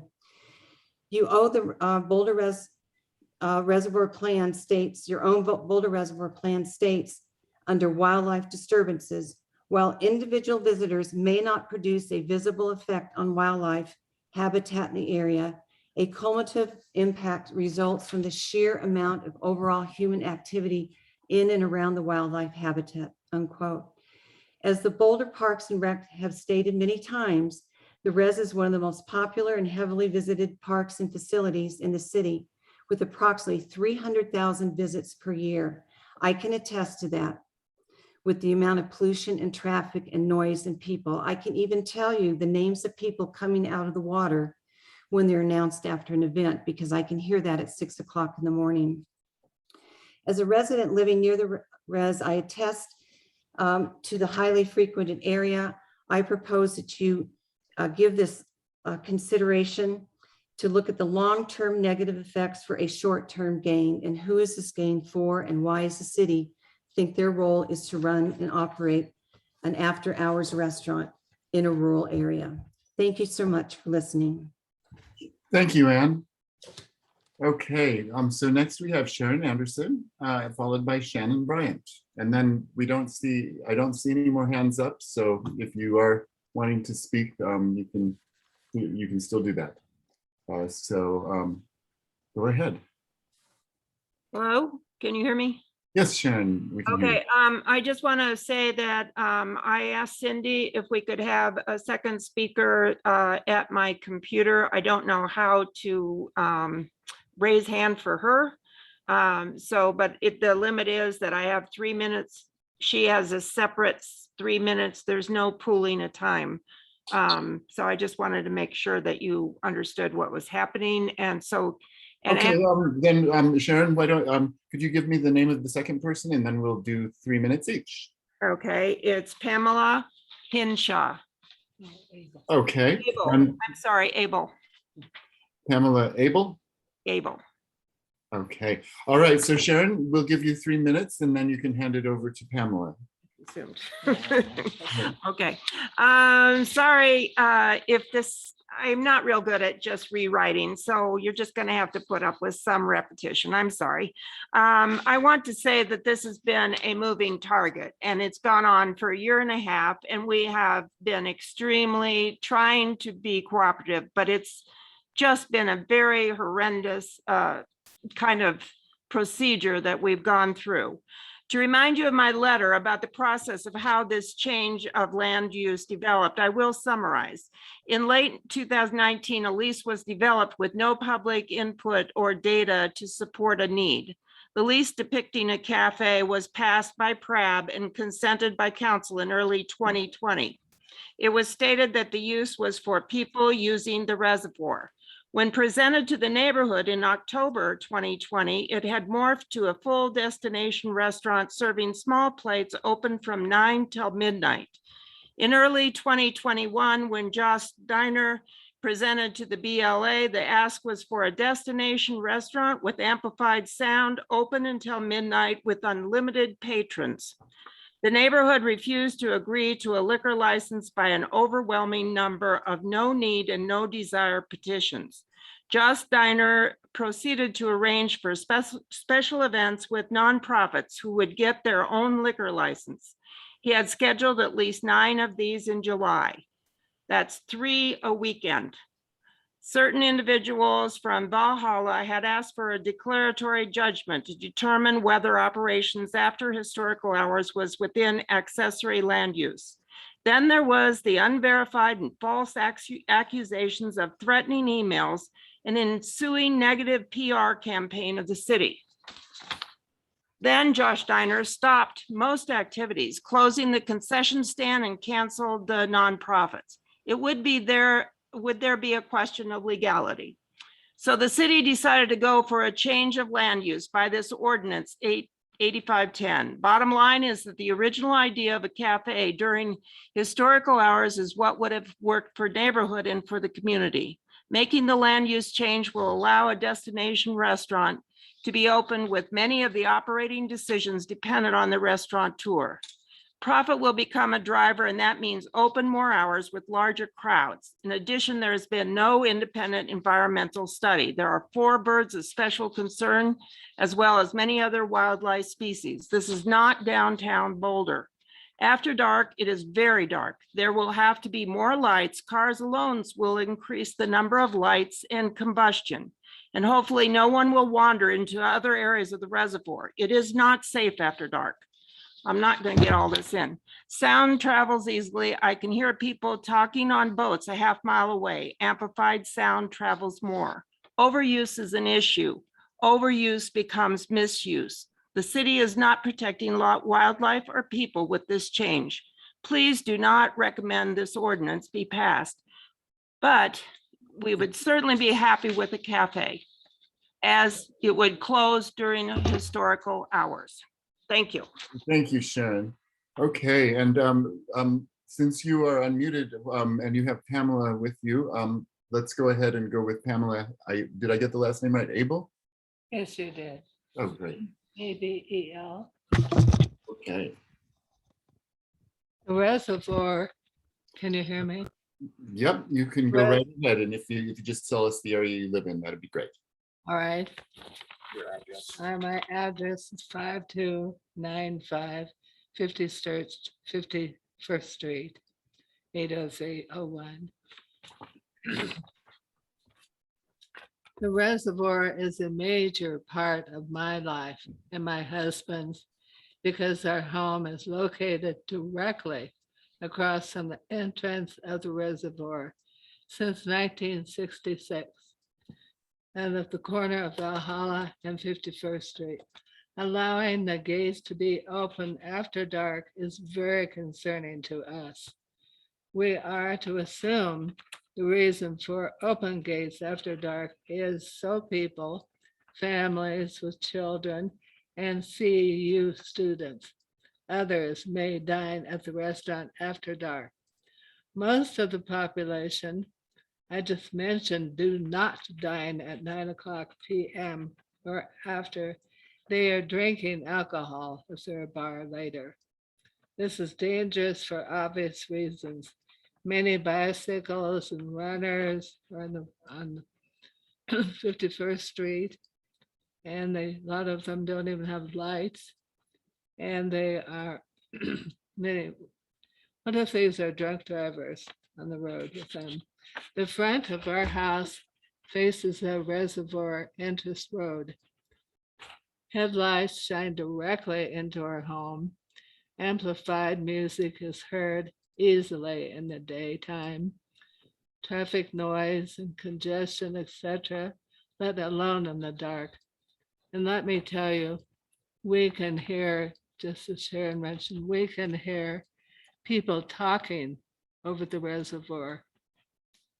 So the reservoir and neighborhood has already lost many species of birds that used to live here, such as blue herons. I see birds that used to live here, and they're gone now. They're just gone because of all the lights that have been impacted. Boulder is considered a mecca for fine dining and cuisine because of many types and ethnic restaurants. People from Denver and neighboring areas come to Boulder to dine. Why does the city of Boulder want to create another island outside of the city limits out in the county? Profit, of course. Are you sure about that? The city does not need another bar or restaurant in the county. Have you considered the very dark, narrow 51st Street, plus the steep, narrow road by Kelso Street?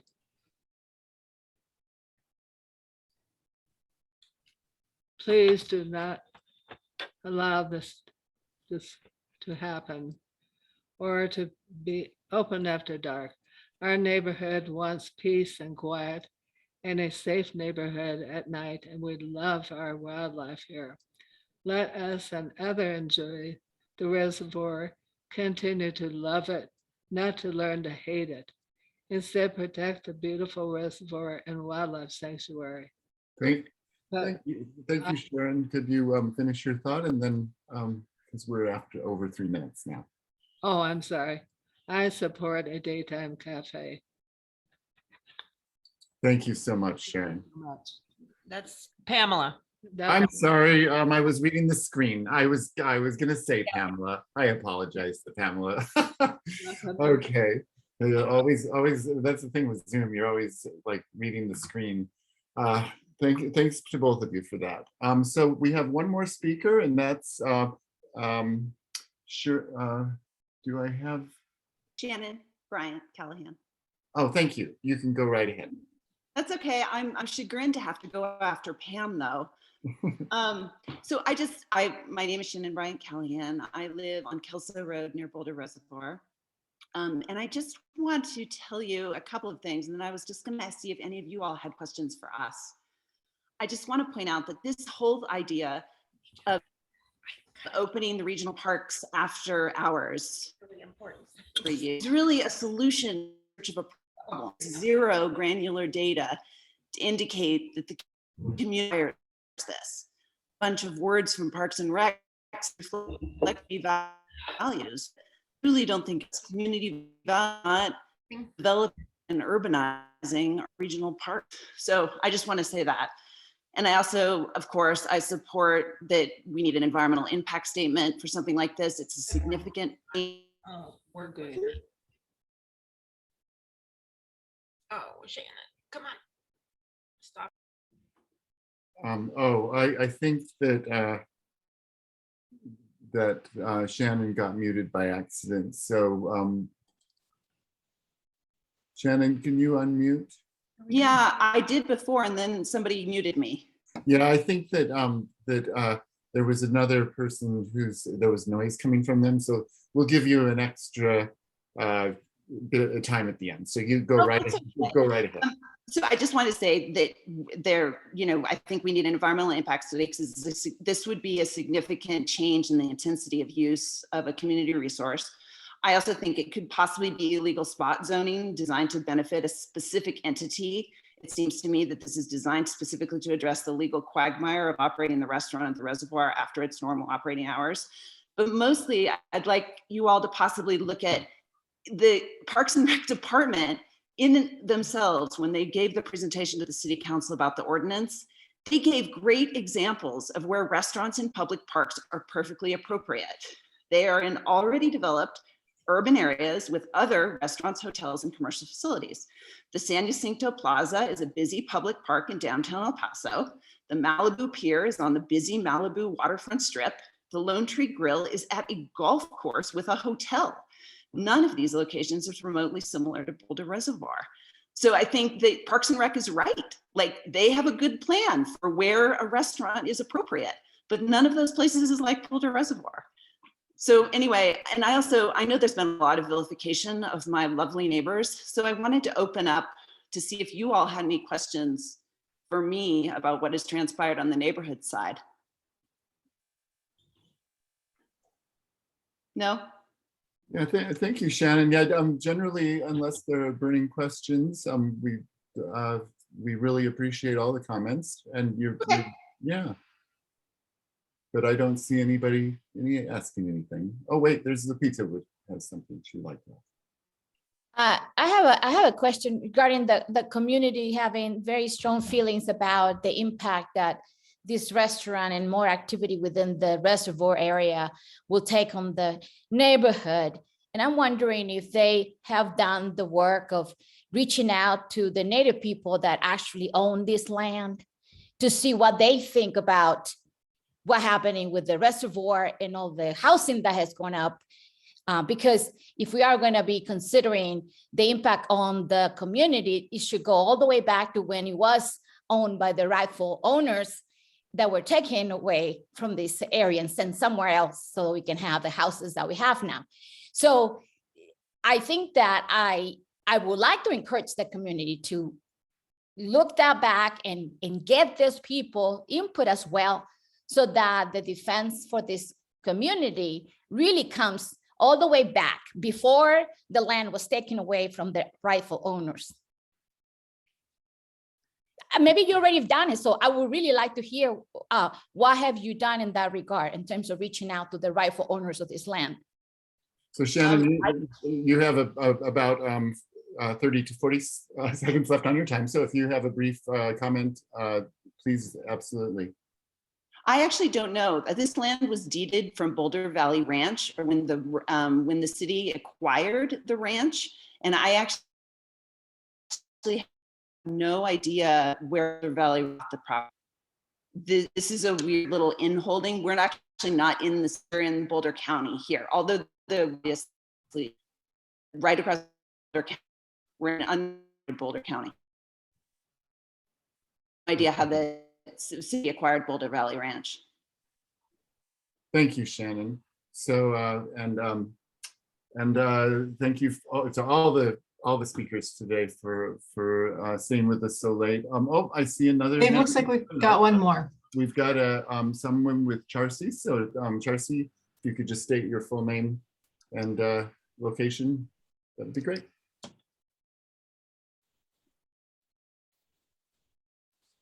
Hi, my name is Charlotte Chase, and I live at 4062 Pleasant Ridge Road. And my comments are going to be anecdotal. I've been listening to this, this just as kind of a side activity. I was very involved in the Boulder Rifle Club. Some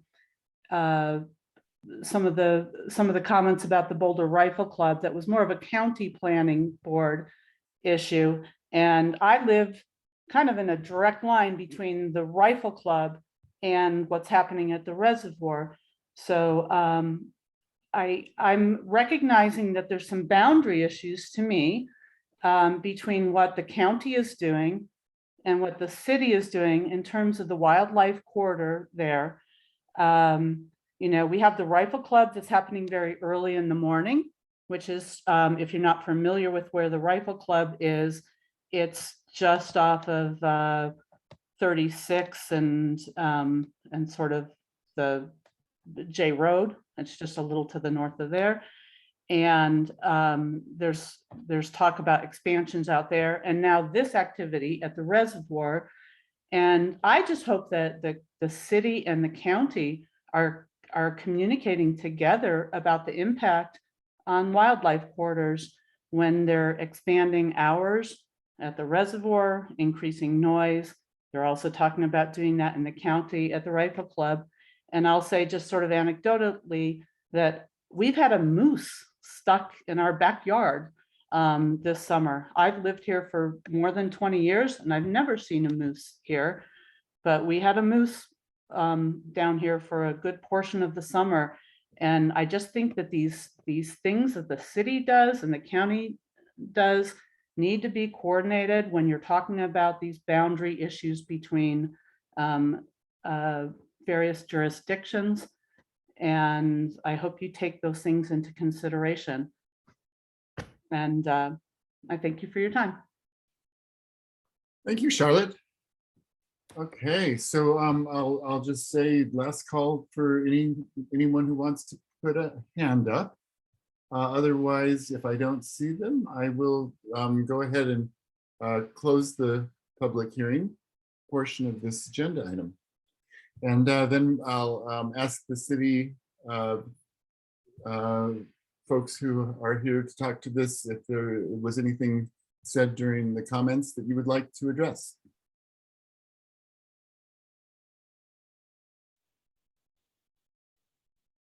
I don't know if, oh, there's Carl, and anything from your side or Ali?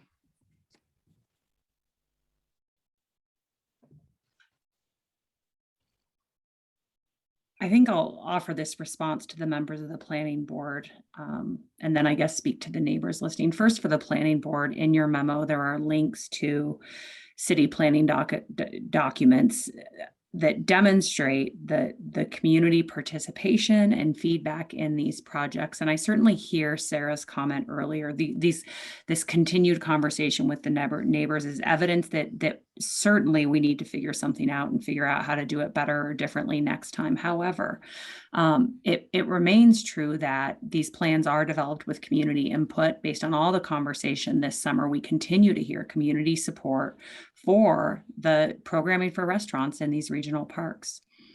And then for the neighbors, we'll be having a neighborhood meeting later this month. And I know this has, the vilification has been all over the place and it's ugly, and I am not in favor of any of it. And I certainly hope that we can work together to rebuild trust and relationships because we are neighbors. Thank you, Ali. Anything else, Carl? You good? I don't have anything. Okay. All right. Well, with that, then let's see. Where are we at time-wise? Would people like to take a 3-minute break and then we'll do the deliberation on this one? You can stretch your legs.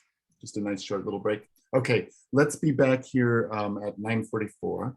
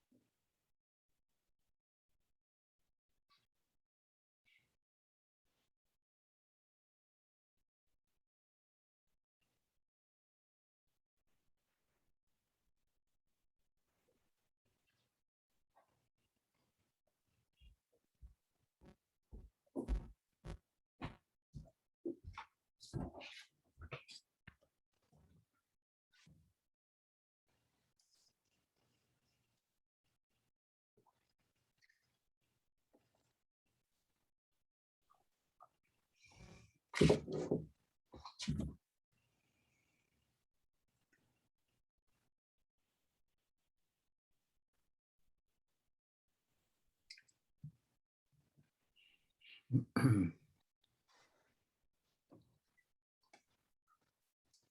love the away messages. Thanks for displaying those, Jean.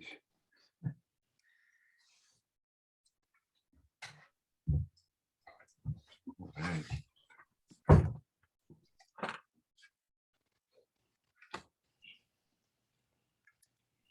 And for the public, we've found that a short break every once in a while is really necessary on Zoom. So thank you for your patience. I see people coming back. All right. Well, so this is now the time where the board can discuss how we feel about this and the request for recommendation. We don't really have any key issues. I think it's just a matter of talking about the ordinance on its merits and focusing on things like compatibility with and how well it addresses BVCP policies. Anyone want to kick us off with comments? Sarah. So I guess I'm concerned about this ordinance because I think it's a broad brush answer to something that's probably better resolved park by park. And the lack of specificity on what by right would mean, the fact that it's publicly owned land, it's by right, but there's no specificity about size or scale and I support hours or anything like that, which is very different from pretty much everything else we have in on the use table. And then I went through a lot of the attached materials and there seems to be, I'm trying to separate out specifics of the reservoir from the broader issue. And I think the very fact that we have to try to separate those out is to me evidence that this should not, but I'm not sure this should be a regional parks wide solution. And what's nice about the accessory use determination that already exists is that it can be a park by park process, or maybe there's some middle way that allows for a park by park process. So that's sort of where I am right now. And I am concerned, again, the concern for me is about the wildlife, the activity at night and the impact on the wildlife.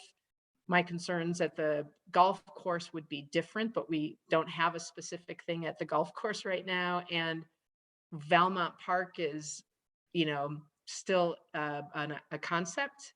And according to the materials that we saw, I can't remember whether it was a letter from a member of the public or in our memo, there weren't any, originally there weren't any plans for restaurants at Valmont Park. So I just feel like this should be I'm concerned about the sort of blanket nature of this solution when I think each of these parks should be dealt with in their own unique way. That's sort of the place I'm finding myself. Anyone want to go next? I'll go next. I mean, I agree completely with Sarah. There are different, the parks are different, and this feels like it's trying to tackle a broader issue for a very specific item that what everyone spoke about this evening. And so I agree. I'm concerned that this is not, I just think it should be considered park by park. Thank you. Okay. John?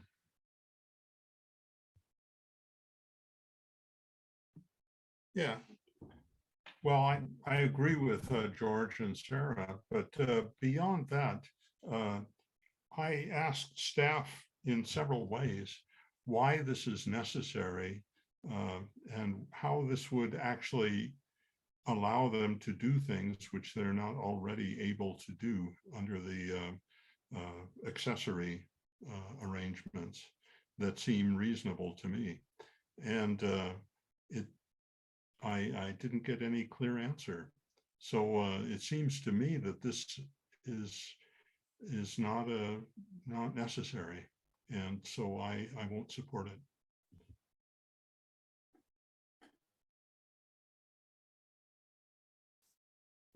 Okay. Well, I'll just, you know, I hear these concerns. I will just point out that there is specific language in the Boulder Valley Comp Plan that talks about the priority of restaurants in regional parks, 5.10 and 8.14. So there is that aspiration in there. But I hear the concerns about, you know, whether it should be accessory or, you know, a by right, which would mean that it wouldn't be necessarily tied to as closely to the use of the park, right? Would be more of an independent thing. But I do also think that if you look at really great park spaces, a lot of times these places that you can go for a, you know, after you've been doing activities, go for a bite and a drink or whatever, those can be really, really nice amenities. So I think that I think it's unfortunate that we're in a place where it's kind of tied to something very controversial, because I think that there is a conversation to be had about restaurants in our regional parks. And I think, and I don't know that that I'm convinced that there shouldn't be such you know, an independent, you know, a restaurant that's independent of the activities somewhat at the res, but and the golf course in Belmont.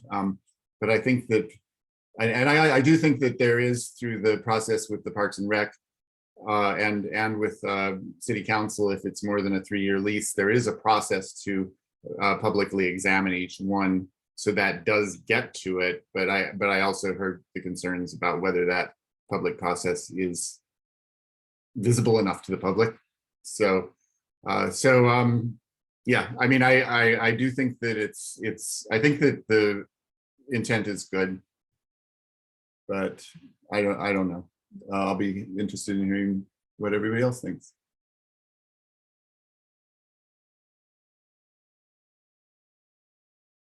Lupita, and then Lisa.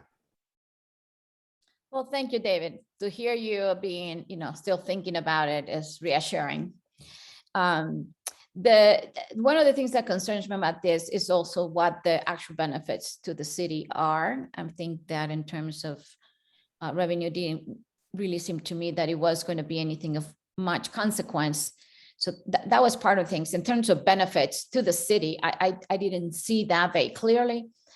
I think the community had legitimate issues living close to the space. And like I said, even though if their definition of the community and who belongs or what belongs there is very narrow, conveniently narrow, I still think that, you know, there's more that needs to be done. I am a little bit concerned about, you know, the narrowness of definition for this, but at the same time, applying a larger brush for it. If we can maybe speak a little bit more about how this will be progressing for other places and how that really will lead towards, you know, a improvement in applying in an equitable way, the Boulder Valley, because, you know, the Boulder Valley is a very big document. And in some places it may be apparently specific, but there's also a lot of vagueness in the language. So it can fit anybody, anything, if you wanted to. So I think what we need to do is specifically say, what are the actual benefits, and then how it will impact other similar situations elsewhere, if it does, in fact. And I'm going to add the whole thing for not just the city planning board and the city of Boulder having responsibilities here, but I also encourage the community, our neighbors, to think wider range in terms of whose benefits are we talking about, and who should be speaking about this, and who is impacted. So yeah, that's all I have to say for now. Peter, and I think Lisa, were you next? Did I say? Okay, you go, and then Peter. Well, first I want to acknowledge both the hard work of staff and the intensity of the conversations that you've been dealing with. And I also want to acknowledge the dedication and activism of community members who have been kind of on the other side. And I recognize that it's kind of somehow become a very adversarial thing as opposed to a very collaborative process. And I'm sorry to see that for both sides. So, I hope that as this continues forward, that people are able to have some kind of a rapprochement and remember that everybody's a human being. And I think everyone has good intent, even if you're very frustrated with what they're trying to put in place, either on either side. I share a lot of the thoughts I've heard from other board members. The proposed language feels quite broad. I don't fully understand what we would be allowing by right, and what kinds of review would be available or not available. And maybe that's just a failure of me understanding. But whenever I see language like that, I feel a little cautious about voting for it. And then something else that stuck out to me, and I want to emphasize this for myself individually, from at least many of the folks I heard commenting about concerns for the use, I heard them also supporting some form of restaurant and some form of food services. And I would have been perhaps a bit less interested in hearing what they had to say if they said, I don't want any of that, but that wasn't what I was hearing. And so however we decide tonight overall as a board, I would hope that we would see some kind of restaurant move forward there. I am not opposed to food service or anything like that. And so, I look forward to seeing what happens in the future, but the current language just feels a bit broad. Okay. And if, Carl, if you had something to add to what's being said, I know you put on your videos. Yeah, I just wanted to offer some clarifications, I guess. And there's some of you expressed that you weren't quite clear about certain things, and maybe I'll try one more time to address that and also suggest some options that you can consider. So John talked about not fully understanding why we need this. What's the difference between the accessory use and the principal use? An accessory use is defined as being subordinate to and customarily found with the principal use and operated and maintained for the benefit and convenience of the occupants, employees, and customers to the principal use. So that's the limitation that exists for an accessory use. And whether a use is accessory or a principal use is looked at on a case-by-case basis. But if it was a principal use, that limitation would go away, and it could impact hours of operations, for example, that would be allowed. So that limiting factor would go away, and it would be maybe a more clear statement of what the intention is of what might be allowed. So that's that part. And then I heard several of you state that you would prefer to look at each restaurant, at each part separately. And if you were to support a principal use within these parts, then one of the things you could consider is to make a recommendation to have different standards than are currently proposed for the principal use. For example, if for any restaurant as a principal use in a regional park, a use review would be allowed, then each of those restaurants would have to go through the use review process and would be looked individually and would be looked at for compatibility with the surrounding area.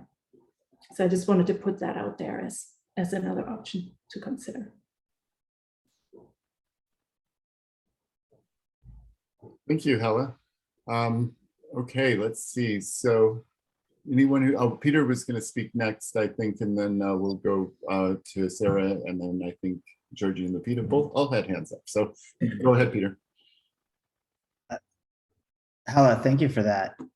I like that approach to tailor this and refine it a bit, in that there could be individual inquiry or compatibility reviews, something like that, because that makes me feel a lot better, because I do agree that I want to make sure we have the right tool to accomplish this. And I think it's great to have as many options as possible to enjoy Boulder and to do everything you can do to appreciate it. And I didn't hear any negative comments from anyone who spoke. I don't know if I even heard anyone speak against it who didn't live right near it. And we hear that's a perennial component of anything we do here, is there's going to be a negative impact, and I do feel for that. You know, it's noisy at the res. First time I saw the kinetics experience, the res in the late 90s, I thought I was on another planet. And I go to the res all the time with my family and my kids and my friends, and some of my friends go there every day. And I try to go there every weekend, and I love it. I think it's amazing, and I think it's super fun, and it's a great time. And I love it. And I love being at the res and being in Boulder and being on the water, and the more opportunity to be there and to enjoy it is great.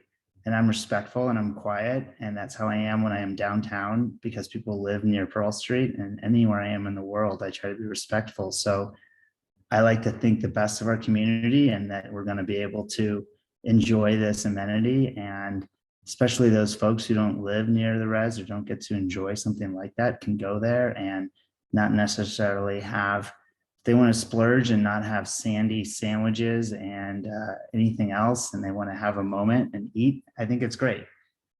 So I believe in our community that we can have nice things, and we can take care of this, and we can be good neighbors.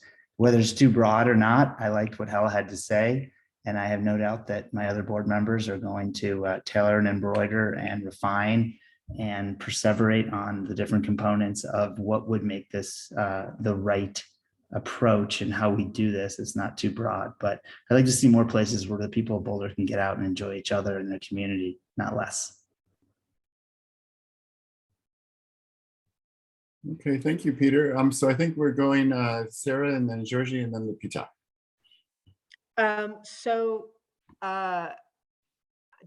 Peter, I'm really glad. I'm so happy that you enjoy our outdoor spaces so much, as I think we all do. Awesome. Come on. It's the best. Have you been to the res? I don't think that's actually the question we're trying to deal with. Well, anyway, that's what I had to say. So thank you. Yeah, no, I appreciate that. I do appreciate that.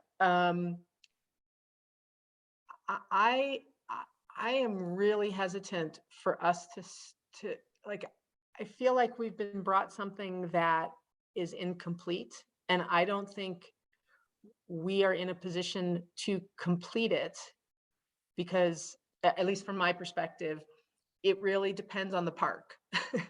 and therefore, for me, the discussion would have to be, okay, well, what would be the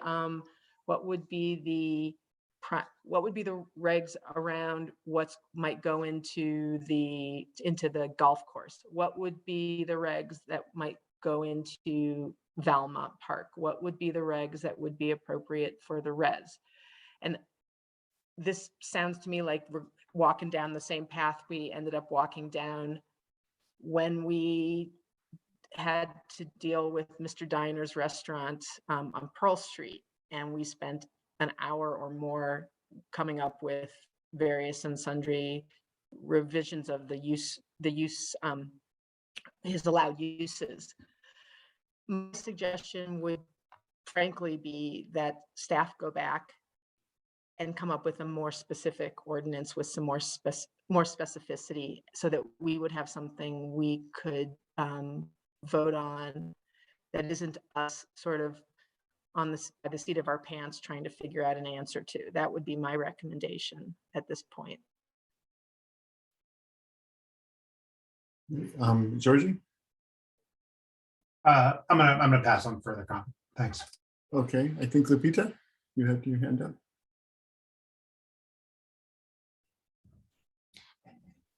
Well, my comments go back to the idea. I liked the proposal, or at least the clarification that Hela put forth. There's got to be a way that these places need to be done individually, in the sense that they differ quite a bit. The input of the community is always important to the board, I believe. And oftentimes we feel that whether it is, incomplete input from the community, or, sometimes we, the community, have unsubstantiated arguments. And we listen to all of them, because sometimes we just don't get the point until we hear all the sides. Here, I think is, again, we're dealing with a common problem we have, I think, and this is my personal opinion, that we have incomplete information, and then we have to, again, and I've used the same words before, about we have to twist ourselves into a pretzel to make something better. When the right thing, if I was the teacher in a classroom, I would just send them back to do it again, just like I send my sister to sweep the floor again until she got it clean so that I can mop it properly. So no, it's not that it's not completely well done, but I think it's some things that where we can do better, and I think it will make people happier if it was a more closer consensus drawn here. And so sorry if I make these analogies, because part of what I do to try to stay, engaged, is that I got to put a little humor into it, because sometimes it's just too dry and people don't seem to get even other people's points. Like, I know my argument or my comment about Native people really being the owners of this land just went over the heads of a lot of these people. I would like people to at least acknowledge that, because then we can talk about what the rights that you think you have. And this goes for the neighbors. I think that is a lot of growth that needs to go on to this city. And one of them is this sort of thing. So I would like, if we can, again, put our heads together and listen. My point with Hela is, I think she brought a good point. This could be somewhat crafted in a better way. It's not completely lost cause. So if that is useful, I would like to pursue that kind of discussion. Thank you, Lupita. So Elisa, go ahead. Yeah, just off of what we just heard from planning board members, and maybe it's that I'm partially just that I'm tired in the hour, but my instinct too would be to perhaps invite staff, if you have the energy, despite the late hour, to extract any further information you need from us in order to be able to constructively go back and try to come up with something a little narrower, or even tell us why you think we're wrong and it's already perfect. I'm not sure we're going to agree, but you can certainly make the argument. But my instinct would be, now the cat's bothering me. My instinct would be not for us to try to parse this out and like wordsmith it and make it the perfect thing, because I think we're going to get it wrong. I mean, we might end up handing you back something that's not actually that helpful to you. And I'd kind of rather pitch it back to staff, but also give staff the opportunity to move us a little further along if we can do that in 20 or 30 minutes or whatever. But I'll also defer to the rest of the board. And David, you were about to speak when I raised my hand. Yeah, I guess since we're all making kind of a second pass, my sense was, okay, so if the language in the limited use were changed to just say that in all cases a use review is required, that would trigger the use review process. Is there already in the use review process enough language to drive the amount of tailoring of the solution in the way we're looking for. And of course, that would probably mean the planning board would examine it at some point in the process as well. So it would add some board scrutiny. If we just did something simple like that, is that what you're thinking, Hella and Carl, that could that would add enough things? And I know it doesn't.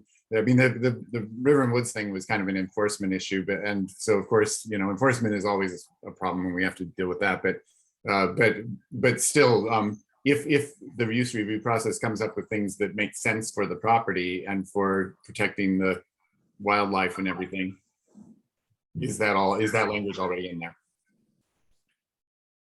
I think it would be Oh, go ahead. You go ahead, Carl. I think if there is interest to look at the different parks on a case-by-case basis, that's like the very nature of the use review process.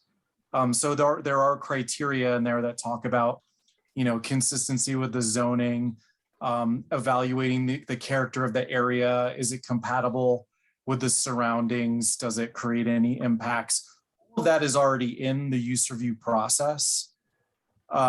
So if there is interest in treating the parks differently rather than complicating the code with different requirements for each park, we could just apply use review to those parks. I think one thing we'd want to learn from the board is, if we just make it a U in the use table and get rid of the limited use, we'd have to be careful about that because it would apply it to all the public zones. So if we wanted to make it narrowed down to the regional park, we could keep that regional park definition. And in the code right now, there's already a table that has several different use review triggers. So it could be like a new U4, for instance, that says it requires a use review if in a regional park otherwise prohibited. Yeah, or couldn't the L18 language, since it can refer to a use review, just be modified to say it always requires a use review? And then so it's probably the same equivalent thing, right? Yeah, so I mean, if there's some consensus on the board on moving forward with that, the board could act on the ordinance and say, it's approved if this change is made, or the ordinance could be denied and planning board could make a motion to the effect that it should change to a use review specific to regional parks, for instance. Mm-hmm. Peter?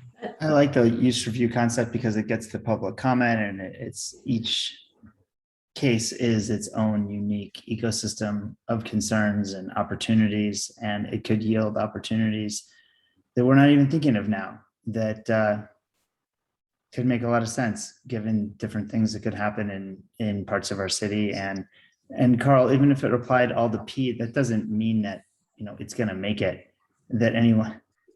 We have that a lot in different zones and areas where it doesn't mean that people are rushing to file applications to do something that they know aren't going to live more than a millisecond. Well, and obviously it's Parks and Rec too. I mean, they would have the purview of where they would request it, but I think there could potentially be some concern about opening up, the possibility of larger scale restaurants in all parks in the city. So it might need to be narrowed still to regional parks. It would open up the opportunity that Parks and Recs might ask for that. Not that they would happen. If they happen, it would be because the community supported it and the planning board agreed on it and council agreed on it, in which case it means we all as a community agreed on it. Right? Sarah?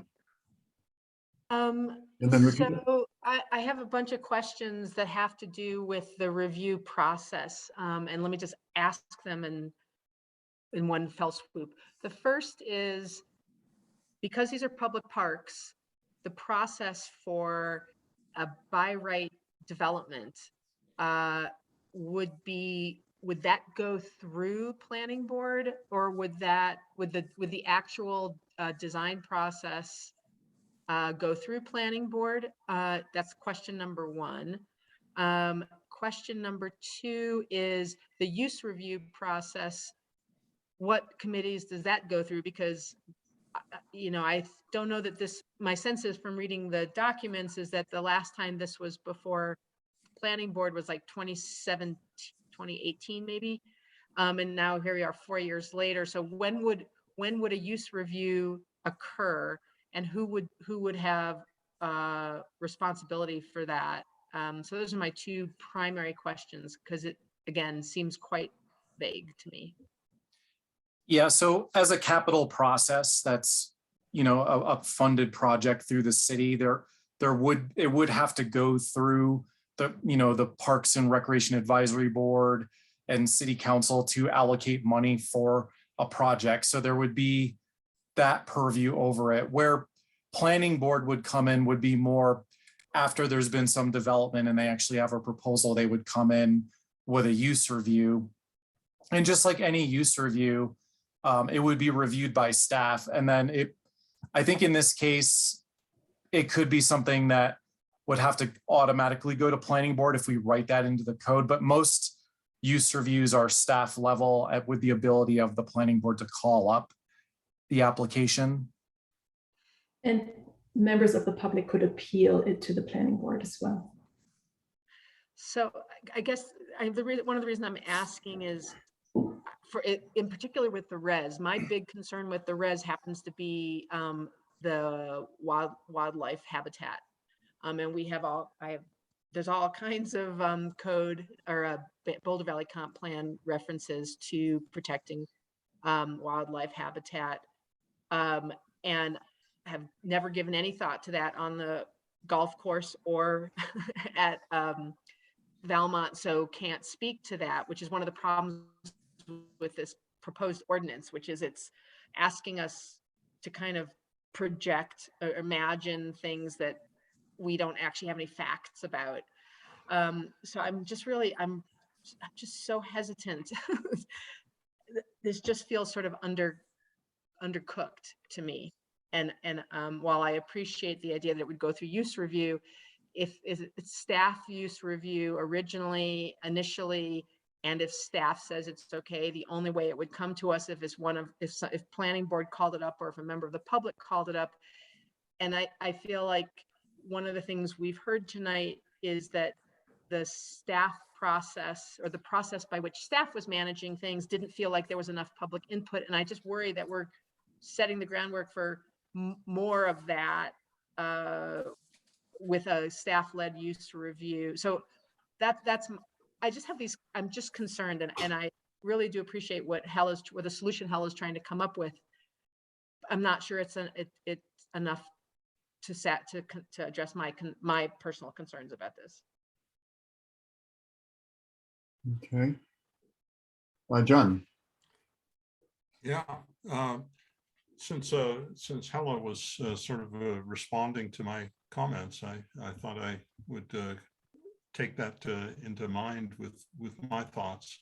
I appreciate your explanation, and it is what I had thought, that this would allow uses of the park facilities other than their primary uses primarily. And that is something that I am very concerned about. And I don't think that it, I'm not a fan of that, for one thing.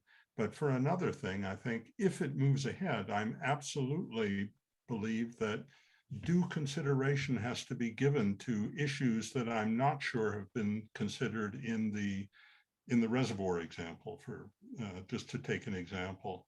And there, again, I'm concerned about the wildlife and the noise and the lights and the impacts on the north side of the reservoir on areas which could be considered open space rather than park, for example. And I think that it is appropriate for the primary uses of parks to be maintained and for them to guide other uses of the parks. And so I appreciate your explanation, and what it has done is to reinforce my belief that this is not something that I'm willing to move ahead with. Okay. Is there anyone who wants to speak in favor of, I think Lupita, you said that you would be interested in potentially pursuing it. you still feel that way, or because we could talk through what a little bit more, whether there needs to be additional language in the conditional review sections of the code, which might make it kind of difficult to do tonight. So I don't know. What do you think? Thank you. Thank you for getting back to me. I always like to listen to Hella's options because you're always trying to solve the problems, and the language often helps me see where the sticky points are. And John just pointed that out. And so, yeah, I think that what I wanted to hear was a little bit more of a response regarding that specific language that she proposed, and the way that will make a little bit clearer what the problems may be or what the difficulties may arise. I had another question regarding just the sheer number of, where this will impact in terms of sites in our city. This is really more of a question for Carl. If, this particular issue that we're dealing with the reservoir being that a very specific siting, not just a joint, I'm sorry, as John pointed out, there are a number of things that we haven't quite properly addressed. There's definitely the issues of the community that they definitely feel they have not been properly addressed. So if even a new use code were to be developed, it's always something that maybe this will address some of these issues. How many sites are we talking about? Is this going to be multiple places where we're going to be going forward with this sort of incomplete approach, or do you think this is going to be very much reduced? Does that make sense? I mean, I'm just trying to get a sense of how many places on our city this will be applying. I mean, I think the scope of this is just what we consider to be the regional parks at this point. We've tried to keep the scope narrowed. There might be conversations in the future, through the use standards project that, maybe in some other limited scenarios, restaurants might be appropriate in other public zones, but we felt in this particular instance, we wanted to just focus on the regional parks. So again, Velmont Park, the golf course, and the reservoir.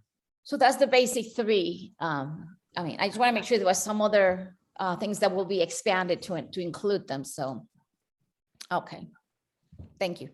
Mm-hmm. And I guess if a little more discussion would be required, but if we don't have a lot of people who are interested in moving forward with that possibility, we don't need to spend too much more time on it. But what I was hearing was, and Carl, maybe I'm wrong, but we would, it would only apply to regional parks, would be the three, and we would just get rid of all this language that says whether it's closer than or less than 500 feet or more than 500 feet, and just say it all of use review is required, and then otherwise prohibited could stay, right?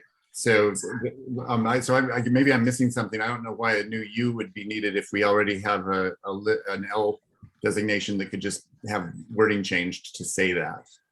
But then we would have to dig into the use process a little bit more, I think. Yeah, my concern with just changing the L18 to a U is that it would mean that it would apply more broadly than the regional parks. So that's not what I'm proposing. I'm saying that instead of that, leave L18, but just change the wording of L18 to say that that it's always a use review for regional parks and otherwise prohibited. But we already have another table in the code that is specialized use reviews. Okay. So where it means you have to do a use review, but it's capped off at this, square footage or in this area. So to change it, we don't really have any L's that just say you have to do a use review. So it probably would be another U. I think it'd be a U4, if I remember correctly. Except that it does, the current wording does reference a use review. Allowed by use review if located in a regional park and associated seating is closer than 500 feet to residential. So that would trigger a use review, right? So without a specialized use review section. So I guess I'm just confused about why we would need. Okay. well, I'm probably just missing something. I mean, there might be a simpler way to do it. I think we'd have to look at that.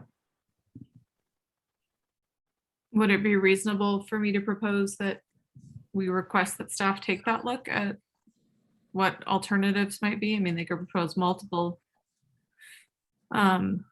wording changes and explain to us exactly what that would trigger without hopefully, killing the possibility of having a restaurant at the res, because that's not what I want, at least. But I'm just not sure we're going to land on something elegant and pithy at this hour.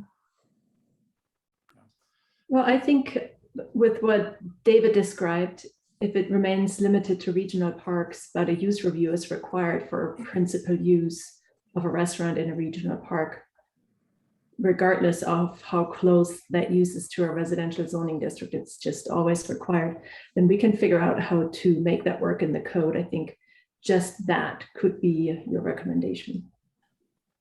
You don't need to set forth how that has to be addressed, in what table it has to go.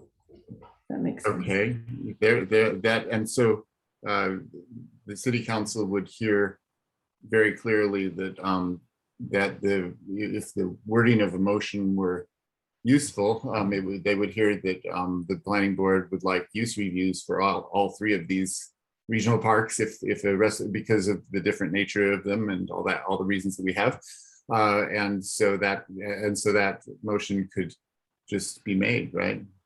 And so we wouldn't necessarily be recommending this ordinance. We'd be recommending an approach. I guess I'm concerned, kind of what John brought up, which is I don't necessarily, what I heard from everyone from the public tonight was that everyone wants a restaurant there. And I think there's anyone who spoke that said they don't want a restaurant there. What I also heard was that, and I'm speaking specifically about the res, the public was involved in a plan approval process, which talked about an ancillary use to the res back in whenever this was done, 2016 and 2017. I'm not sure that I'm supportive of a restaurant being a principal use there, where someplace like an urban golf course makes much more sense from a planning standpoint that could be a principal use, because a lot of people use a restaurant after they go golfing. So I think by addressing these parks as together, I don't think makes a lot of sense, because they are so tremendously different. The golf course is very different from the reservoir. The function and how it all functions is completely different, and as is Valmont. And so while I would be supportive of potentially a principal use at the golf course, I don't know that I'm supportive of a principal use at the res, because I do believe they are quite a bit different. With that actually is, Carl, an interesting question I was thinking about. So if this ordinance went through as proposed, would there still be, there are existing accessory use things, would those become grandfathered non-compliant agreements that would then eventually get replaced by the new use table? Yeah, that's right. So basically anything that's already received approval through the city process would continue basically as a grandfathered or non-conforming use. When the new legislation goes through, the use would be subject to that, but only when they change or expand. Mm-hmm.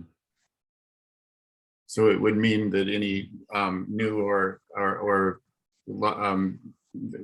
very modified use restaurants were to be examined, that they would no longer have the accessory use option at all. They would all be just whatever the use standards ended up with. Right. So if, for instance, the restaurant at the reservoir, if the ordinance that got passed was to make it use review, if to make changes to that restaurant, like make a little expansion or change the hours or things like that, it would put them into the purview of use review. Mhm. Okay. Sarah. I think George's point is really one I want to come back to and reinforce and agree with, which is that I realize it's only 3 parks, but the parks are all very different. One is still way far away from whatever it will ultimately be. Certainly as the East Boulder Subcommunity Plan becomes more concrete and the city is able to invest more money in the Valmont Park. And we don't know what kind of restaurant, what kind of concessionaires will want to operate there and what kind of concessionaires we will want to have operate there. And it'll be up to some future planning board to help figure that out. So the idea of just changing to principal use on all 3 parks for restaurants it just seems to me to be too broad. It's just, I keep saying the same thing, but I think I'm listening to everyone, but it's not moving me off where I kind of started. Right. It does give the city, though, more flexibility to tailor the restaurant to the site. So if without this and being constrained to accessory use, you really you are more limited. So do we think as a board that it's to our advantage to have some additional options, or do we, because the reuse review could come up with something that was pretty much the same as the accessory use, I suppose, putting as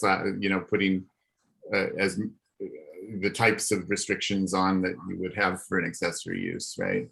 But it would give flexibility for sites that you might want more, want them serving more than just the primary use of the park. A destination that you go to, even if you aren't using the park for something else. And watching the sunset over the reservoir or whatever, all those things are definitely possible things, right? So. All right. So is there anyone who, I think that I've heard some board members say they still think we could look at that, but I'm not sure it's a majority. Peter, did you have something? I'm not going to belabor this, but I just want to clarify, who's to say what the reservoir is supposed to be for? If you want to, like you just said, David, maybe I'm misinterpreting the distinction of what principal means or anything else. If that's their ability to use it for whatever reason is to go to the restaurant, and that's now opened up to them as a way to interact with that piece of nature, to sit there on a place that they can be. Am I missing the point of principal versus accessory? Because for that person, the principal use of it is a place they can get out and roll their wheelchair up to and sit on a concrete pad, as opposed to the way other people use it. I don't think I haven't heard anyone on planning board suggest that there should be no restaurant. No. Parks. I think what we're challenged by, this is just my sense, is that that the parks are very, very different, and therefore this proposed ordinance, which is broad, doesn't necessarily reflect the different needs and opportunities of those parks. Like the use review would solve that. I was tracking that. He said something about people can go to the reservoir to do different things and what you may consider it for. So I was just trying to piggyback on that because it caught my ear. But I agree, Sarah. No, and I always appreciate it when you help me. So I'm good. Yeah, and I like Lisa's point earlier that are we going to solve this tonight or not? And I'm in favor of getting the right language around how the use review is tailored. And And just to be really, oh, sorry. I'll say really quickly, and then I don't want to cut you off, Carl. I was just going to say that, and please speak up, any member of the planning board who disagrees with this. I think whatever we end up doing around this, we definitely want use review to be part of the process, so that each one can be considered individually. I think we're trying to kind of debate, you know, what table is it going, and exactly what should the language be and whatever. But I think what I've heard from everyone, unless someone has something different, is that we would like individual use review of each site, and we want that to be part of the process, whatever may happen at any of the parks and however it ends up being phrased. I just wanted to mention, you know, and be really clear that, you know, if whatever passes is only going to apply to, you know, particularly the res or any of these other restaurants after any changes are made. So it wouldn't change the current operating characteristics of the restaurant there, since it's already, you know, gone through the city process. But if they do change operating characteristics, you know, then the new, whatever new regulations would apply. Sarah? So I don't think, I speak for myself, I don't think these comments are specific to changes at the res. You have made it clear that that's already done. But the fact that the operating agreement, as much as we understand it, of the restaurant at the res is so is concerning on many levels, not just to the public who have spoken, but issues regarding the wildlife, issues regarding public access to that beach area, issues regarding nightlife, issues regarding whether it's a concessionaire for serving the people who are using the res during operating hours, or whether it's a special event center that's going to be open at night. Like, those are the kinds of concerns that you would want resolved in a use review process, a public use review process. And I think that the sense, and I wasn't part of the process, so I can't speak to whether or not it was adequately participatory, but you don't want to end up with more of this problem, of more problems like this, I think, is what I would like to have us avoid in the future. So I'm just responding to that.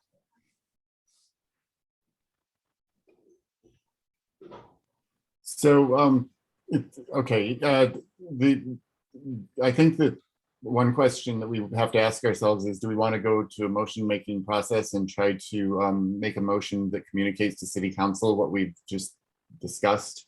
I think that it sounds like that there might be a possibility for us to make a motion that says Planning Board examined the City Council Ordinance 8510 and feels that a more robust use review process would be needed to address the individual aspects of each of the regional parks. And it urges that use review language to be tailored to have appropriately for each site. You know, the use review language be created, because there's going to need to be special language in the use review section, right, Carl? That would go through what needs to be examined for these restaurants at regional parks. Yeah, if that's, you know, if we were to move in that direction, we probably would look at, you know, conditional use standards like restaurants in a regional park, and then it would be criteria. It says in Belmont Park, yada yada yada. If in Boulder Reservoir, yada yada yada. Like we could do that. I mean, obviously, our preference has been to try to not complicate the code more than it already is. Mm-hmm. We all know how complicated it is. Okay, and the use language can't say appropriate hours should be set, appropriate noise limits should be set, appropriate traffic mitigation, you know, just the things that, but without actually trying to solve it for each place. So that, I mean, we already have language in the code now that relates to management plans, which are usually associated with a use review that talks about what kind of things should be addressed in the management plan. It might be, adding some language to that relates to things more specific to the parks. But none of this. More typically associated with like restaurants in other parts of town, but it could be tailored. Interesting. But this doesn't address the concern about making the change from accessory to, it's not primary, making the change from accessory to principal. And I don't want to put words in George's mouth, but I believe that was an issue that he brought up, that it might not be appropriate in all three of these parks to do that. I don't know. I really appreciate, David, that you're trying to solve the problem. Well, I'm if I didn't hear people still wanting to talk about it, I wouldn't try to continue to facilitate this, but it seemed like we were going somewhere potentially with it. And if we can say something useful in a motion, that's great. Otherwise, we have the discussion that can be summarized by staff when they talk to council as well. John? I think having your suggestion of just having our discussion summarized to council would serve the purpose just fine. I think that would be adequate, and that we don't really need to do more than that. That's fine. I guess I'm interested in how many board members feel strongly that, because Georgie's position is kind of like we just leave everything. At least, yeah. I think I don't know if you were talking specifically about. Maybe you're talking specifically about the reservoir. So. But I was wondering if there's anybody who thinks that everything should just remain accessory. Restaurant usage should just remain accessory, in which case then it would be sending people off to do something that you wouldn't support if we tried to indicate that there could be use review pathways to allow it to be something other than accessory use. So our board members will clarify my statement. My statement was, I think each park is different, and I don't know whether or not primary use for a restaurant would make it in all three of those scenarios, because we're talking about three parks. At the end of the day, we're just talking about three parks, three very different places. And so I'm not going one way or the other. Looking at something like the Res and Valmont and the golf park look so completely different to me that I think they need to be looked at on an individual basis. If that covers in some kind of use review, as long as the public is, engaged, that's sort of less concerning to me. But I do think that those parks are different enough that they can be tackled individually. We're only talking, at the end of the day, we're only talking about three parks too, right? We're not talking about 10 or 12. It's three very important, very different things in Boulder. And so I think they can be addressed individually. That's right. Okay, and a management plan. I think that's a really good point, because a management plan could be written that actually describes exactly what is being done at the reservoir today with the accessory use, and all of that could be in a management plan, right? With Carl, you could pretty much put everything in there that currently exists, or you could tweak it. So. With a management plan, usually it just lists in the code like what topics should be covered in the management plan, and they should have that discussion with neighbors about how to address those issues. Right. Okay. All right. So I guess that's, we won't be sending a motion to the city council on this one. I saw lots of thumbs up on that. Unless somebody. Well, I would encourage you to make a motion. Your task is under the code to make a recommendation. Oh, okay. Whether it is for or against, but that is what you're asked to do tonight. Okay. So how does this sound? Planning board recommends that city council re-examine that ordinance 8510 is written, needs to be revisited to assure that each regional park is treated appropriately and or something like that? Why don't we just say we recommend not, we recommend not to adopt that ordinance. I don't think that's what I heard from multiple people who said that use review would eliminate a certain amount of the concerns and that they'd like to convey as such. I would vote against a straight rejection without the language that captured everything we just talked about all this time, personally. Planning board remands the proposed ordinance to staff for further development to include site use review and more opportunity for oversight for each of the regional park locations, or something like that. I mean, because I don't want to miss the fact that I think staff has insight into where we want it to go, and I'm interested in them potentially, and I know there's a million things on your to-do list, but bringing something back and saying, hey, based on reviewing everything you went over, here's something that addresses some of your concerns and still lets us get a restaurant out there.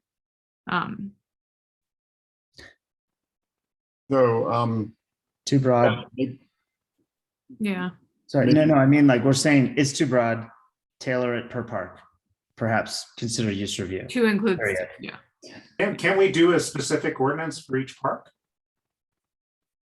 When those parks come up? No, not tonight. I'm just saying that this ordinance, what I hear from everybody in one form or another is this ordinance it's difficult to look at this ordinance when we have such three very different and distinct places in Boulder that may have very different needs and benefits to the community.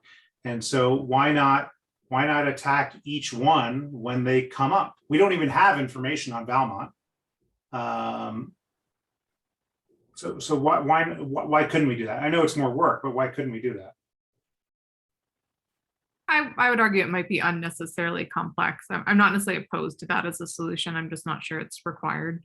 I think that's kind of one of the questions that I would look for further guidance, from staff, and see if we can come up with something a little more specific without necessarily having to break out everything. What's proposed is a zoning ordinance that would allow a restaurant as a principal use, and conditions to that could be attached. But there's also a separate decision on whether or not any one of those parks will actually have a principal restaurant use, right? That is also a decision that's within the city's authority, and how each park is programmed, and that goes through the parks master planning process and the lease approvals. So there is two decision routes in that regard. So what we could do is, I think we could come up with a language that would give the general feeling of the board. Maybe if we took a 10-minute break and worked on some language, Hella, maybe you and I and Lisa, is it okay with it within meetings to break out into 2 board members to work with you on that, or just one? I'll work on some language. Well, I think we can work on it as a group with everybody. Just okay. Being here. So should we display a screen where we can just start putting words up? That Lisa, you threw out some good ideas. Could we try to type that up onto the screen? Cindy, are you okay doing that? Thanks. I got it. Give me 1 second. I'll get a screen up for you. Now I have to remember what I said.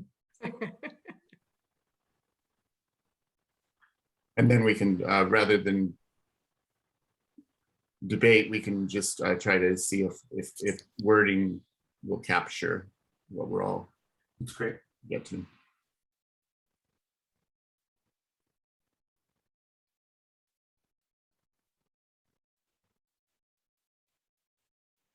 One of the things you could do is that you could say the planning board does not recommend to adopt the ordinance in its current form. We have the following concerns that, and then list those. Mm-hmm. Great.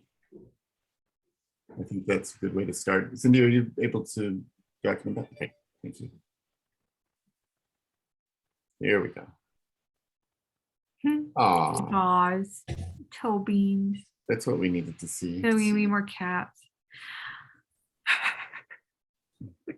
No, that was good, Cindy. That's just what we needed this time of night. Good, I'm glad. All right, I'm going to get the motion as it is now up there really quickly. Give me 1 second here.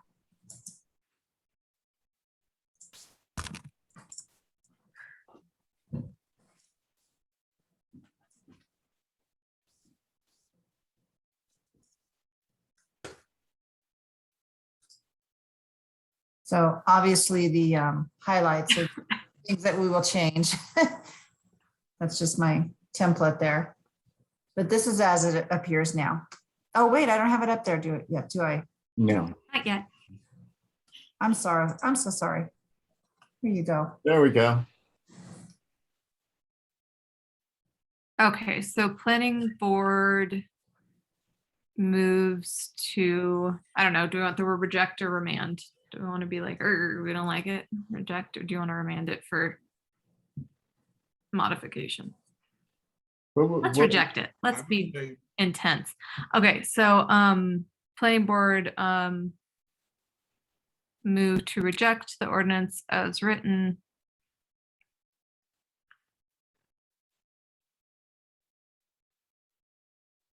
And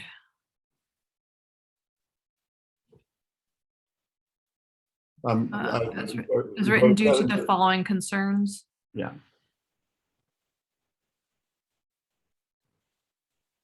And you might want to move the clause that describes it up above, but yeah. Can I just say after the two, recommend that city council reject? Mm-hmm. Because we're being asked to recommend. Yeah.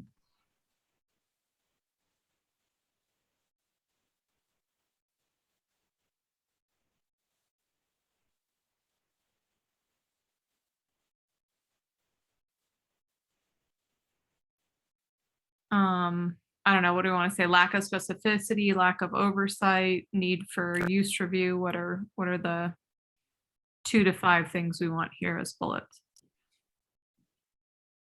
Use review for sure. Yeah, the need for use review, lack of specificity, the differences between the 3 parts. Sites. Mm-hmm. I know, what did I do? Did something. What did I do? We need the cat back. Command Z, Command Z, Command Z. What did I do? I messed everything up. No, I think it's fine. It's Yeah. You just lost some language, but you can put it back in, Cindy. It won't be hard.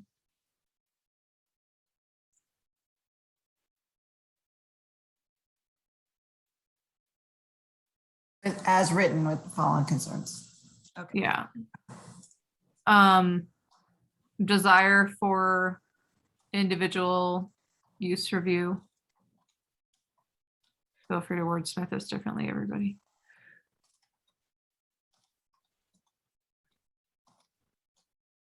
Concern about the different the differences between the 3 regional parks. And we weren't sure about the redefining as from accessory to principal. Yeah, further exploration Mm-hmm. of accessory versus principal use.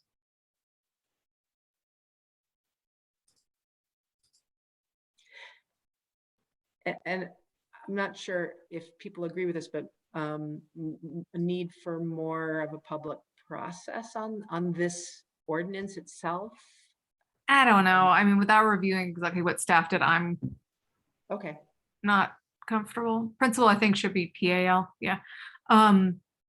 Yeah, maybe it was, maybe it wasn't. I just don't feel strongly that I can make that judgment right now. So I don't want to make that comment to council regarding staff's work without feeling really confident. Well, and I think that if we could just the concern for the concern that the regional parks are different enough to require different approaches is really, I think that. Isn't that, is that number? I think 3? that's just a modification of bullet 2, Cindy. Yeah, I was just trying to I'm sorry, I was just trying to modify the second bullet. Can you say that again, please? Concerned that the 3 parks are different enough, are different and therefore require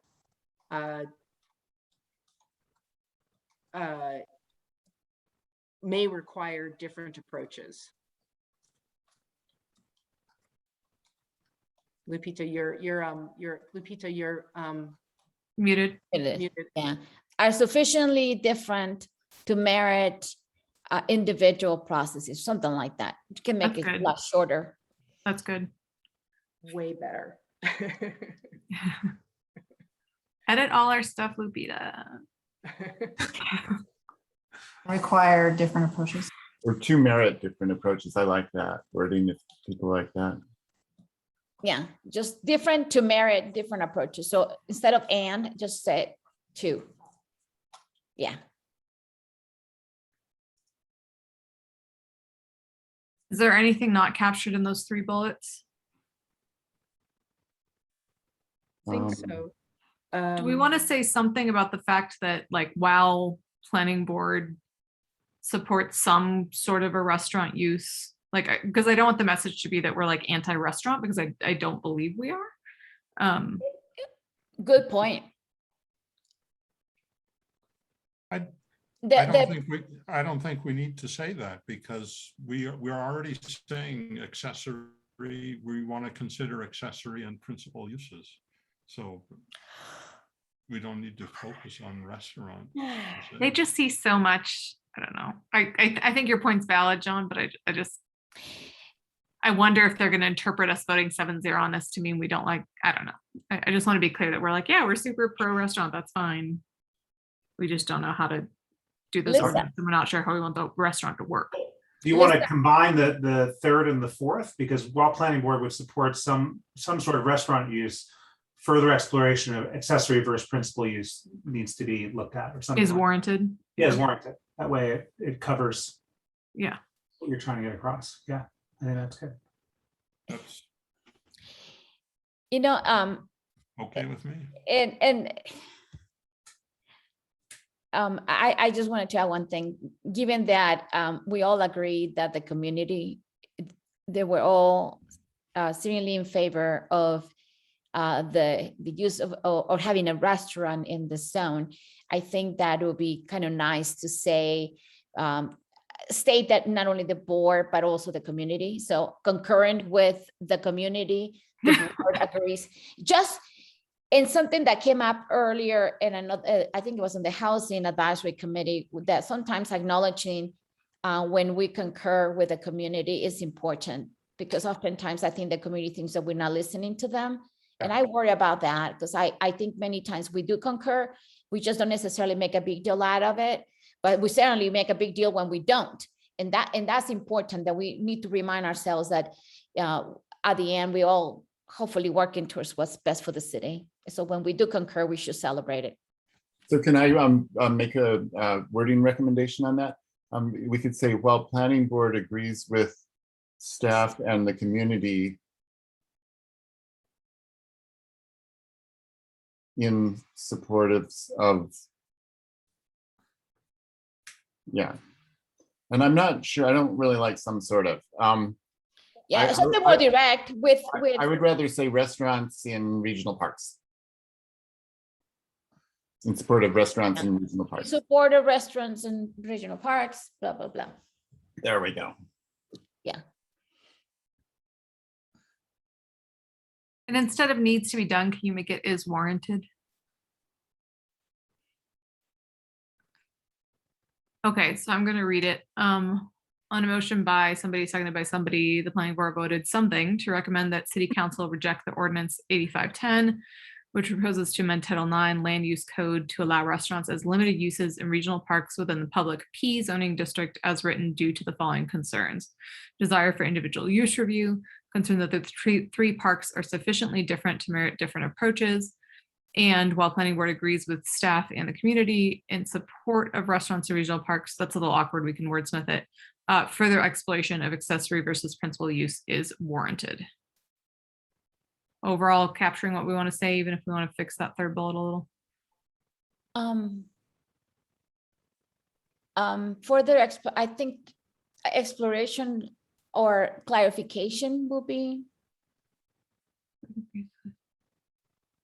And we could just get rid of the word while too at the beginning. Yeah.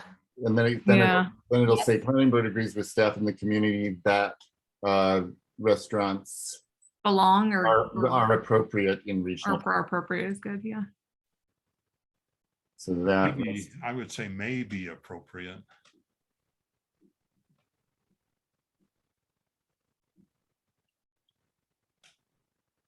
That restaurants maybe, so maybe's after restaurants. Right. May be appropriate in regional parks. Why maybe? John? Well, because may not be. Maybe they're not. I mean, we want to think about, we don't want to say they should be in every regional park. That's the whole point of the individual use review and how different the parks may be. Right, but there's only 3, and I felt like we've had enough discussion that we felt that all 3 were appropriate. I guess some people question Belmont, so okay. If we felt they're appropriate, we wouldn't have done this the last 2.5 hours. Well, that's not really the case. In all 3. No, we're looking at taking it from accessory to primary use. So it's a question. I think one simple way of looking at this, if you're very close to other restaurants, I don't think it's that so critical that you make this one happen. In this particular case, for me, one clear reason why may make sense is because it's separate, it's far enough from other places that, it may be a very good use. And the community mentioned it, it would be nice to have this close, and it will be a good service. It's just some specifics to it were not necessarily the best to support. But anyways, yeah, I think that works.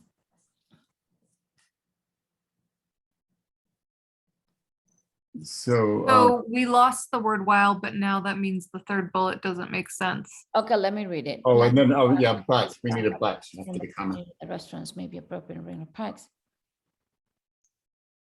But further exploration. As written due to the following concerns, desire for individual use review, concern that the 3 parks are sufficiently different to merit different approaches, and while planning board agrees with staff and the community that restaurants may be appropriate in regional parks, further exploit. I think you need the while back.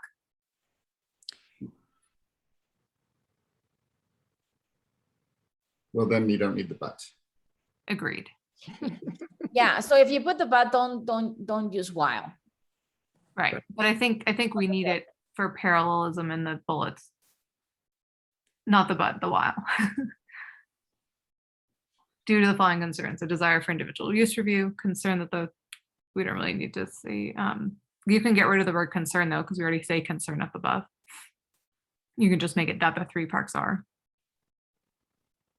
Desire for individual, due to the following concerns, desire for individual use review, that the 3 parks are sufficiently different to merit different approaches, and while planning board agrees with staff in the community that restaurants may be appropriate in regional parks, further exploration of accessory versus principal use is warranted.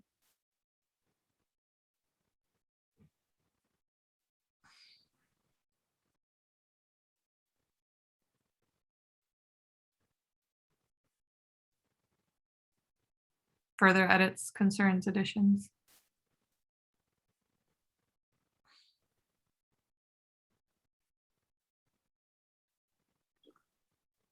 No, thanks, Lisa, for taking us through that. Yeah, I move to introduce a motion. Do you want me to read it into the record? If people are okay with the reading that you just did, that could be the first reading, and then I can read it before the vote, restate it. Does that make sense? Since you pretty much read it. So if you're moving, then we will give you a second. I so move.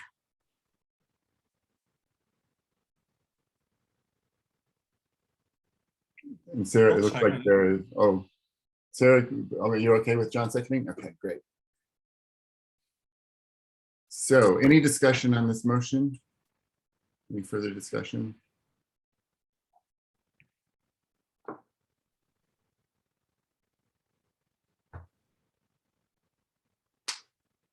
So,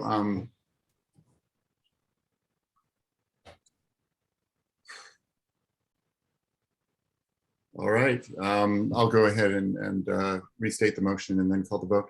On a motion by Lisa Smith and seconded by John Gerstle, the planning board voted to recommend, well, actually, let's just skip that. John and Lisa, seconded by John, moved to recommend that City Council reject the ordinance 8510, which proposes to amend Title IX Land Use Code to allow restaurants as limited uses in regional parks within the public zoning district as written due to the following concerns. Desire for individual use review, that the three parks are sufficiently different to merit different approaches. And while planning board agrees with staff and the community that restaurants may be appropriate in regional parks, further exploration of accessory versus principal use is warranted. Looks like recommend is misspelled. Oh yeah, there's there we go. All right, so I'll go ahead and call the vote. Peter? Is that an aye? Let's see, we'll go with Lisa. Aye. John? Aye. Lupita? Aye. Sarah? Aye. Get everybody. Georgie? Aye. I'm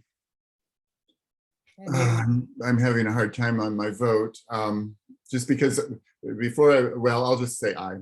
Let's make it unanimous. The reason I'm having a hard time is just I do think that that there was a process that the Parks and Rec uses, and that made me hesitate a little bit. If you don't mind my saying that. And I do think that Parks and Rec does look pretty carefully at these things, but I think people have brought up very good concerns. So, so thank you, Carl. And Ali, thank you so much for all this hard work, and we'll look forward to hearing what council has to say. All right. So we're at 11:06 and we still have 2 agenda items. We need to, at this time of night, we have to really have a vote to see if we're going forward with the remainder of the agenda items. Then we have a facilities master plan and we have a matters item. And the facilities master plan is a public comment item. So Can we ask staff what the implication is if we put off the facilities master plan discussion for the next meeting? Great question, Sarah. So the implications of that is that this will be at City Council next Tuesday on October 12th for their for their acceptance of this plan. And so if we do put this off, this is an official step that we have to take in the acceptance of this plan with City Council. So we would have to look at extending the overall timeline of acceptance of this plan out.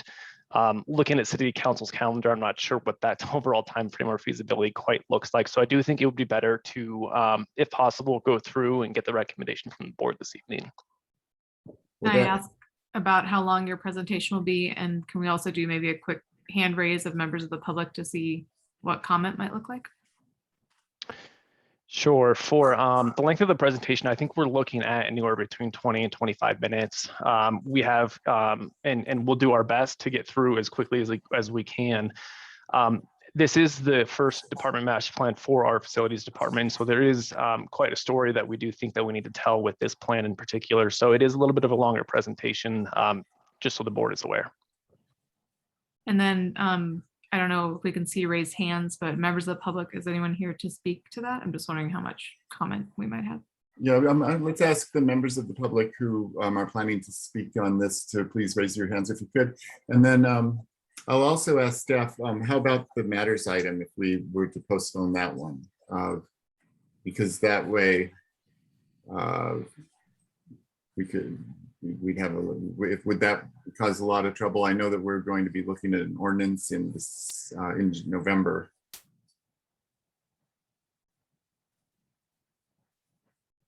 That's a good question. Thank you, Dave. Carl, can you speak to the matter of delaying oil and gas and what the implications might be? Yeah, we have some concern about delaying that just because we do need to return back to planning board on November 4th with an ordinance just to stay on a timeline of getting ordinance regs adopted before the moratorium expires at the end of the year. So we've been trying to stick to that, but I'll defer to others on scheduling. Okay. Well, you know, we did have a good 4 weeks off, I guess, and if people are willing to push through, it'll make our lives easier. But I understand if people also need to protect themselves, their health, and and their ability to concentrate. So I'll give you till midnight. so let's just take a poll. All in favor of continuing on into the facilities master plan at this point? You okay? I've got 5, 6. I don't see Georgie's hand. I was on a landmarks board meeting, but if I'm the only one, I'll stick around. All right. Okay. Thanks so much. Do you want to take a couple-minute break, stretch your legs, or should we push through? All right. So I'll go ahead and let me look at my notes here.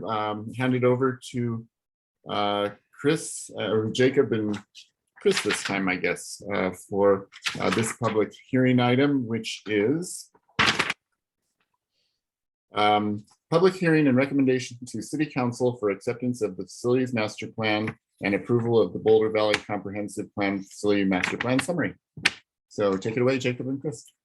I'll take it right to Chris in the interest of time. And I will actually hand it right back over to Joanna. Joanna is our director of the facilities department. She'd like to provide just a few opening remarks for the board. And can I'm sorry, can I be allowed to share my screen so we can put some slides up? Oh, yeah. Yeah, thank you. So I have already said hello last time a couple weeks ago, so I will not say anything further other than Michelle Crane obviously is here, and she's our architect for the city who was not here the last time, and really do appreciate, because I know all of you are doing this in your spare time, so thank you. And I realize it's late. I'll be quiet. Well, thank you too, because I know that it wasn't easy the last time you came. I think we were up late, so thank you. Okay, I think we'll just wait here to get, okay. So I think we'll jump right in. And like I said, we'll try to kind of get through this a little bit as quick as we can. I'll start by introducing myself. My name is Chris Ranglos, and I am a planner in comprehensive planning. The agenda for this item will be as follows. After the staff presentation, we'll answer any clarifying questions from the board. We'll then hold a public hearing, and finally, the board will deliberate, take action on the staff recommendation. Next slide.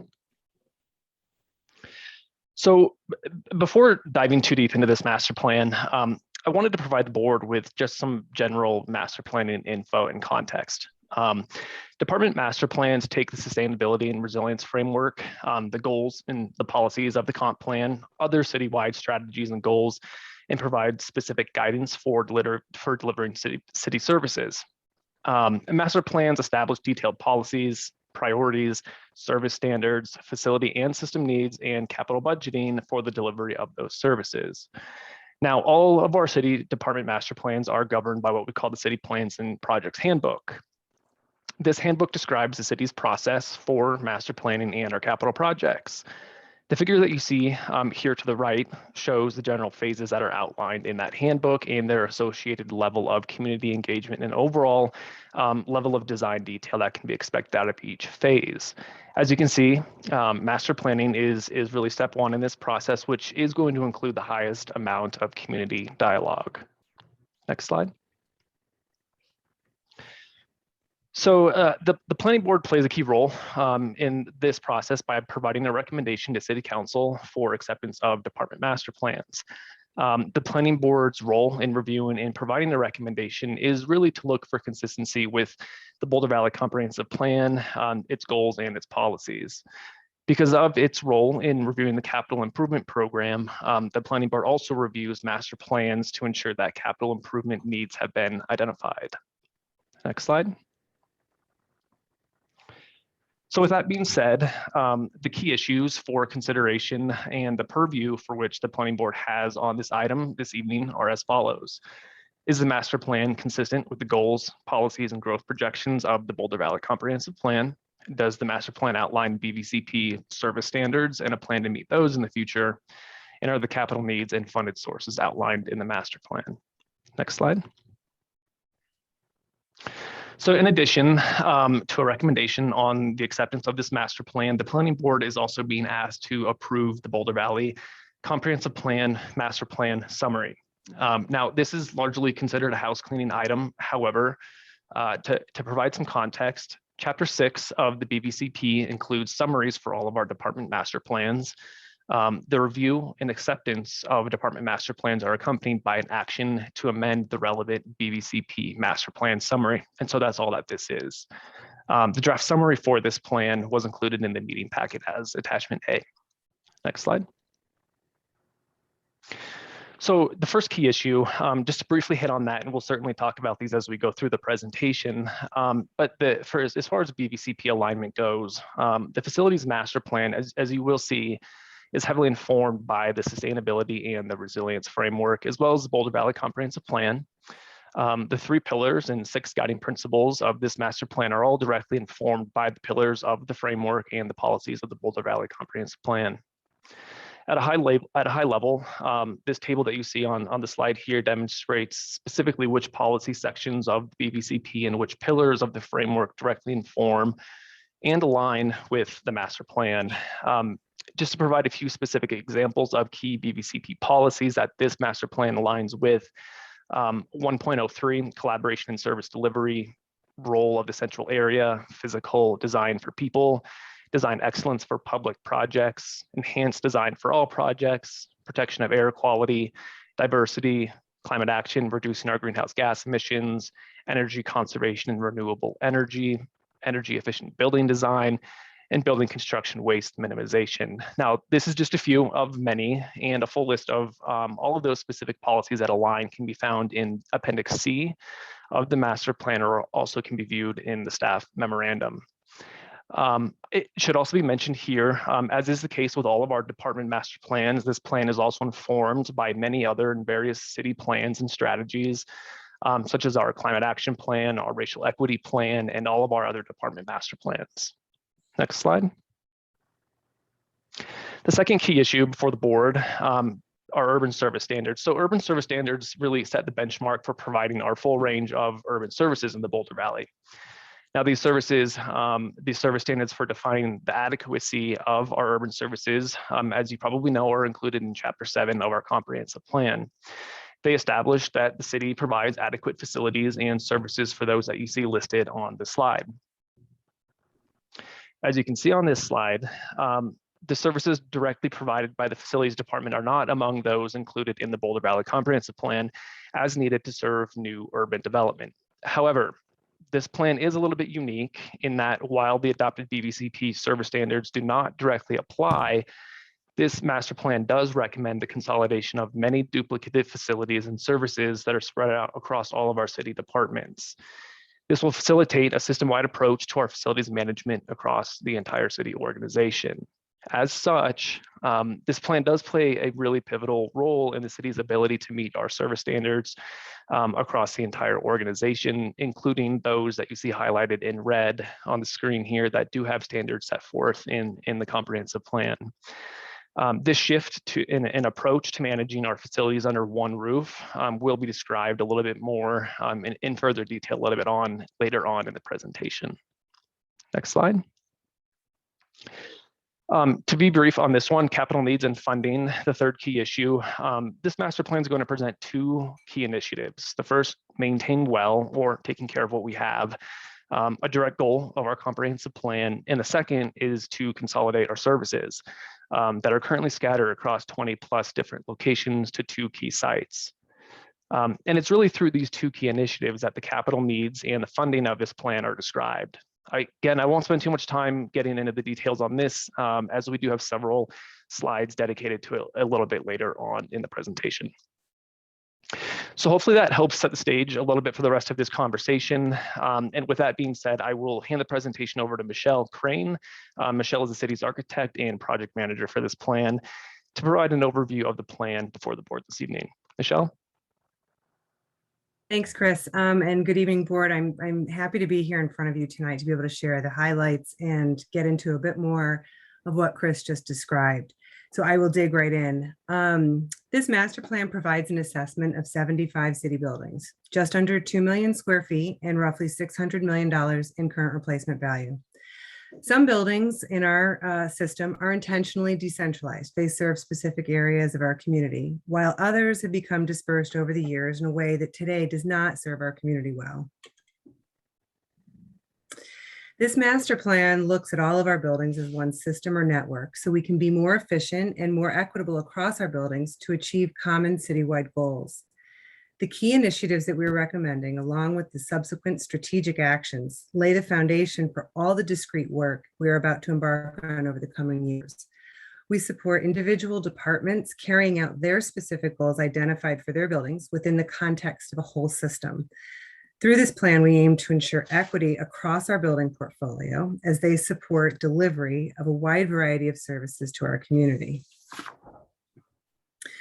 The plan is built on these three pillars of good asset management: environmental sustainability, social responsibility, and financial stewardship. 6 guiding principles provide a finer lens as we look at each of these pillars. We did a robust assessment of our city buildings and was performed through the course of this master planning process. We've accumulated a lot of qualitative and quantitative data through evaluations of equipment and financial reports, alongside a lot of engagements with our community, customer surveys, interviews, and numerous engagements with staff and departments over several years now. And all of this information has been synthesized and informed this plan. So now just touching base on those key insights from our assessment and where we currently stand in our city buildings. We assessed our building portfolio with respect to resiliency. Floods and fire have been part of our history, and some of our buildings are not located well and need to be relocated in relation to these threats. But rising temperatures, poor air quality, and as we recently learned, more alarming threats from viruses and disease that invade buildings and impose new and added stress on our building systems, such as mechanical units like this that are just currently not equipped to meet these types of challenges. Simple infrastructure replacements will not fully address the near future needs to keep spaces cool and our air clean and healthy. Our replacements may need to look more like this, and our buildings really are going to have to breathe differently than they do today. From an energy perspective, focusing on our carbon footprint, we found 75% of our emissions comes from just 25% of our building portfolio. So this information has really guided some of the key initiatives we're proposing. The consolidation strategy addresses several of the buildings that fail to meet our climate and resiliency goals. Deep retrofits we're proposing would address many of the others to drive our carbon footprint towards zero. So as we look through the lens of our social responsibility in buildings and how they serve people, and that is how easy they are to access, to navigate, to find services, how welcoming and inclusive they feel, we do find challenges. It's hard to find your way into many of our buildings today. Even our own municipal building feels a bit like a fortress and can feel a bit like a scavenger hunt to find the front door. Our public lobbies, service desks, and other staff work areas and our core amenities like bathrooms all fell below the mark in many of our city facilities. We have made recent improvements over the years, but they've been sporadic and not evenly implemented across buildings. So for those not working in or being served out of those improved buildings, we've exacerbated a sense of inequity.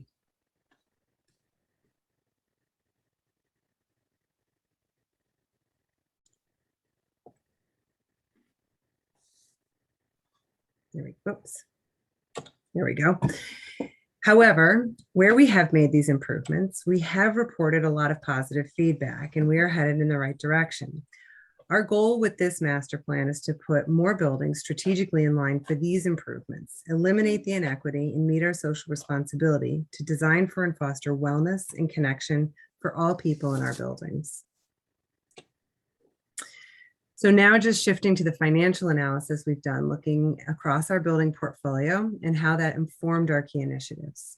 Big picture, we spend a lot of money in our buildings.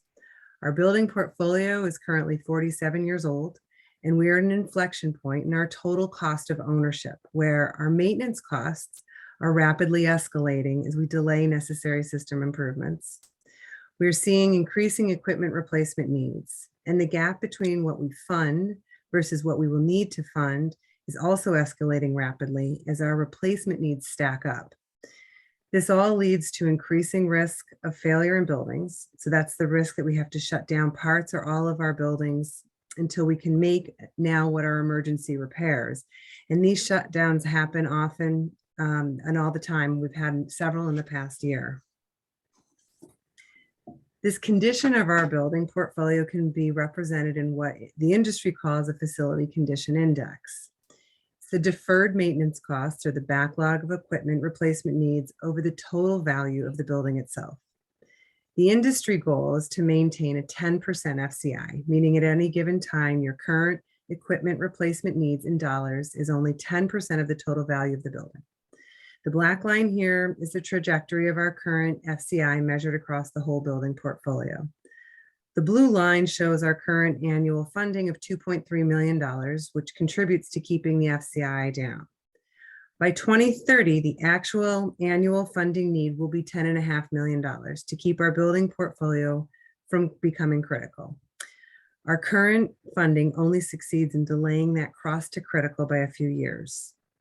What is misleading about this graph and where we are today in 2021, not reflected here, is our operations and maintenance budgets have actually been subsidizing our capital infrastructure replacement needs and keeping that FCI artificially low.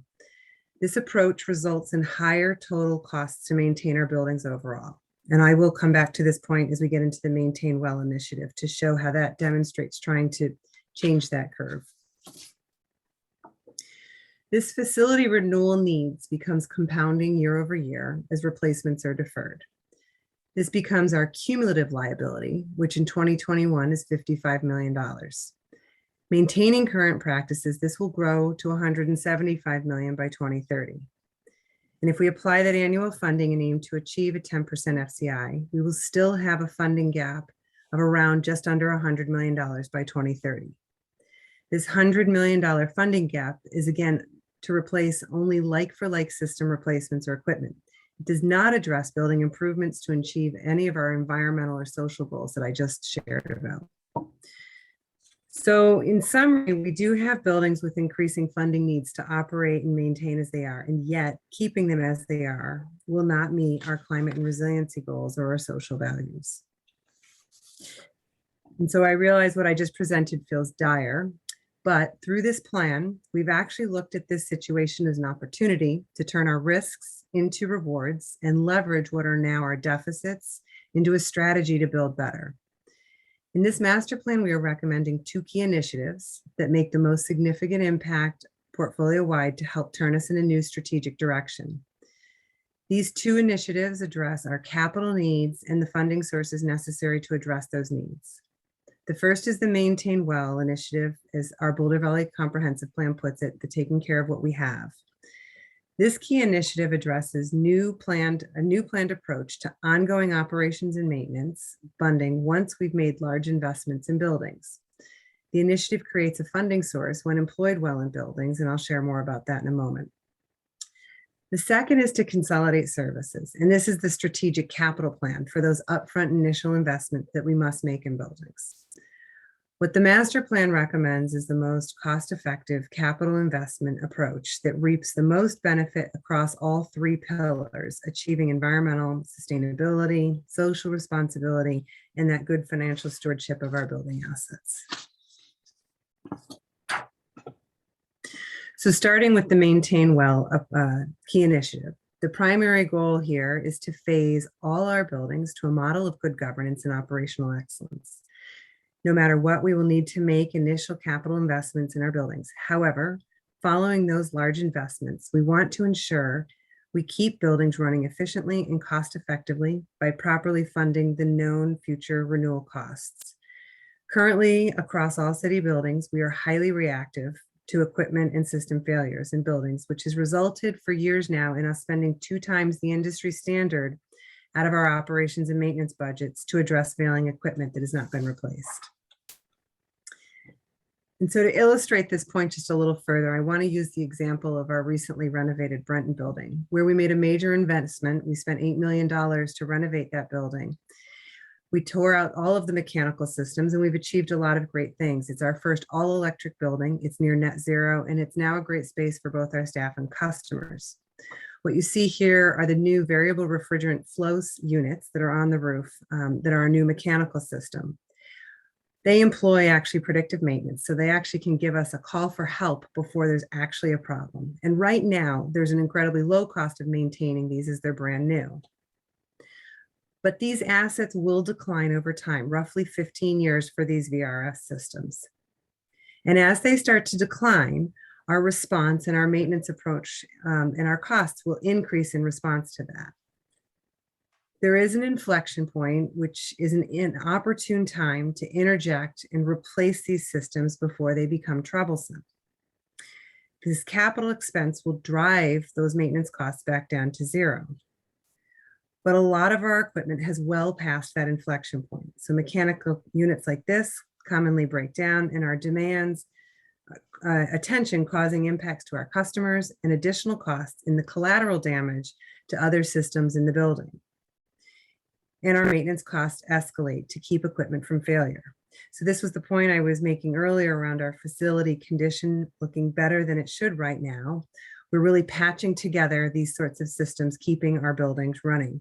And we spend $11 a square foot as opposed to $5 a square foot, the industry standard to do that. So we spend more in this approach in total than if we replace the asset back when it should have been, driving those maintenance costs back down to zero. And so briefly, this graph shows when we use smart technology in building components like these VRF units, we can actually extend the life of that building equipment, which even pushes out our capital renewal costs even further, keeping those maintenance costs low as well. And I wanted to emphasize these 2 points because these concepts are critical and they directly relate to our ability to advance the next initiative. It's the savings inherent in this approach, in that Maintain Well initiative, that produces the savings necessary to fund the upfront initial capital costs needed to fix our buildings. So the recommendation that we have in this facilities master plan is to phase in strategies that allow us to maintain a 10% FCI on our buildings by setting aside 2% of the current replacement value annually to fund future renewal needs. We propose phasing this funding in over time as buildings are invested in. Moving forward, following new construction or major renovations on an ongoing annual budget request for at least 2% of the current replacement value would be made to maintain that value of that asset. Our next key initiative proposes a strategic way to address that inevitable initial capital investment. And this initiative, again, is aimed at making sure that we don't repeat the past and we keep our liabilities stable and low well into the future. The Maintain Well key initiative has 3 funding levels. So again, the industry standard recommends funding between 2 to 4% of the asset's current replacement value. On the left, we see our current condition. Right now, we only budget 0.5% to building renewal. Identified in our action plan is the minimum recommended annual funding of that 2% CRV, which means that we're now fully funding the planned infrastructure replacement needs in the building. This is like for like replacement funding. A vision plan level of funding shows what's achieved by funding between that 2 and 4% of CRV. So not only does equipment need to be replaced in buildings, but over time, over decades of a lifespan of a building, buildings have to adapt to things like climate change, as I've touched on, but also changes in building codes, like the work we're doing currently to meet our building performance ordinance, or accessibility codes, or just new ways that services are delivered. that 2 to 4% planning for that known eventual need to renovate for adaptation. So through our annual budgeting process, funding requests would be brought forward at either the action or vision plan level, depending on the specifics of that building. So now I'll move on to our consolidate services. This is our second key initiative, which is our capital improvement plan to get buildings on a path to maintaining them well. This initiative proposes to consolidate services currently scattered across more than 20 buildings to 2 key campuses. One in the west at Alpine Balsam and one in the east at our current Municipal Service Center. And we'd preserve the civic area as the historic civic heart of Boulder. Through consolidation, we can vacate spaces in areas around the city, allowing for other opportunities and community benefits to advance. This is a broad approach to make the most impact across the building portfolio, as opposed to spending large sums piece by piece on each of these 20 buildings that are in need of renewal. And not only do we address capital infrastructure, but we have the opportunity to build a new legacy for our community today and into the future. We imagine creating meaningful, vibrant places for our community, bringing together a wide array of services to centralized one-stop shops and buildings that can provide clean air and a cool place to be as we protect against future heat extremes. We can greatly reduce our carbon emissions by creating net positive campuses, employ practices of ecological restoration, and encourage biodiversity on sites while concurrently providing building infrastructure that supports delivery of our urban services. The very real funding needs we have in our buildings presently to avoid more system failures, the expenses we have today in our operations and maintenance budgets can be leveraged to transform those risks into these possibilities. And we can accomplish these ideals while reducing that unfunded liability across the entire building portfolio. The next few slides will summarize that analysis, leading us to arrive at these conclusions and our recommendations. So really briefly, when we consolidate, we can be more efficient with how we use space and reduce our square footage by roughly 1/3. We can drive our carbon use to 0, and we can reduce our O&M budgets by 1/2 by building smart connected buildings. This graph is a bit to digest, but it summarizes what our master plan describes in greater detail. It shows the benefit of consolidating existing buildings that have both current large capital renewal needs and very inefficient operations and maintenance costs into those 2 high-performing campuses. The purple is our current funding levels impact on our total liability. Then, when we leverage the savings from vacating existing buildings and diverting known future capital expenses into new buildings, that dark green band shows the capital renewal savings associated with consolidation at Alpine Balsam. The dark orange band shows the potential at the MSC. In projecting the future unfunded liability, we can also credit greatly improved operations and maintenance, as those campuses would now be employing the maintain well principles. The lighter shade of green shows the operational savings leveraged at the West Campus, with, again, the corresponding lighter orange showing the impact of savings at the East Campus. Consolidation results in driving our total unfunded liability across the whole building portfolio down from $95 million today to under $20 million in the near future. And we would stabilize risk well into the future now as we look to maintain that 10% FCI. So by addressing 25% of our building portfolio, it positively impacts the whole. We cut our liability and our risk by 60%, and we truly change the trajectory of how we own and operate our buildings. With adoption of the Alpine Balsam Area Plan, Council and the city chose to move forward with the first phase of consolidation of buildings. This was a step off the calamitous path we are headed down and the first step in a new, much more strategic direction with our city facilities. This master plan recommends continuing this new strategic direction as we face big choices in our city buildings over the next decade. Choosing this path means we will start divesting in buildings that go towards consolidation. We will seize upon real estate opportunities.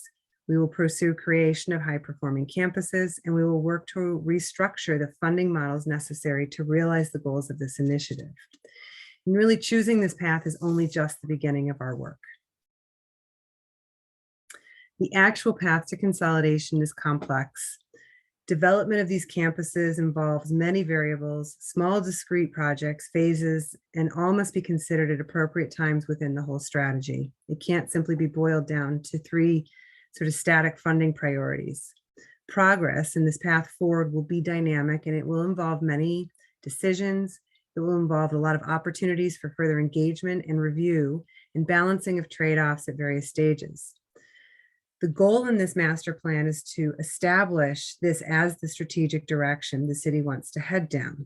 It's really an authorization to proceed so that following acceptance of the master plan and establishing this strategic direction, the facilities department will embark on the next steps to develop a detailed consolidation plan and financial strategy. This work will dig into a lot more of the detail and refine the costs, the budget assumptions, so we can bring back more concrete options to weigh through our annual budget process, our regulatory processes, and other public processes. We've included in our master plan a financial toolkit that shows the various financial mechanisms and different funding streams we'll consider as part of the next phase of work after acceptance. Some of the funding mechanisms listed here are ways to take advantage of those known calculated avoided costs I shared in the graph a few slides ago, to fund the upfront capital improvements and then pay back the debt with the known quantified savings. The pros and cons of using these financing mechanisms over others will be balanced through this more detailed financial assessment. The assessment will likely become more like a decision-making guide to be used over the coming years on the path towards full consolidation. This process will include cross-departmental collaboration, engagements and touch points with various boards, committees, and the council. So in summary, our buildings should be built to last. As we consider the significant investments we need to make in existing buildings or new ones, we must reimagine the built environment that will serve us today and support us decades into the future. Our buildings shelter people, those who are providing critical services, and the community receiving them. Our municipal buildings offer opportunities to decrease disparity and increase access to and inclusion in healthy, vibrant, indoor environments. This master plan is intended as an aid in being good stewards of these critical assets and as a guide to lead our community by example, implementing the improvements in buildings we expect to see across the city.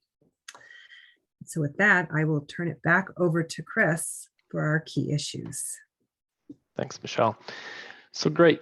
With that, I think we can actually just jump straight into any clarifying questions that we have from the board. As a reminder, these are the three key issues for consideration, including the suggested motion language for when the time comes. With that, I think I'll hand it back over to the chair of the board. Great. Well, thank you all, Joanna, Michelle, Chris, for that amazing presentation where you were able to summarize so much so quickly for us at this late hour, and what a lot of work goes into these master plans, and very important. So yeah, let's open it up to questions from the board, and who has some questions? I'm just curious how COVID has or has not changed this plan. Yeah, it's a great question. Well, it changed the course of our work on this because we were ready to bring this to council just before COVID hit. And so it actually ended up being a bit of an opportunity for us to assess how hybrid work now plays a role. And over the past year or 20 months, wherever it's been, our department's actually been working heavily to transform some of our building spaces to better support hybrid work. And I think some keys to that, especially as we move forward into looking at that consolidation strategy, is just understanding how hybrid work can now offset a traditional approach to growth. We used to approach growth needs in buildings over time by just, adding a growth factor to square footage. And now, as we look at the ability to work remotely, it can transform just how we can utilize space and the types of spaces that we do need in buildings for when staff are at work. And it's also really transformed the way we deliver a lot of our services. Many of our services are moving more virtual, but as a municipal government, we still know that there's a very important component of in-person interaction. And so these things are things that we're continuing to look at as we evolve through COVID. So we've opened up what we're calling our curiosity labs in some buildings, which are just new spaces to support a new way of working and a new way of working with our community, to go directly into the work we see ahead of us with Alpine Balsam and, hopefully out at the east. So just to quantify that a little bit, has that changed the footprint projection for the city? We think it will bring it down, but it's a little early to know just how much impact that will have in bringing that overall footprint down. It's a segment of our staff population that can actually work from home. Many of our staff still have jobs that demand, a full in-person presence. But for those that do, it can reduce our footprint. And so that's something, again, with these lab spaces that we're looking at, is it is important to have in-person connection. It's important to be in the office. Remote work in the long run is not the most successful. So it will drive the square footage down, but just how much, we're still kind of poised to see. I just ask on that. I think I saw in the plan like a 16% reduction in square footage estimate, at least. So there was something in there, right? There is. Yeah. It's a conservative estimate based on kind of what we're seeing right now. So I think the potential could be for more, but based on, staff surveys and where we're leaning into right now, conservatively, that's what we're thinking. Yeah. And while we're on that, Sarah, I know, but I just wanted to also say I'm always interested in whether the imprint or the limb imprint on the land. I understand the square footage, but also like if there's more stories, perhaps we're taking up less land, which would be interesting also. But that's probably still too early on that one as well. Or yeah, okay. So I'll go to Sarah. So how much is all this going to cost?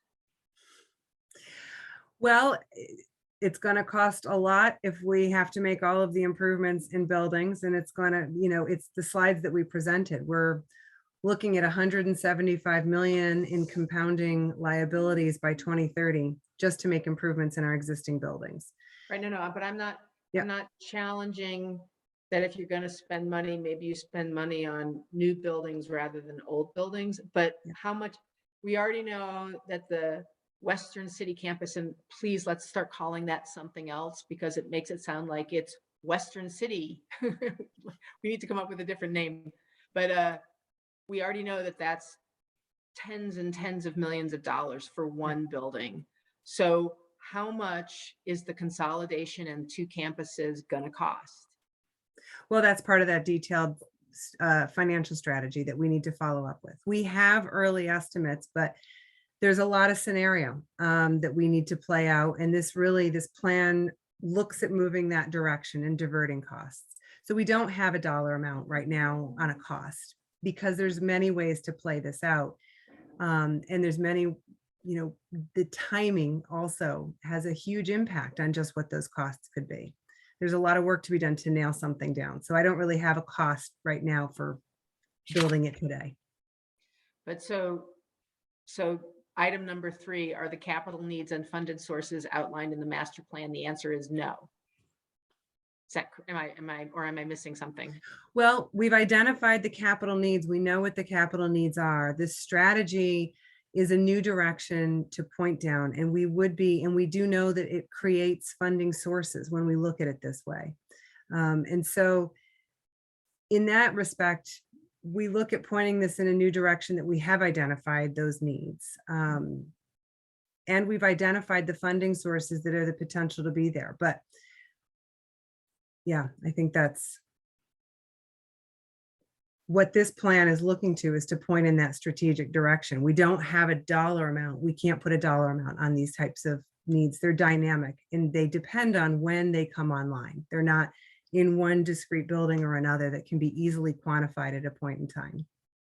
We have a sense of the magnitude. Is there a need for a cap in your thinking so that you say, we can't go above X, whatever X might be, and that then you have some boundary beyond which you will not go? Because this could,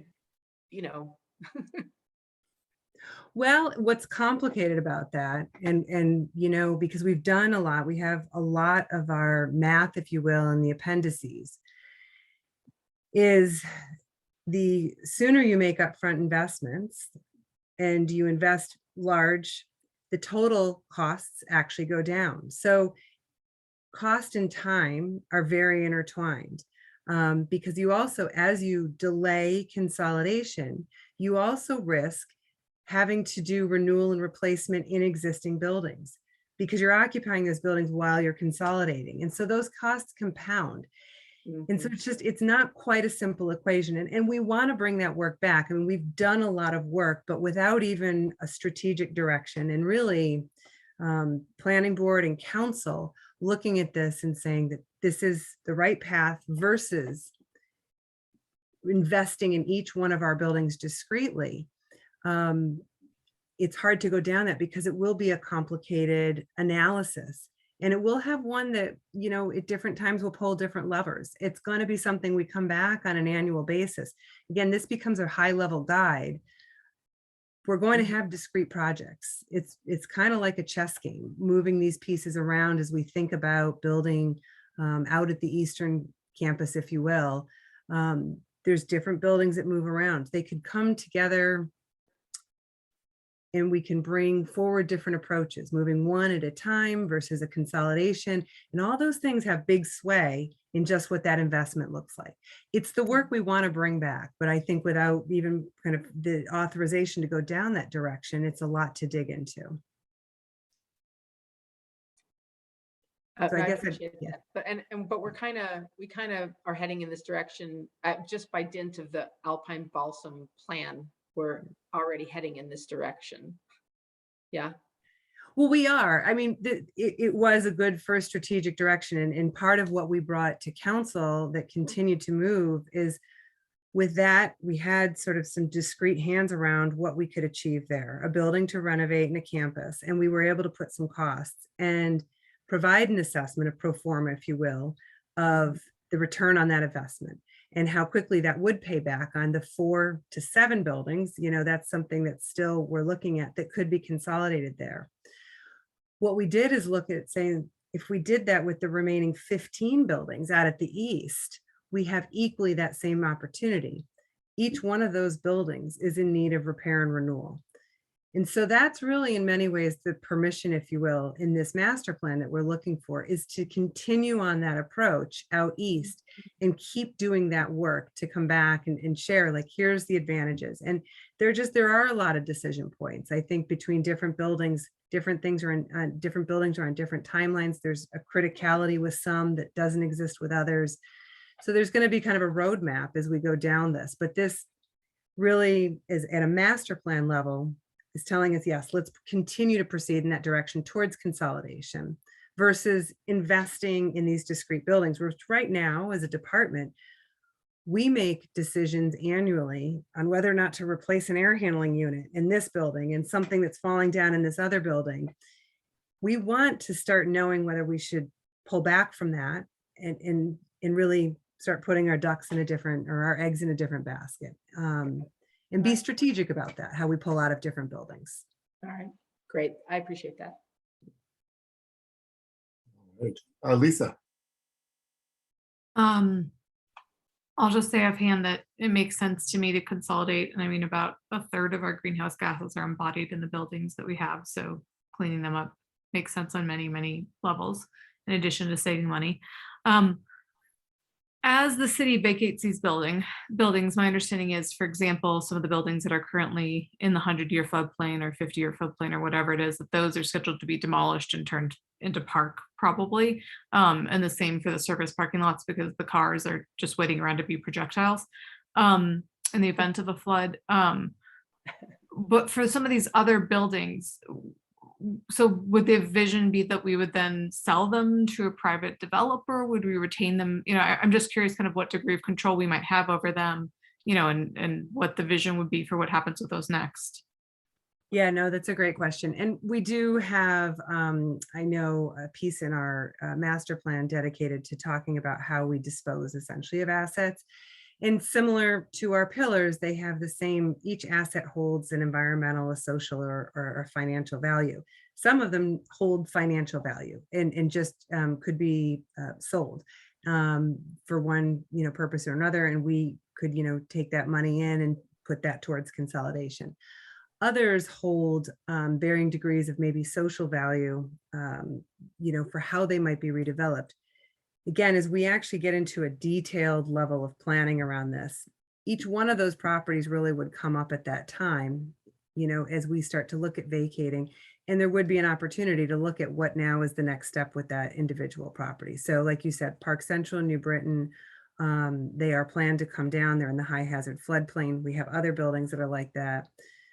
And then we have areas like many buildings in the East Bookend, which the city could vacate. And then that allows really council and planning board to reactivate planning processes around the East Bookend, which have been paused because the city's in those buildings at the moment. And so then that really kind of resurfaces in a planning process.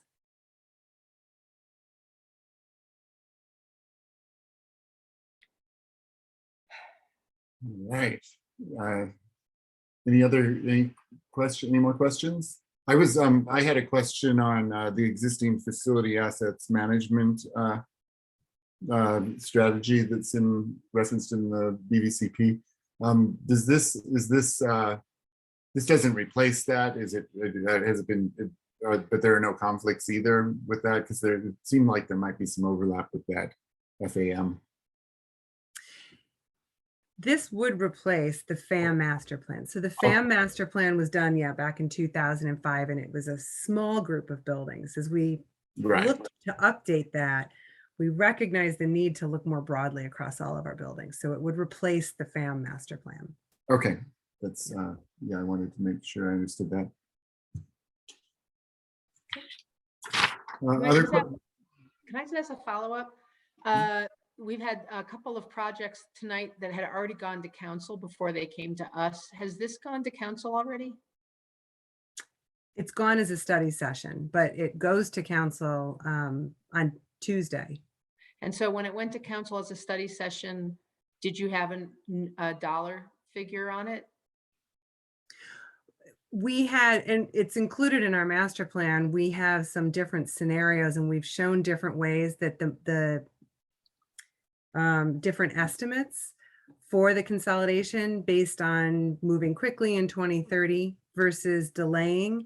And again, they're high level and they're not kind of concrete building estimates, but they're minimum estimates. So I apologize. Essentially what I'm asking is, because in preparing for tonight's meeting for 3 public meetings, I didn't have time to read the third item. So what is the range for this proposal at a high level? So in the master plan, the earliest, if we consolidated quickly and didn't incur a lot of escalation costs, it's in the range of $200 million at the Eastern Campus. Just the Eastern Campus. Okay. Yes, that kind of consolidation. And that's why there's a lot of moving parts within that, but that was one of our high level conservative ranges. And it doesn't, account for a lot of incentives and things that we know could go to fund that as well. So that was a conservative estimate. Sarah, can I just jump in here just to clarify? So I completely understand. I'm sure not getting to read through all the material that you get. The study session and the conversation we did have with council this summer, we did talk about the fact that we were going to be doing work after we finished the master plan, looking at all the different financial scenarios. So we did talk about that with council, and they understood in the conversation and when we got feedback that there was still a lot more work to be done to get into the detail of what Michelle was just talking about. So just wanted to clarify if that I seemed appreciate confusing. the vagueness of the numbers, and again, my bad for not getting through this material as well. But it's helpful to have. It's very helpful to have a number, and that's what I was pushing for. So I appreciate that. Yeah, totally understand. And on that subject, didn't I see a graph somewhere? I'm not finding it right now in the full document that showed that you might be able to expect a break even with the savings in around 2050 or something. So we're looking at Yeah, like, that's if you know, these are what we do have in the documents, and I appreciate there's a lot to go through. And we've shared that in further detail in the appendices, is if we advanced with consolidation quickly, we would likely have a return on investment within a financeable period, 20 to 30 years.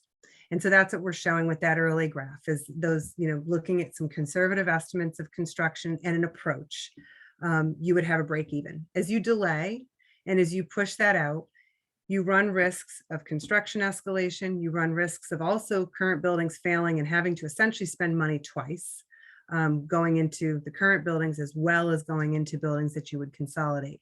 And so those kinds of ROIs get pushed out much further. What gets complicated quickly is when we get into present dollars versus escalation and how we've inflated dollars. And so that's what we want to come back with more, because there's a lot of ways to slice that and there's a lot of ways to put that out. So those are the range of dollars that we're talking about. But I do hesitate to say there's a real construction cost right now. It's a lot more detailed than that. So I don't want to get pinned on a number, but I do appreciate wanting to understand order of magnitude. great. Okay, do I see any more hands for questions, or shall we go to the public comment? Is there public comment? Okay, yeah, this is a public hearing, so thank you for the great answers to the questions. Let's go ahead and open up the public hearing. We will have 3 minutes if anybody is out there who wants to speak to the facilities master plan. I only see 4 attendees still hanging in with us, and I don't see any hands going up. I will say, as I try to give it just a little bit of time, but if we don't see a hand, I guess it's going, gone. So we'll close the public hearing, and we won't worry about asking if the city wants to respond to any of the comments, since no one made any comments. So with that, we have 3 key issues in front of us. So let's go ahead and go through them one at a time. Is the master plan consistent with the goals, policies, and growth projections of the BVCP? Anybody want to speak to it? All right, I saw a number of BVCP principles referenced in our package, and I felt like it was covered pretty well. All right, number 2, does the master plan outline BVCP service standards and a plan to meet them in the future? Yeah, I see thumbs ups. I'll go ahead and comment that I was happy to see things like, well, of course, renewable energy and equity addressed. And I think that making sure that the buildings are more welcoming and more accessible to all populations is a great thing to have as service standards. So, all right, so key issue 3 are the capital needs and funded sources outlined in the master plan. You know, in sort of, I just think this is a really difficult question, because there's at a very high level they are, but there's nothing really granular. And, you know, even when I look at maybe Michelle, maybe you could speak to Alpine Balsam and what the city projected it was going to cost when they went in there, and what it's actually costing the city. And is that on target? Is it anywhere close? I know there's a monster asbestos mitigation there that I don't think was planned for initially, but I don't know all the details. So I'm curious. It's a hard one, because it's just, I guess, looking at a project that's ongoing already, that's in this, how is that playing out? Well, I think if I understand, you know, there seems like there's a couple pieces to that. So when we bought Alpine Balsam, that was a bit of an unplanned venture. So I think some of the things that we took on there, I think, you know, when you talk about the asbestos, if you're referring to the hospital, those were unplanned expenses that we got into. Once we did get our hands around both, the cost and what it would take to take the building down and the assessment that we've done there, we have remained largely on budget at the moment with that deconstruction cost. We haven't run over, and we're on target with that. The Brenton building, again, was an interesting opportunity. When we purchased that site, we were at the moment just about to go get into some very expensive lease space because we were running out of room in the city for our finance department, or well, for departments. And that was one that was targeted, that was separated across 4 buildings and was really inefficient. And so it became an opportunity to look at that building. And so when we got into that, we looked at the reuse potential over leasing a building. We did that ROI and said, this is worth investing in. We renovate, the buildings that we own all the time. And what we've been able to achieve are some great things with that building. Like our first all electric building and near net zero. What's interesting, as I mentioned about those operations and maintenance costs, we know our costs are at around $11 a square foot and the industry standards at $5. And we did the analysis last year, we were under that benchmark with the Brenton building. So we're exceeding the industry standards that we're looking to hit. So from that perspective, I think that gives us some confidence in what we're projecting at other buildings and other facilities. COVID honestly has delayed our ability to get into building out and renovating the pavilion building and really developing the site around that because we had to kind of divert our staff and our time to the COVID response. So we're a little bit behind there. So I expect to see some escalation, but our early projections looked at that escalation, because escalation on big projects like that can be significant. So we're looking to pick that up at the end of the year, really on the heels of kind of acceptance of this master plan, getting back into that project, and we'll have updated costs. But we know the market's sort of taken a wild ride, so we're interested to see where we'll be, but we're hopeful because we had a lot of buffer. I'm always very cautious of throwing out numbers early in a game, because by the time you realize them, they can be all over the place. But we put that escalation comfort in there, so we'll see where we are. But right now, I think we're performing as we anticipated once we got into that project. I don't know if that answers your question, but I guess performing as you anticipate, once you get into everything and find out all the things that you didn't find out, doesn't give me a whole lot of confidence relative to actually purchasing something as a developer would and actually building out according to a diligenced plan. So I guess that's the crux of my concern. When that was purchased, it wasn't diligence to an extent, at least that's my understanding, to account for all those things. Once everyone figured everything out after it was purchased, then you had a great budget. And so I guess my concern is,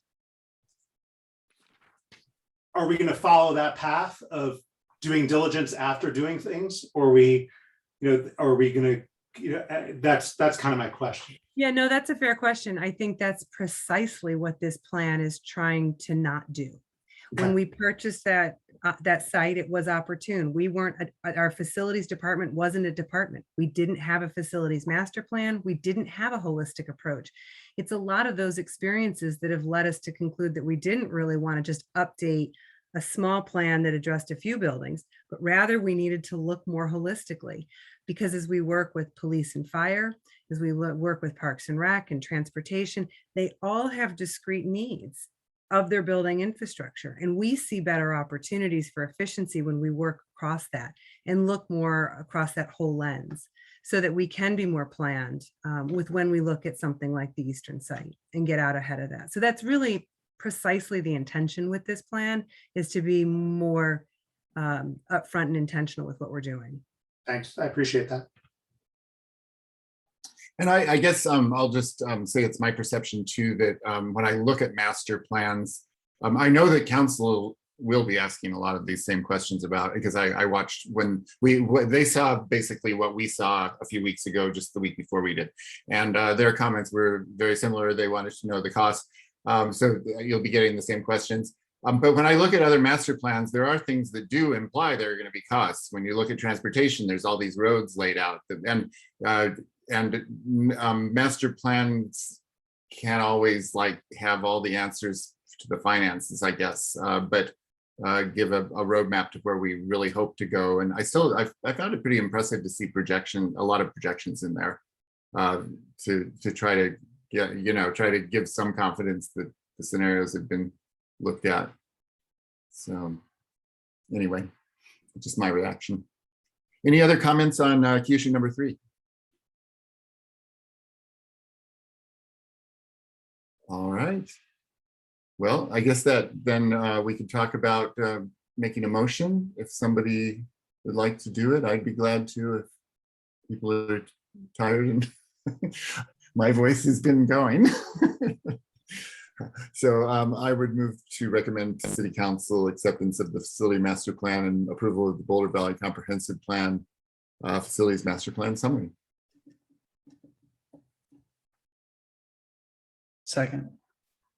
I heard Peter say second. Okay, great. Peter seconds. So I will say, is there any discussion on this motion? In the interest of the lateness, I will not restate then and just do a roll call. Peter? Aye. Lisa? Aye. John? Georgie? Aye. Lupita? Aye. Sarah? And I vote aye. Wonderful. So thank you so much for a wonderful summary of a complicated topic, and good luck with council next week. Thank you. Thank you, everyone. Thank you. Thank you for staying up so late with us. Thank you. Take care. All right. All right. So we are at the matters, and we have in our packet proposed amendments to the land use code to add new conditional use standards related to oil and gas operations. So now is our chance, I guess, to give some feedback in advance of seeing an actual ordinance in a few weeks. So we'll turn it over to Jacob and Carl. Hey, everybody, you're doing great. We're gonna move right along to Carl Geiler to discuss this next. Okay, let me just get this up and running here.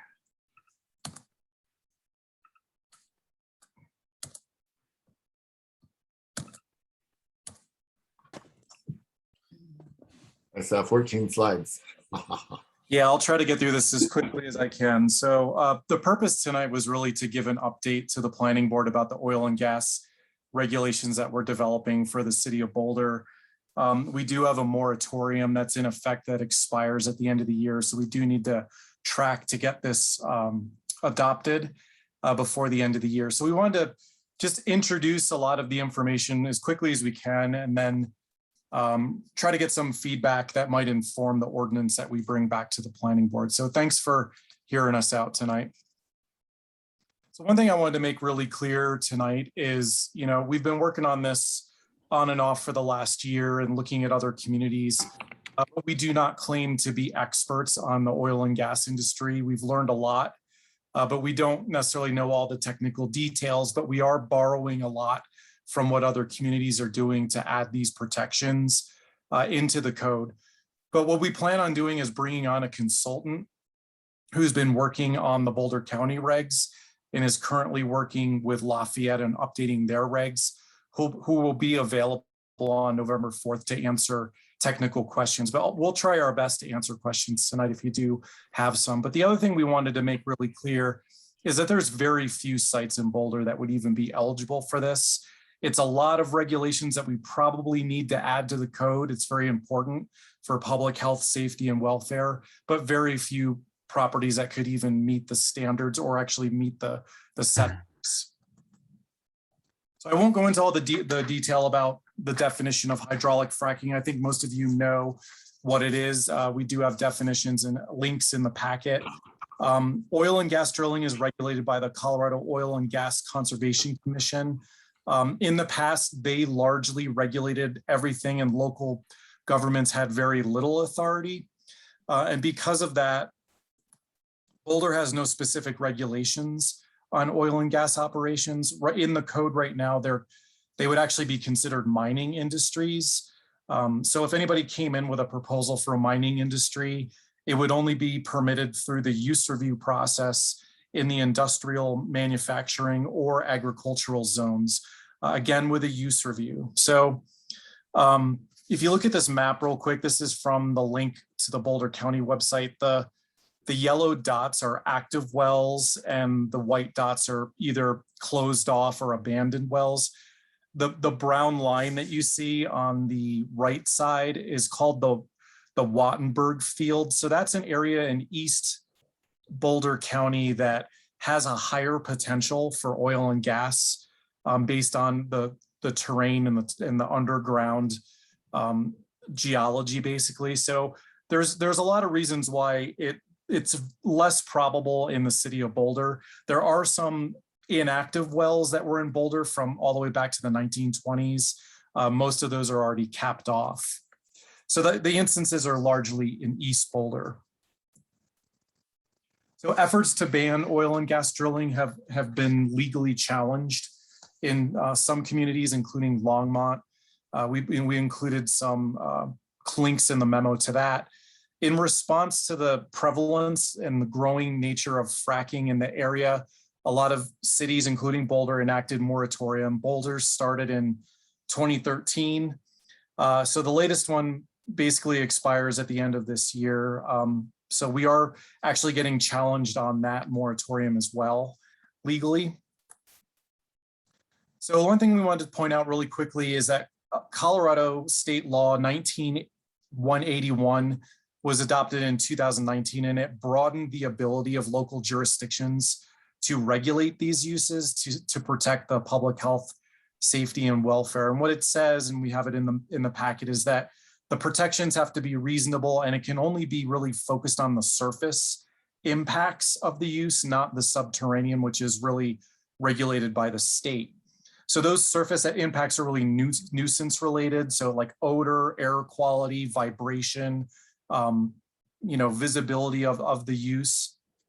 So we've seen a lot of jurisdictions adopting these regulations in recent years. So Boulder County just adopted theirs at the end of 2020, Erie as well. Commerce City and Broomfield just adopted them this spring. So Fort Collins, Lafayette, and Westminster are also working on their draft regulations like we are now. So this is an important report from the Colorado Department of Public Health and Environment, where they were measuring the particulates in the air that come from these uses. The key finding is that they were able to find some harmful chemicals or vapors 2,000 feet from oil and gas operations. So it spurred a lot of communities and the state to adopt a 2,000-foot setback. So that's now in the state code and is being adopted in many jurisdictions. So when we apply that to the city of Boulder, when you look at the map in attachment A, the grayed out areas are those that are 2,000 feet from residential uses, childcare facilities, schools. You can see the vast majority of the city is grayed out. Really the only eligible sites that we were able to find through this analysis is the green and the purple that you see. So the purple areas are the industrial manufacturing zone. So up in Gun Barrel where the IBM facility is, and a couple properties in East Boulder where the industrial area is. As the green area is the agricultural zone, which is in the flag that actually connects, Boulder proper up to Gun Barrel. You can see there's some sites there, but largely most of the city is completely grayed out. So again, not a high probability of these happening in the city of Boulder. So what we're doing now is because Boulder County adopted their regs and we're next to them and they spent a lot of time on it. We've been coordinating with them. We are basically heavily borrowing from the Boulder County regs for consistency purposes. We have properties that are in city limits that are next to open space lands. We think that the consistency makes sense. It also allows us to coordinate with the county for resources, and as well as Lafayette, which is also adopting regulations that are very similar to the counties. Most of these regulations, if you look at them, are very similar. You can see that they have very similar requirements, very similar processes. There's usually some sort of special review. In the case that we're proposing is a use review, pre-application requirements, neighborhood meetings, specific studies that are required to make findings of no or minimal impact. Usually it's set up for decision of the planning board and city council. and the 2,000-foot setbacks. So we have included a working draft as attachment C. It basically would require an update to the definition of mining industries to separate that out and actually create a new definition for oil and gas operation. There's a number of other more technical definitions that are from the county regs that we would have to include in Title IX. We'd have to update the use table and indicate a use review. Again, we're proposing to keep it in the IM and A zones as it currently is regulated. There's a geophysical exploration permit that the county has, probably unlikely in the city of Boulder. It's really where they vibrate the ground to see if they even want to drill into the ground in a certain location. It's probably unlikely in Boulder, but we are borrowing that from the county. So we're proposing that it be a use review process where there's noticing out to 1 mile from the site. And it would be planning board required public hearing with city council as a call-up authority. Adding to there's a long list of regulations of submittal requirements, like details that have to be in their written statement, their site selection rationale, if there's been any violations from the state in the last 10 years, information about their financial fitness, insurance and liability. You can see the required plans, very detailed. There's a lot of information that has to be included with these. So the top bullet points are largely very similar to what we see in like site review applications, but after the outdoor lighting plan, most of those plans are specific to what we normally see with oil and gas operations. So dust suppression plan. If you look at any of the other jurisdictions, you'll see all very similar requirements. Some of these things go well beyond just regular site plans that we normally look at. There has to be detailed studies, assessments, or plans that have to be prepared by experts to determine whether there's any impacts to water, odor impacts, wildlife assessments, emergency preparedness plans. Again, these are all pretty standard across all the jurisdictions. These would have to be prepared by experts. And another section of the code is really to have like a peer review where basically the applicant would have to hire or the city would hire a third-party consultant to review all these plans that the applicant has their clients prepare, and then they have to pay for the city referral review. So it would be very similar to how like the Hogan Pancos project was processed. There was a lot of environmental concerns in that, and we had a third-party review, a lot of detailed plans, and they made recommendations to city staff before we presented. So if any of these come in, it would be an amazing amount of information that we would have to review, and there'd be a lot of discretion, and there's a lot of criteria that relate to each of these particular disciplines that would have to be determined no or minimal impact. So that's in a nutshell what we're working on. We did include the working draft. Again, we're trying to get a consultant on board to review and edit that draft. And we're hoping to return to planning board on November 4th with the actual draft ordinance. Again, the expert will be here to help with any of the technical questions, and then we're going to be moving on to a city council review. So this is a lot of information. There's a lot of requirements. Again, we're looking at a lot of other jurisdictions and following those. This would add like 40 some pages to the land use code, and obviously very low likelihood, but what we're looking to do is put it at the end of the use table, use standards chapter. So it'd become a new 9 to 16B basically. So probably not used much, will be at the end of the chapter, but it's there just in case something comes in. So that concludes my presentation. And these are the questions we posed to you all tonight. I don't know how many questions you might have, or if we want to save it for the technical consultant, but we wanted to get this on your radar because we are on a strict timeline, and it is a lot of information. So that concludes my presentation. Great. Thank you so much. Excellent, excellent work. And I just want to mention that Lisa had to drop and sends the following message. I reviewed staff's work on oil and gas development fracking regs in light of the new SB and the county's language, and y'all did a great job.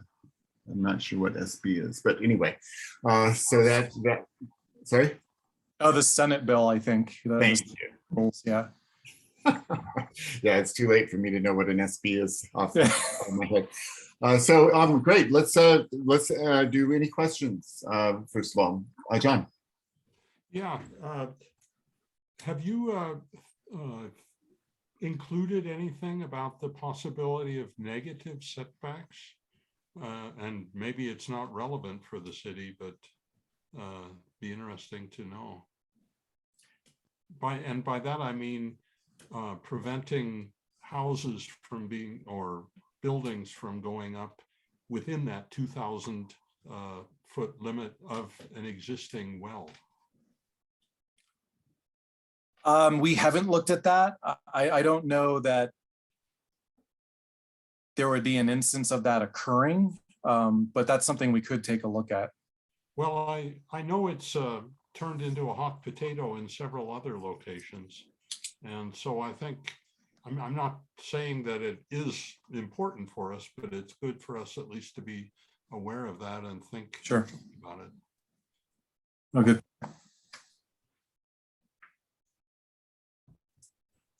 One question I just had is, if we pick 2,500 feet, would all those little dots disappear? And is that a possibility? I mean, I know some communities have done 2,500, but I think it can still be reduced with some state requirements. I think we just have to be very careful because, again, we're trying to like adopt the regs in a way that's not going to, all of a sudden result in some sort of prohibition. Like if there are some sites that meet those criteria, we allow them to happen, but with the discretionary review. But if we end up putting some restrictions on that just wipe everything out, that could be challenged legally.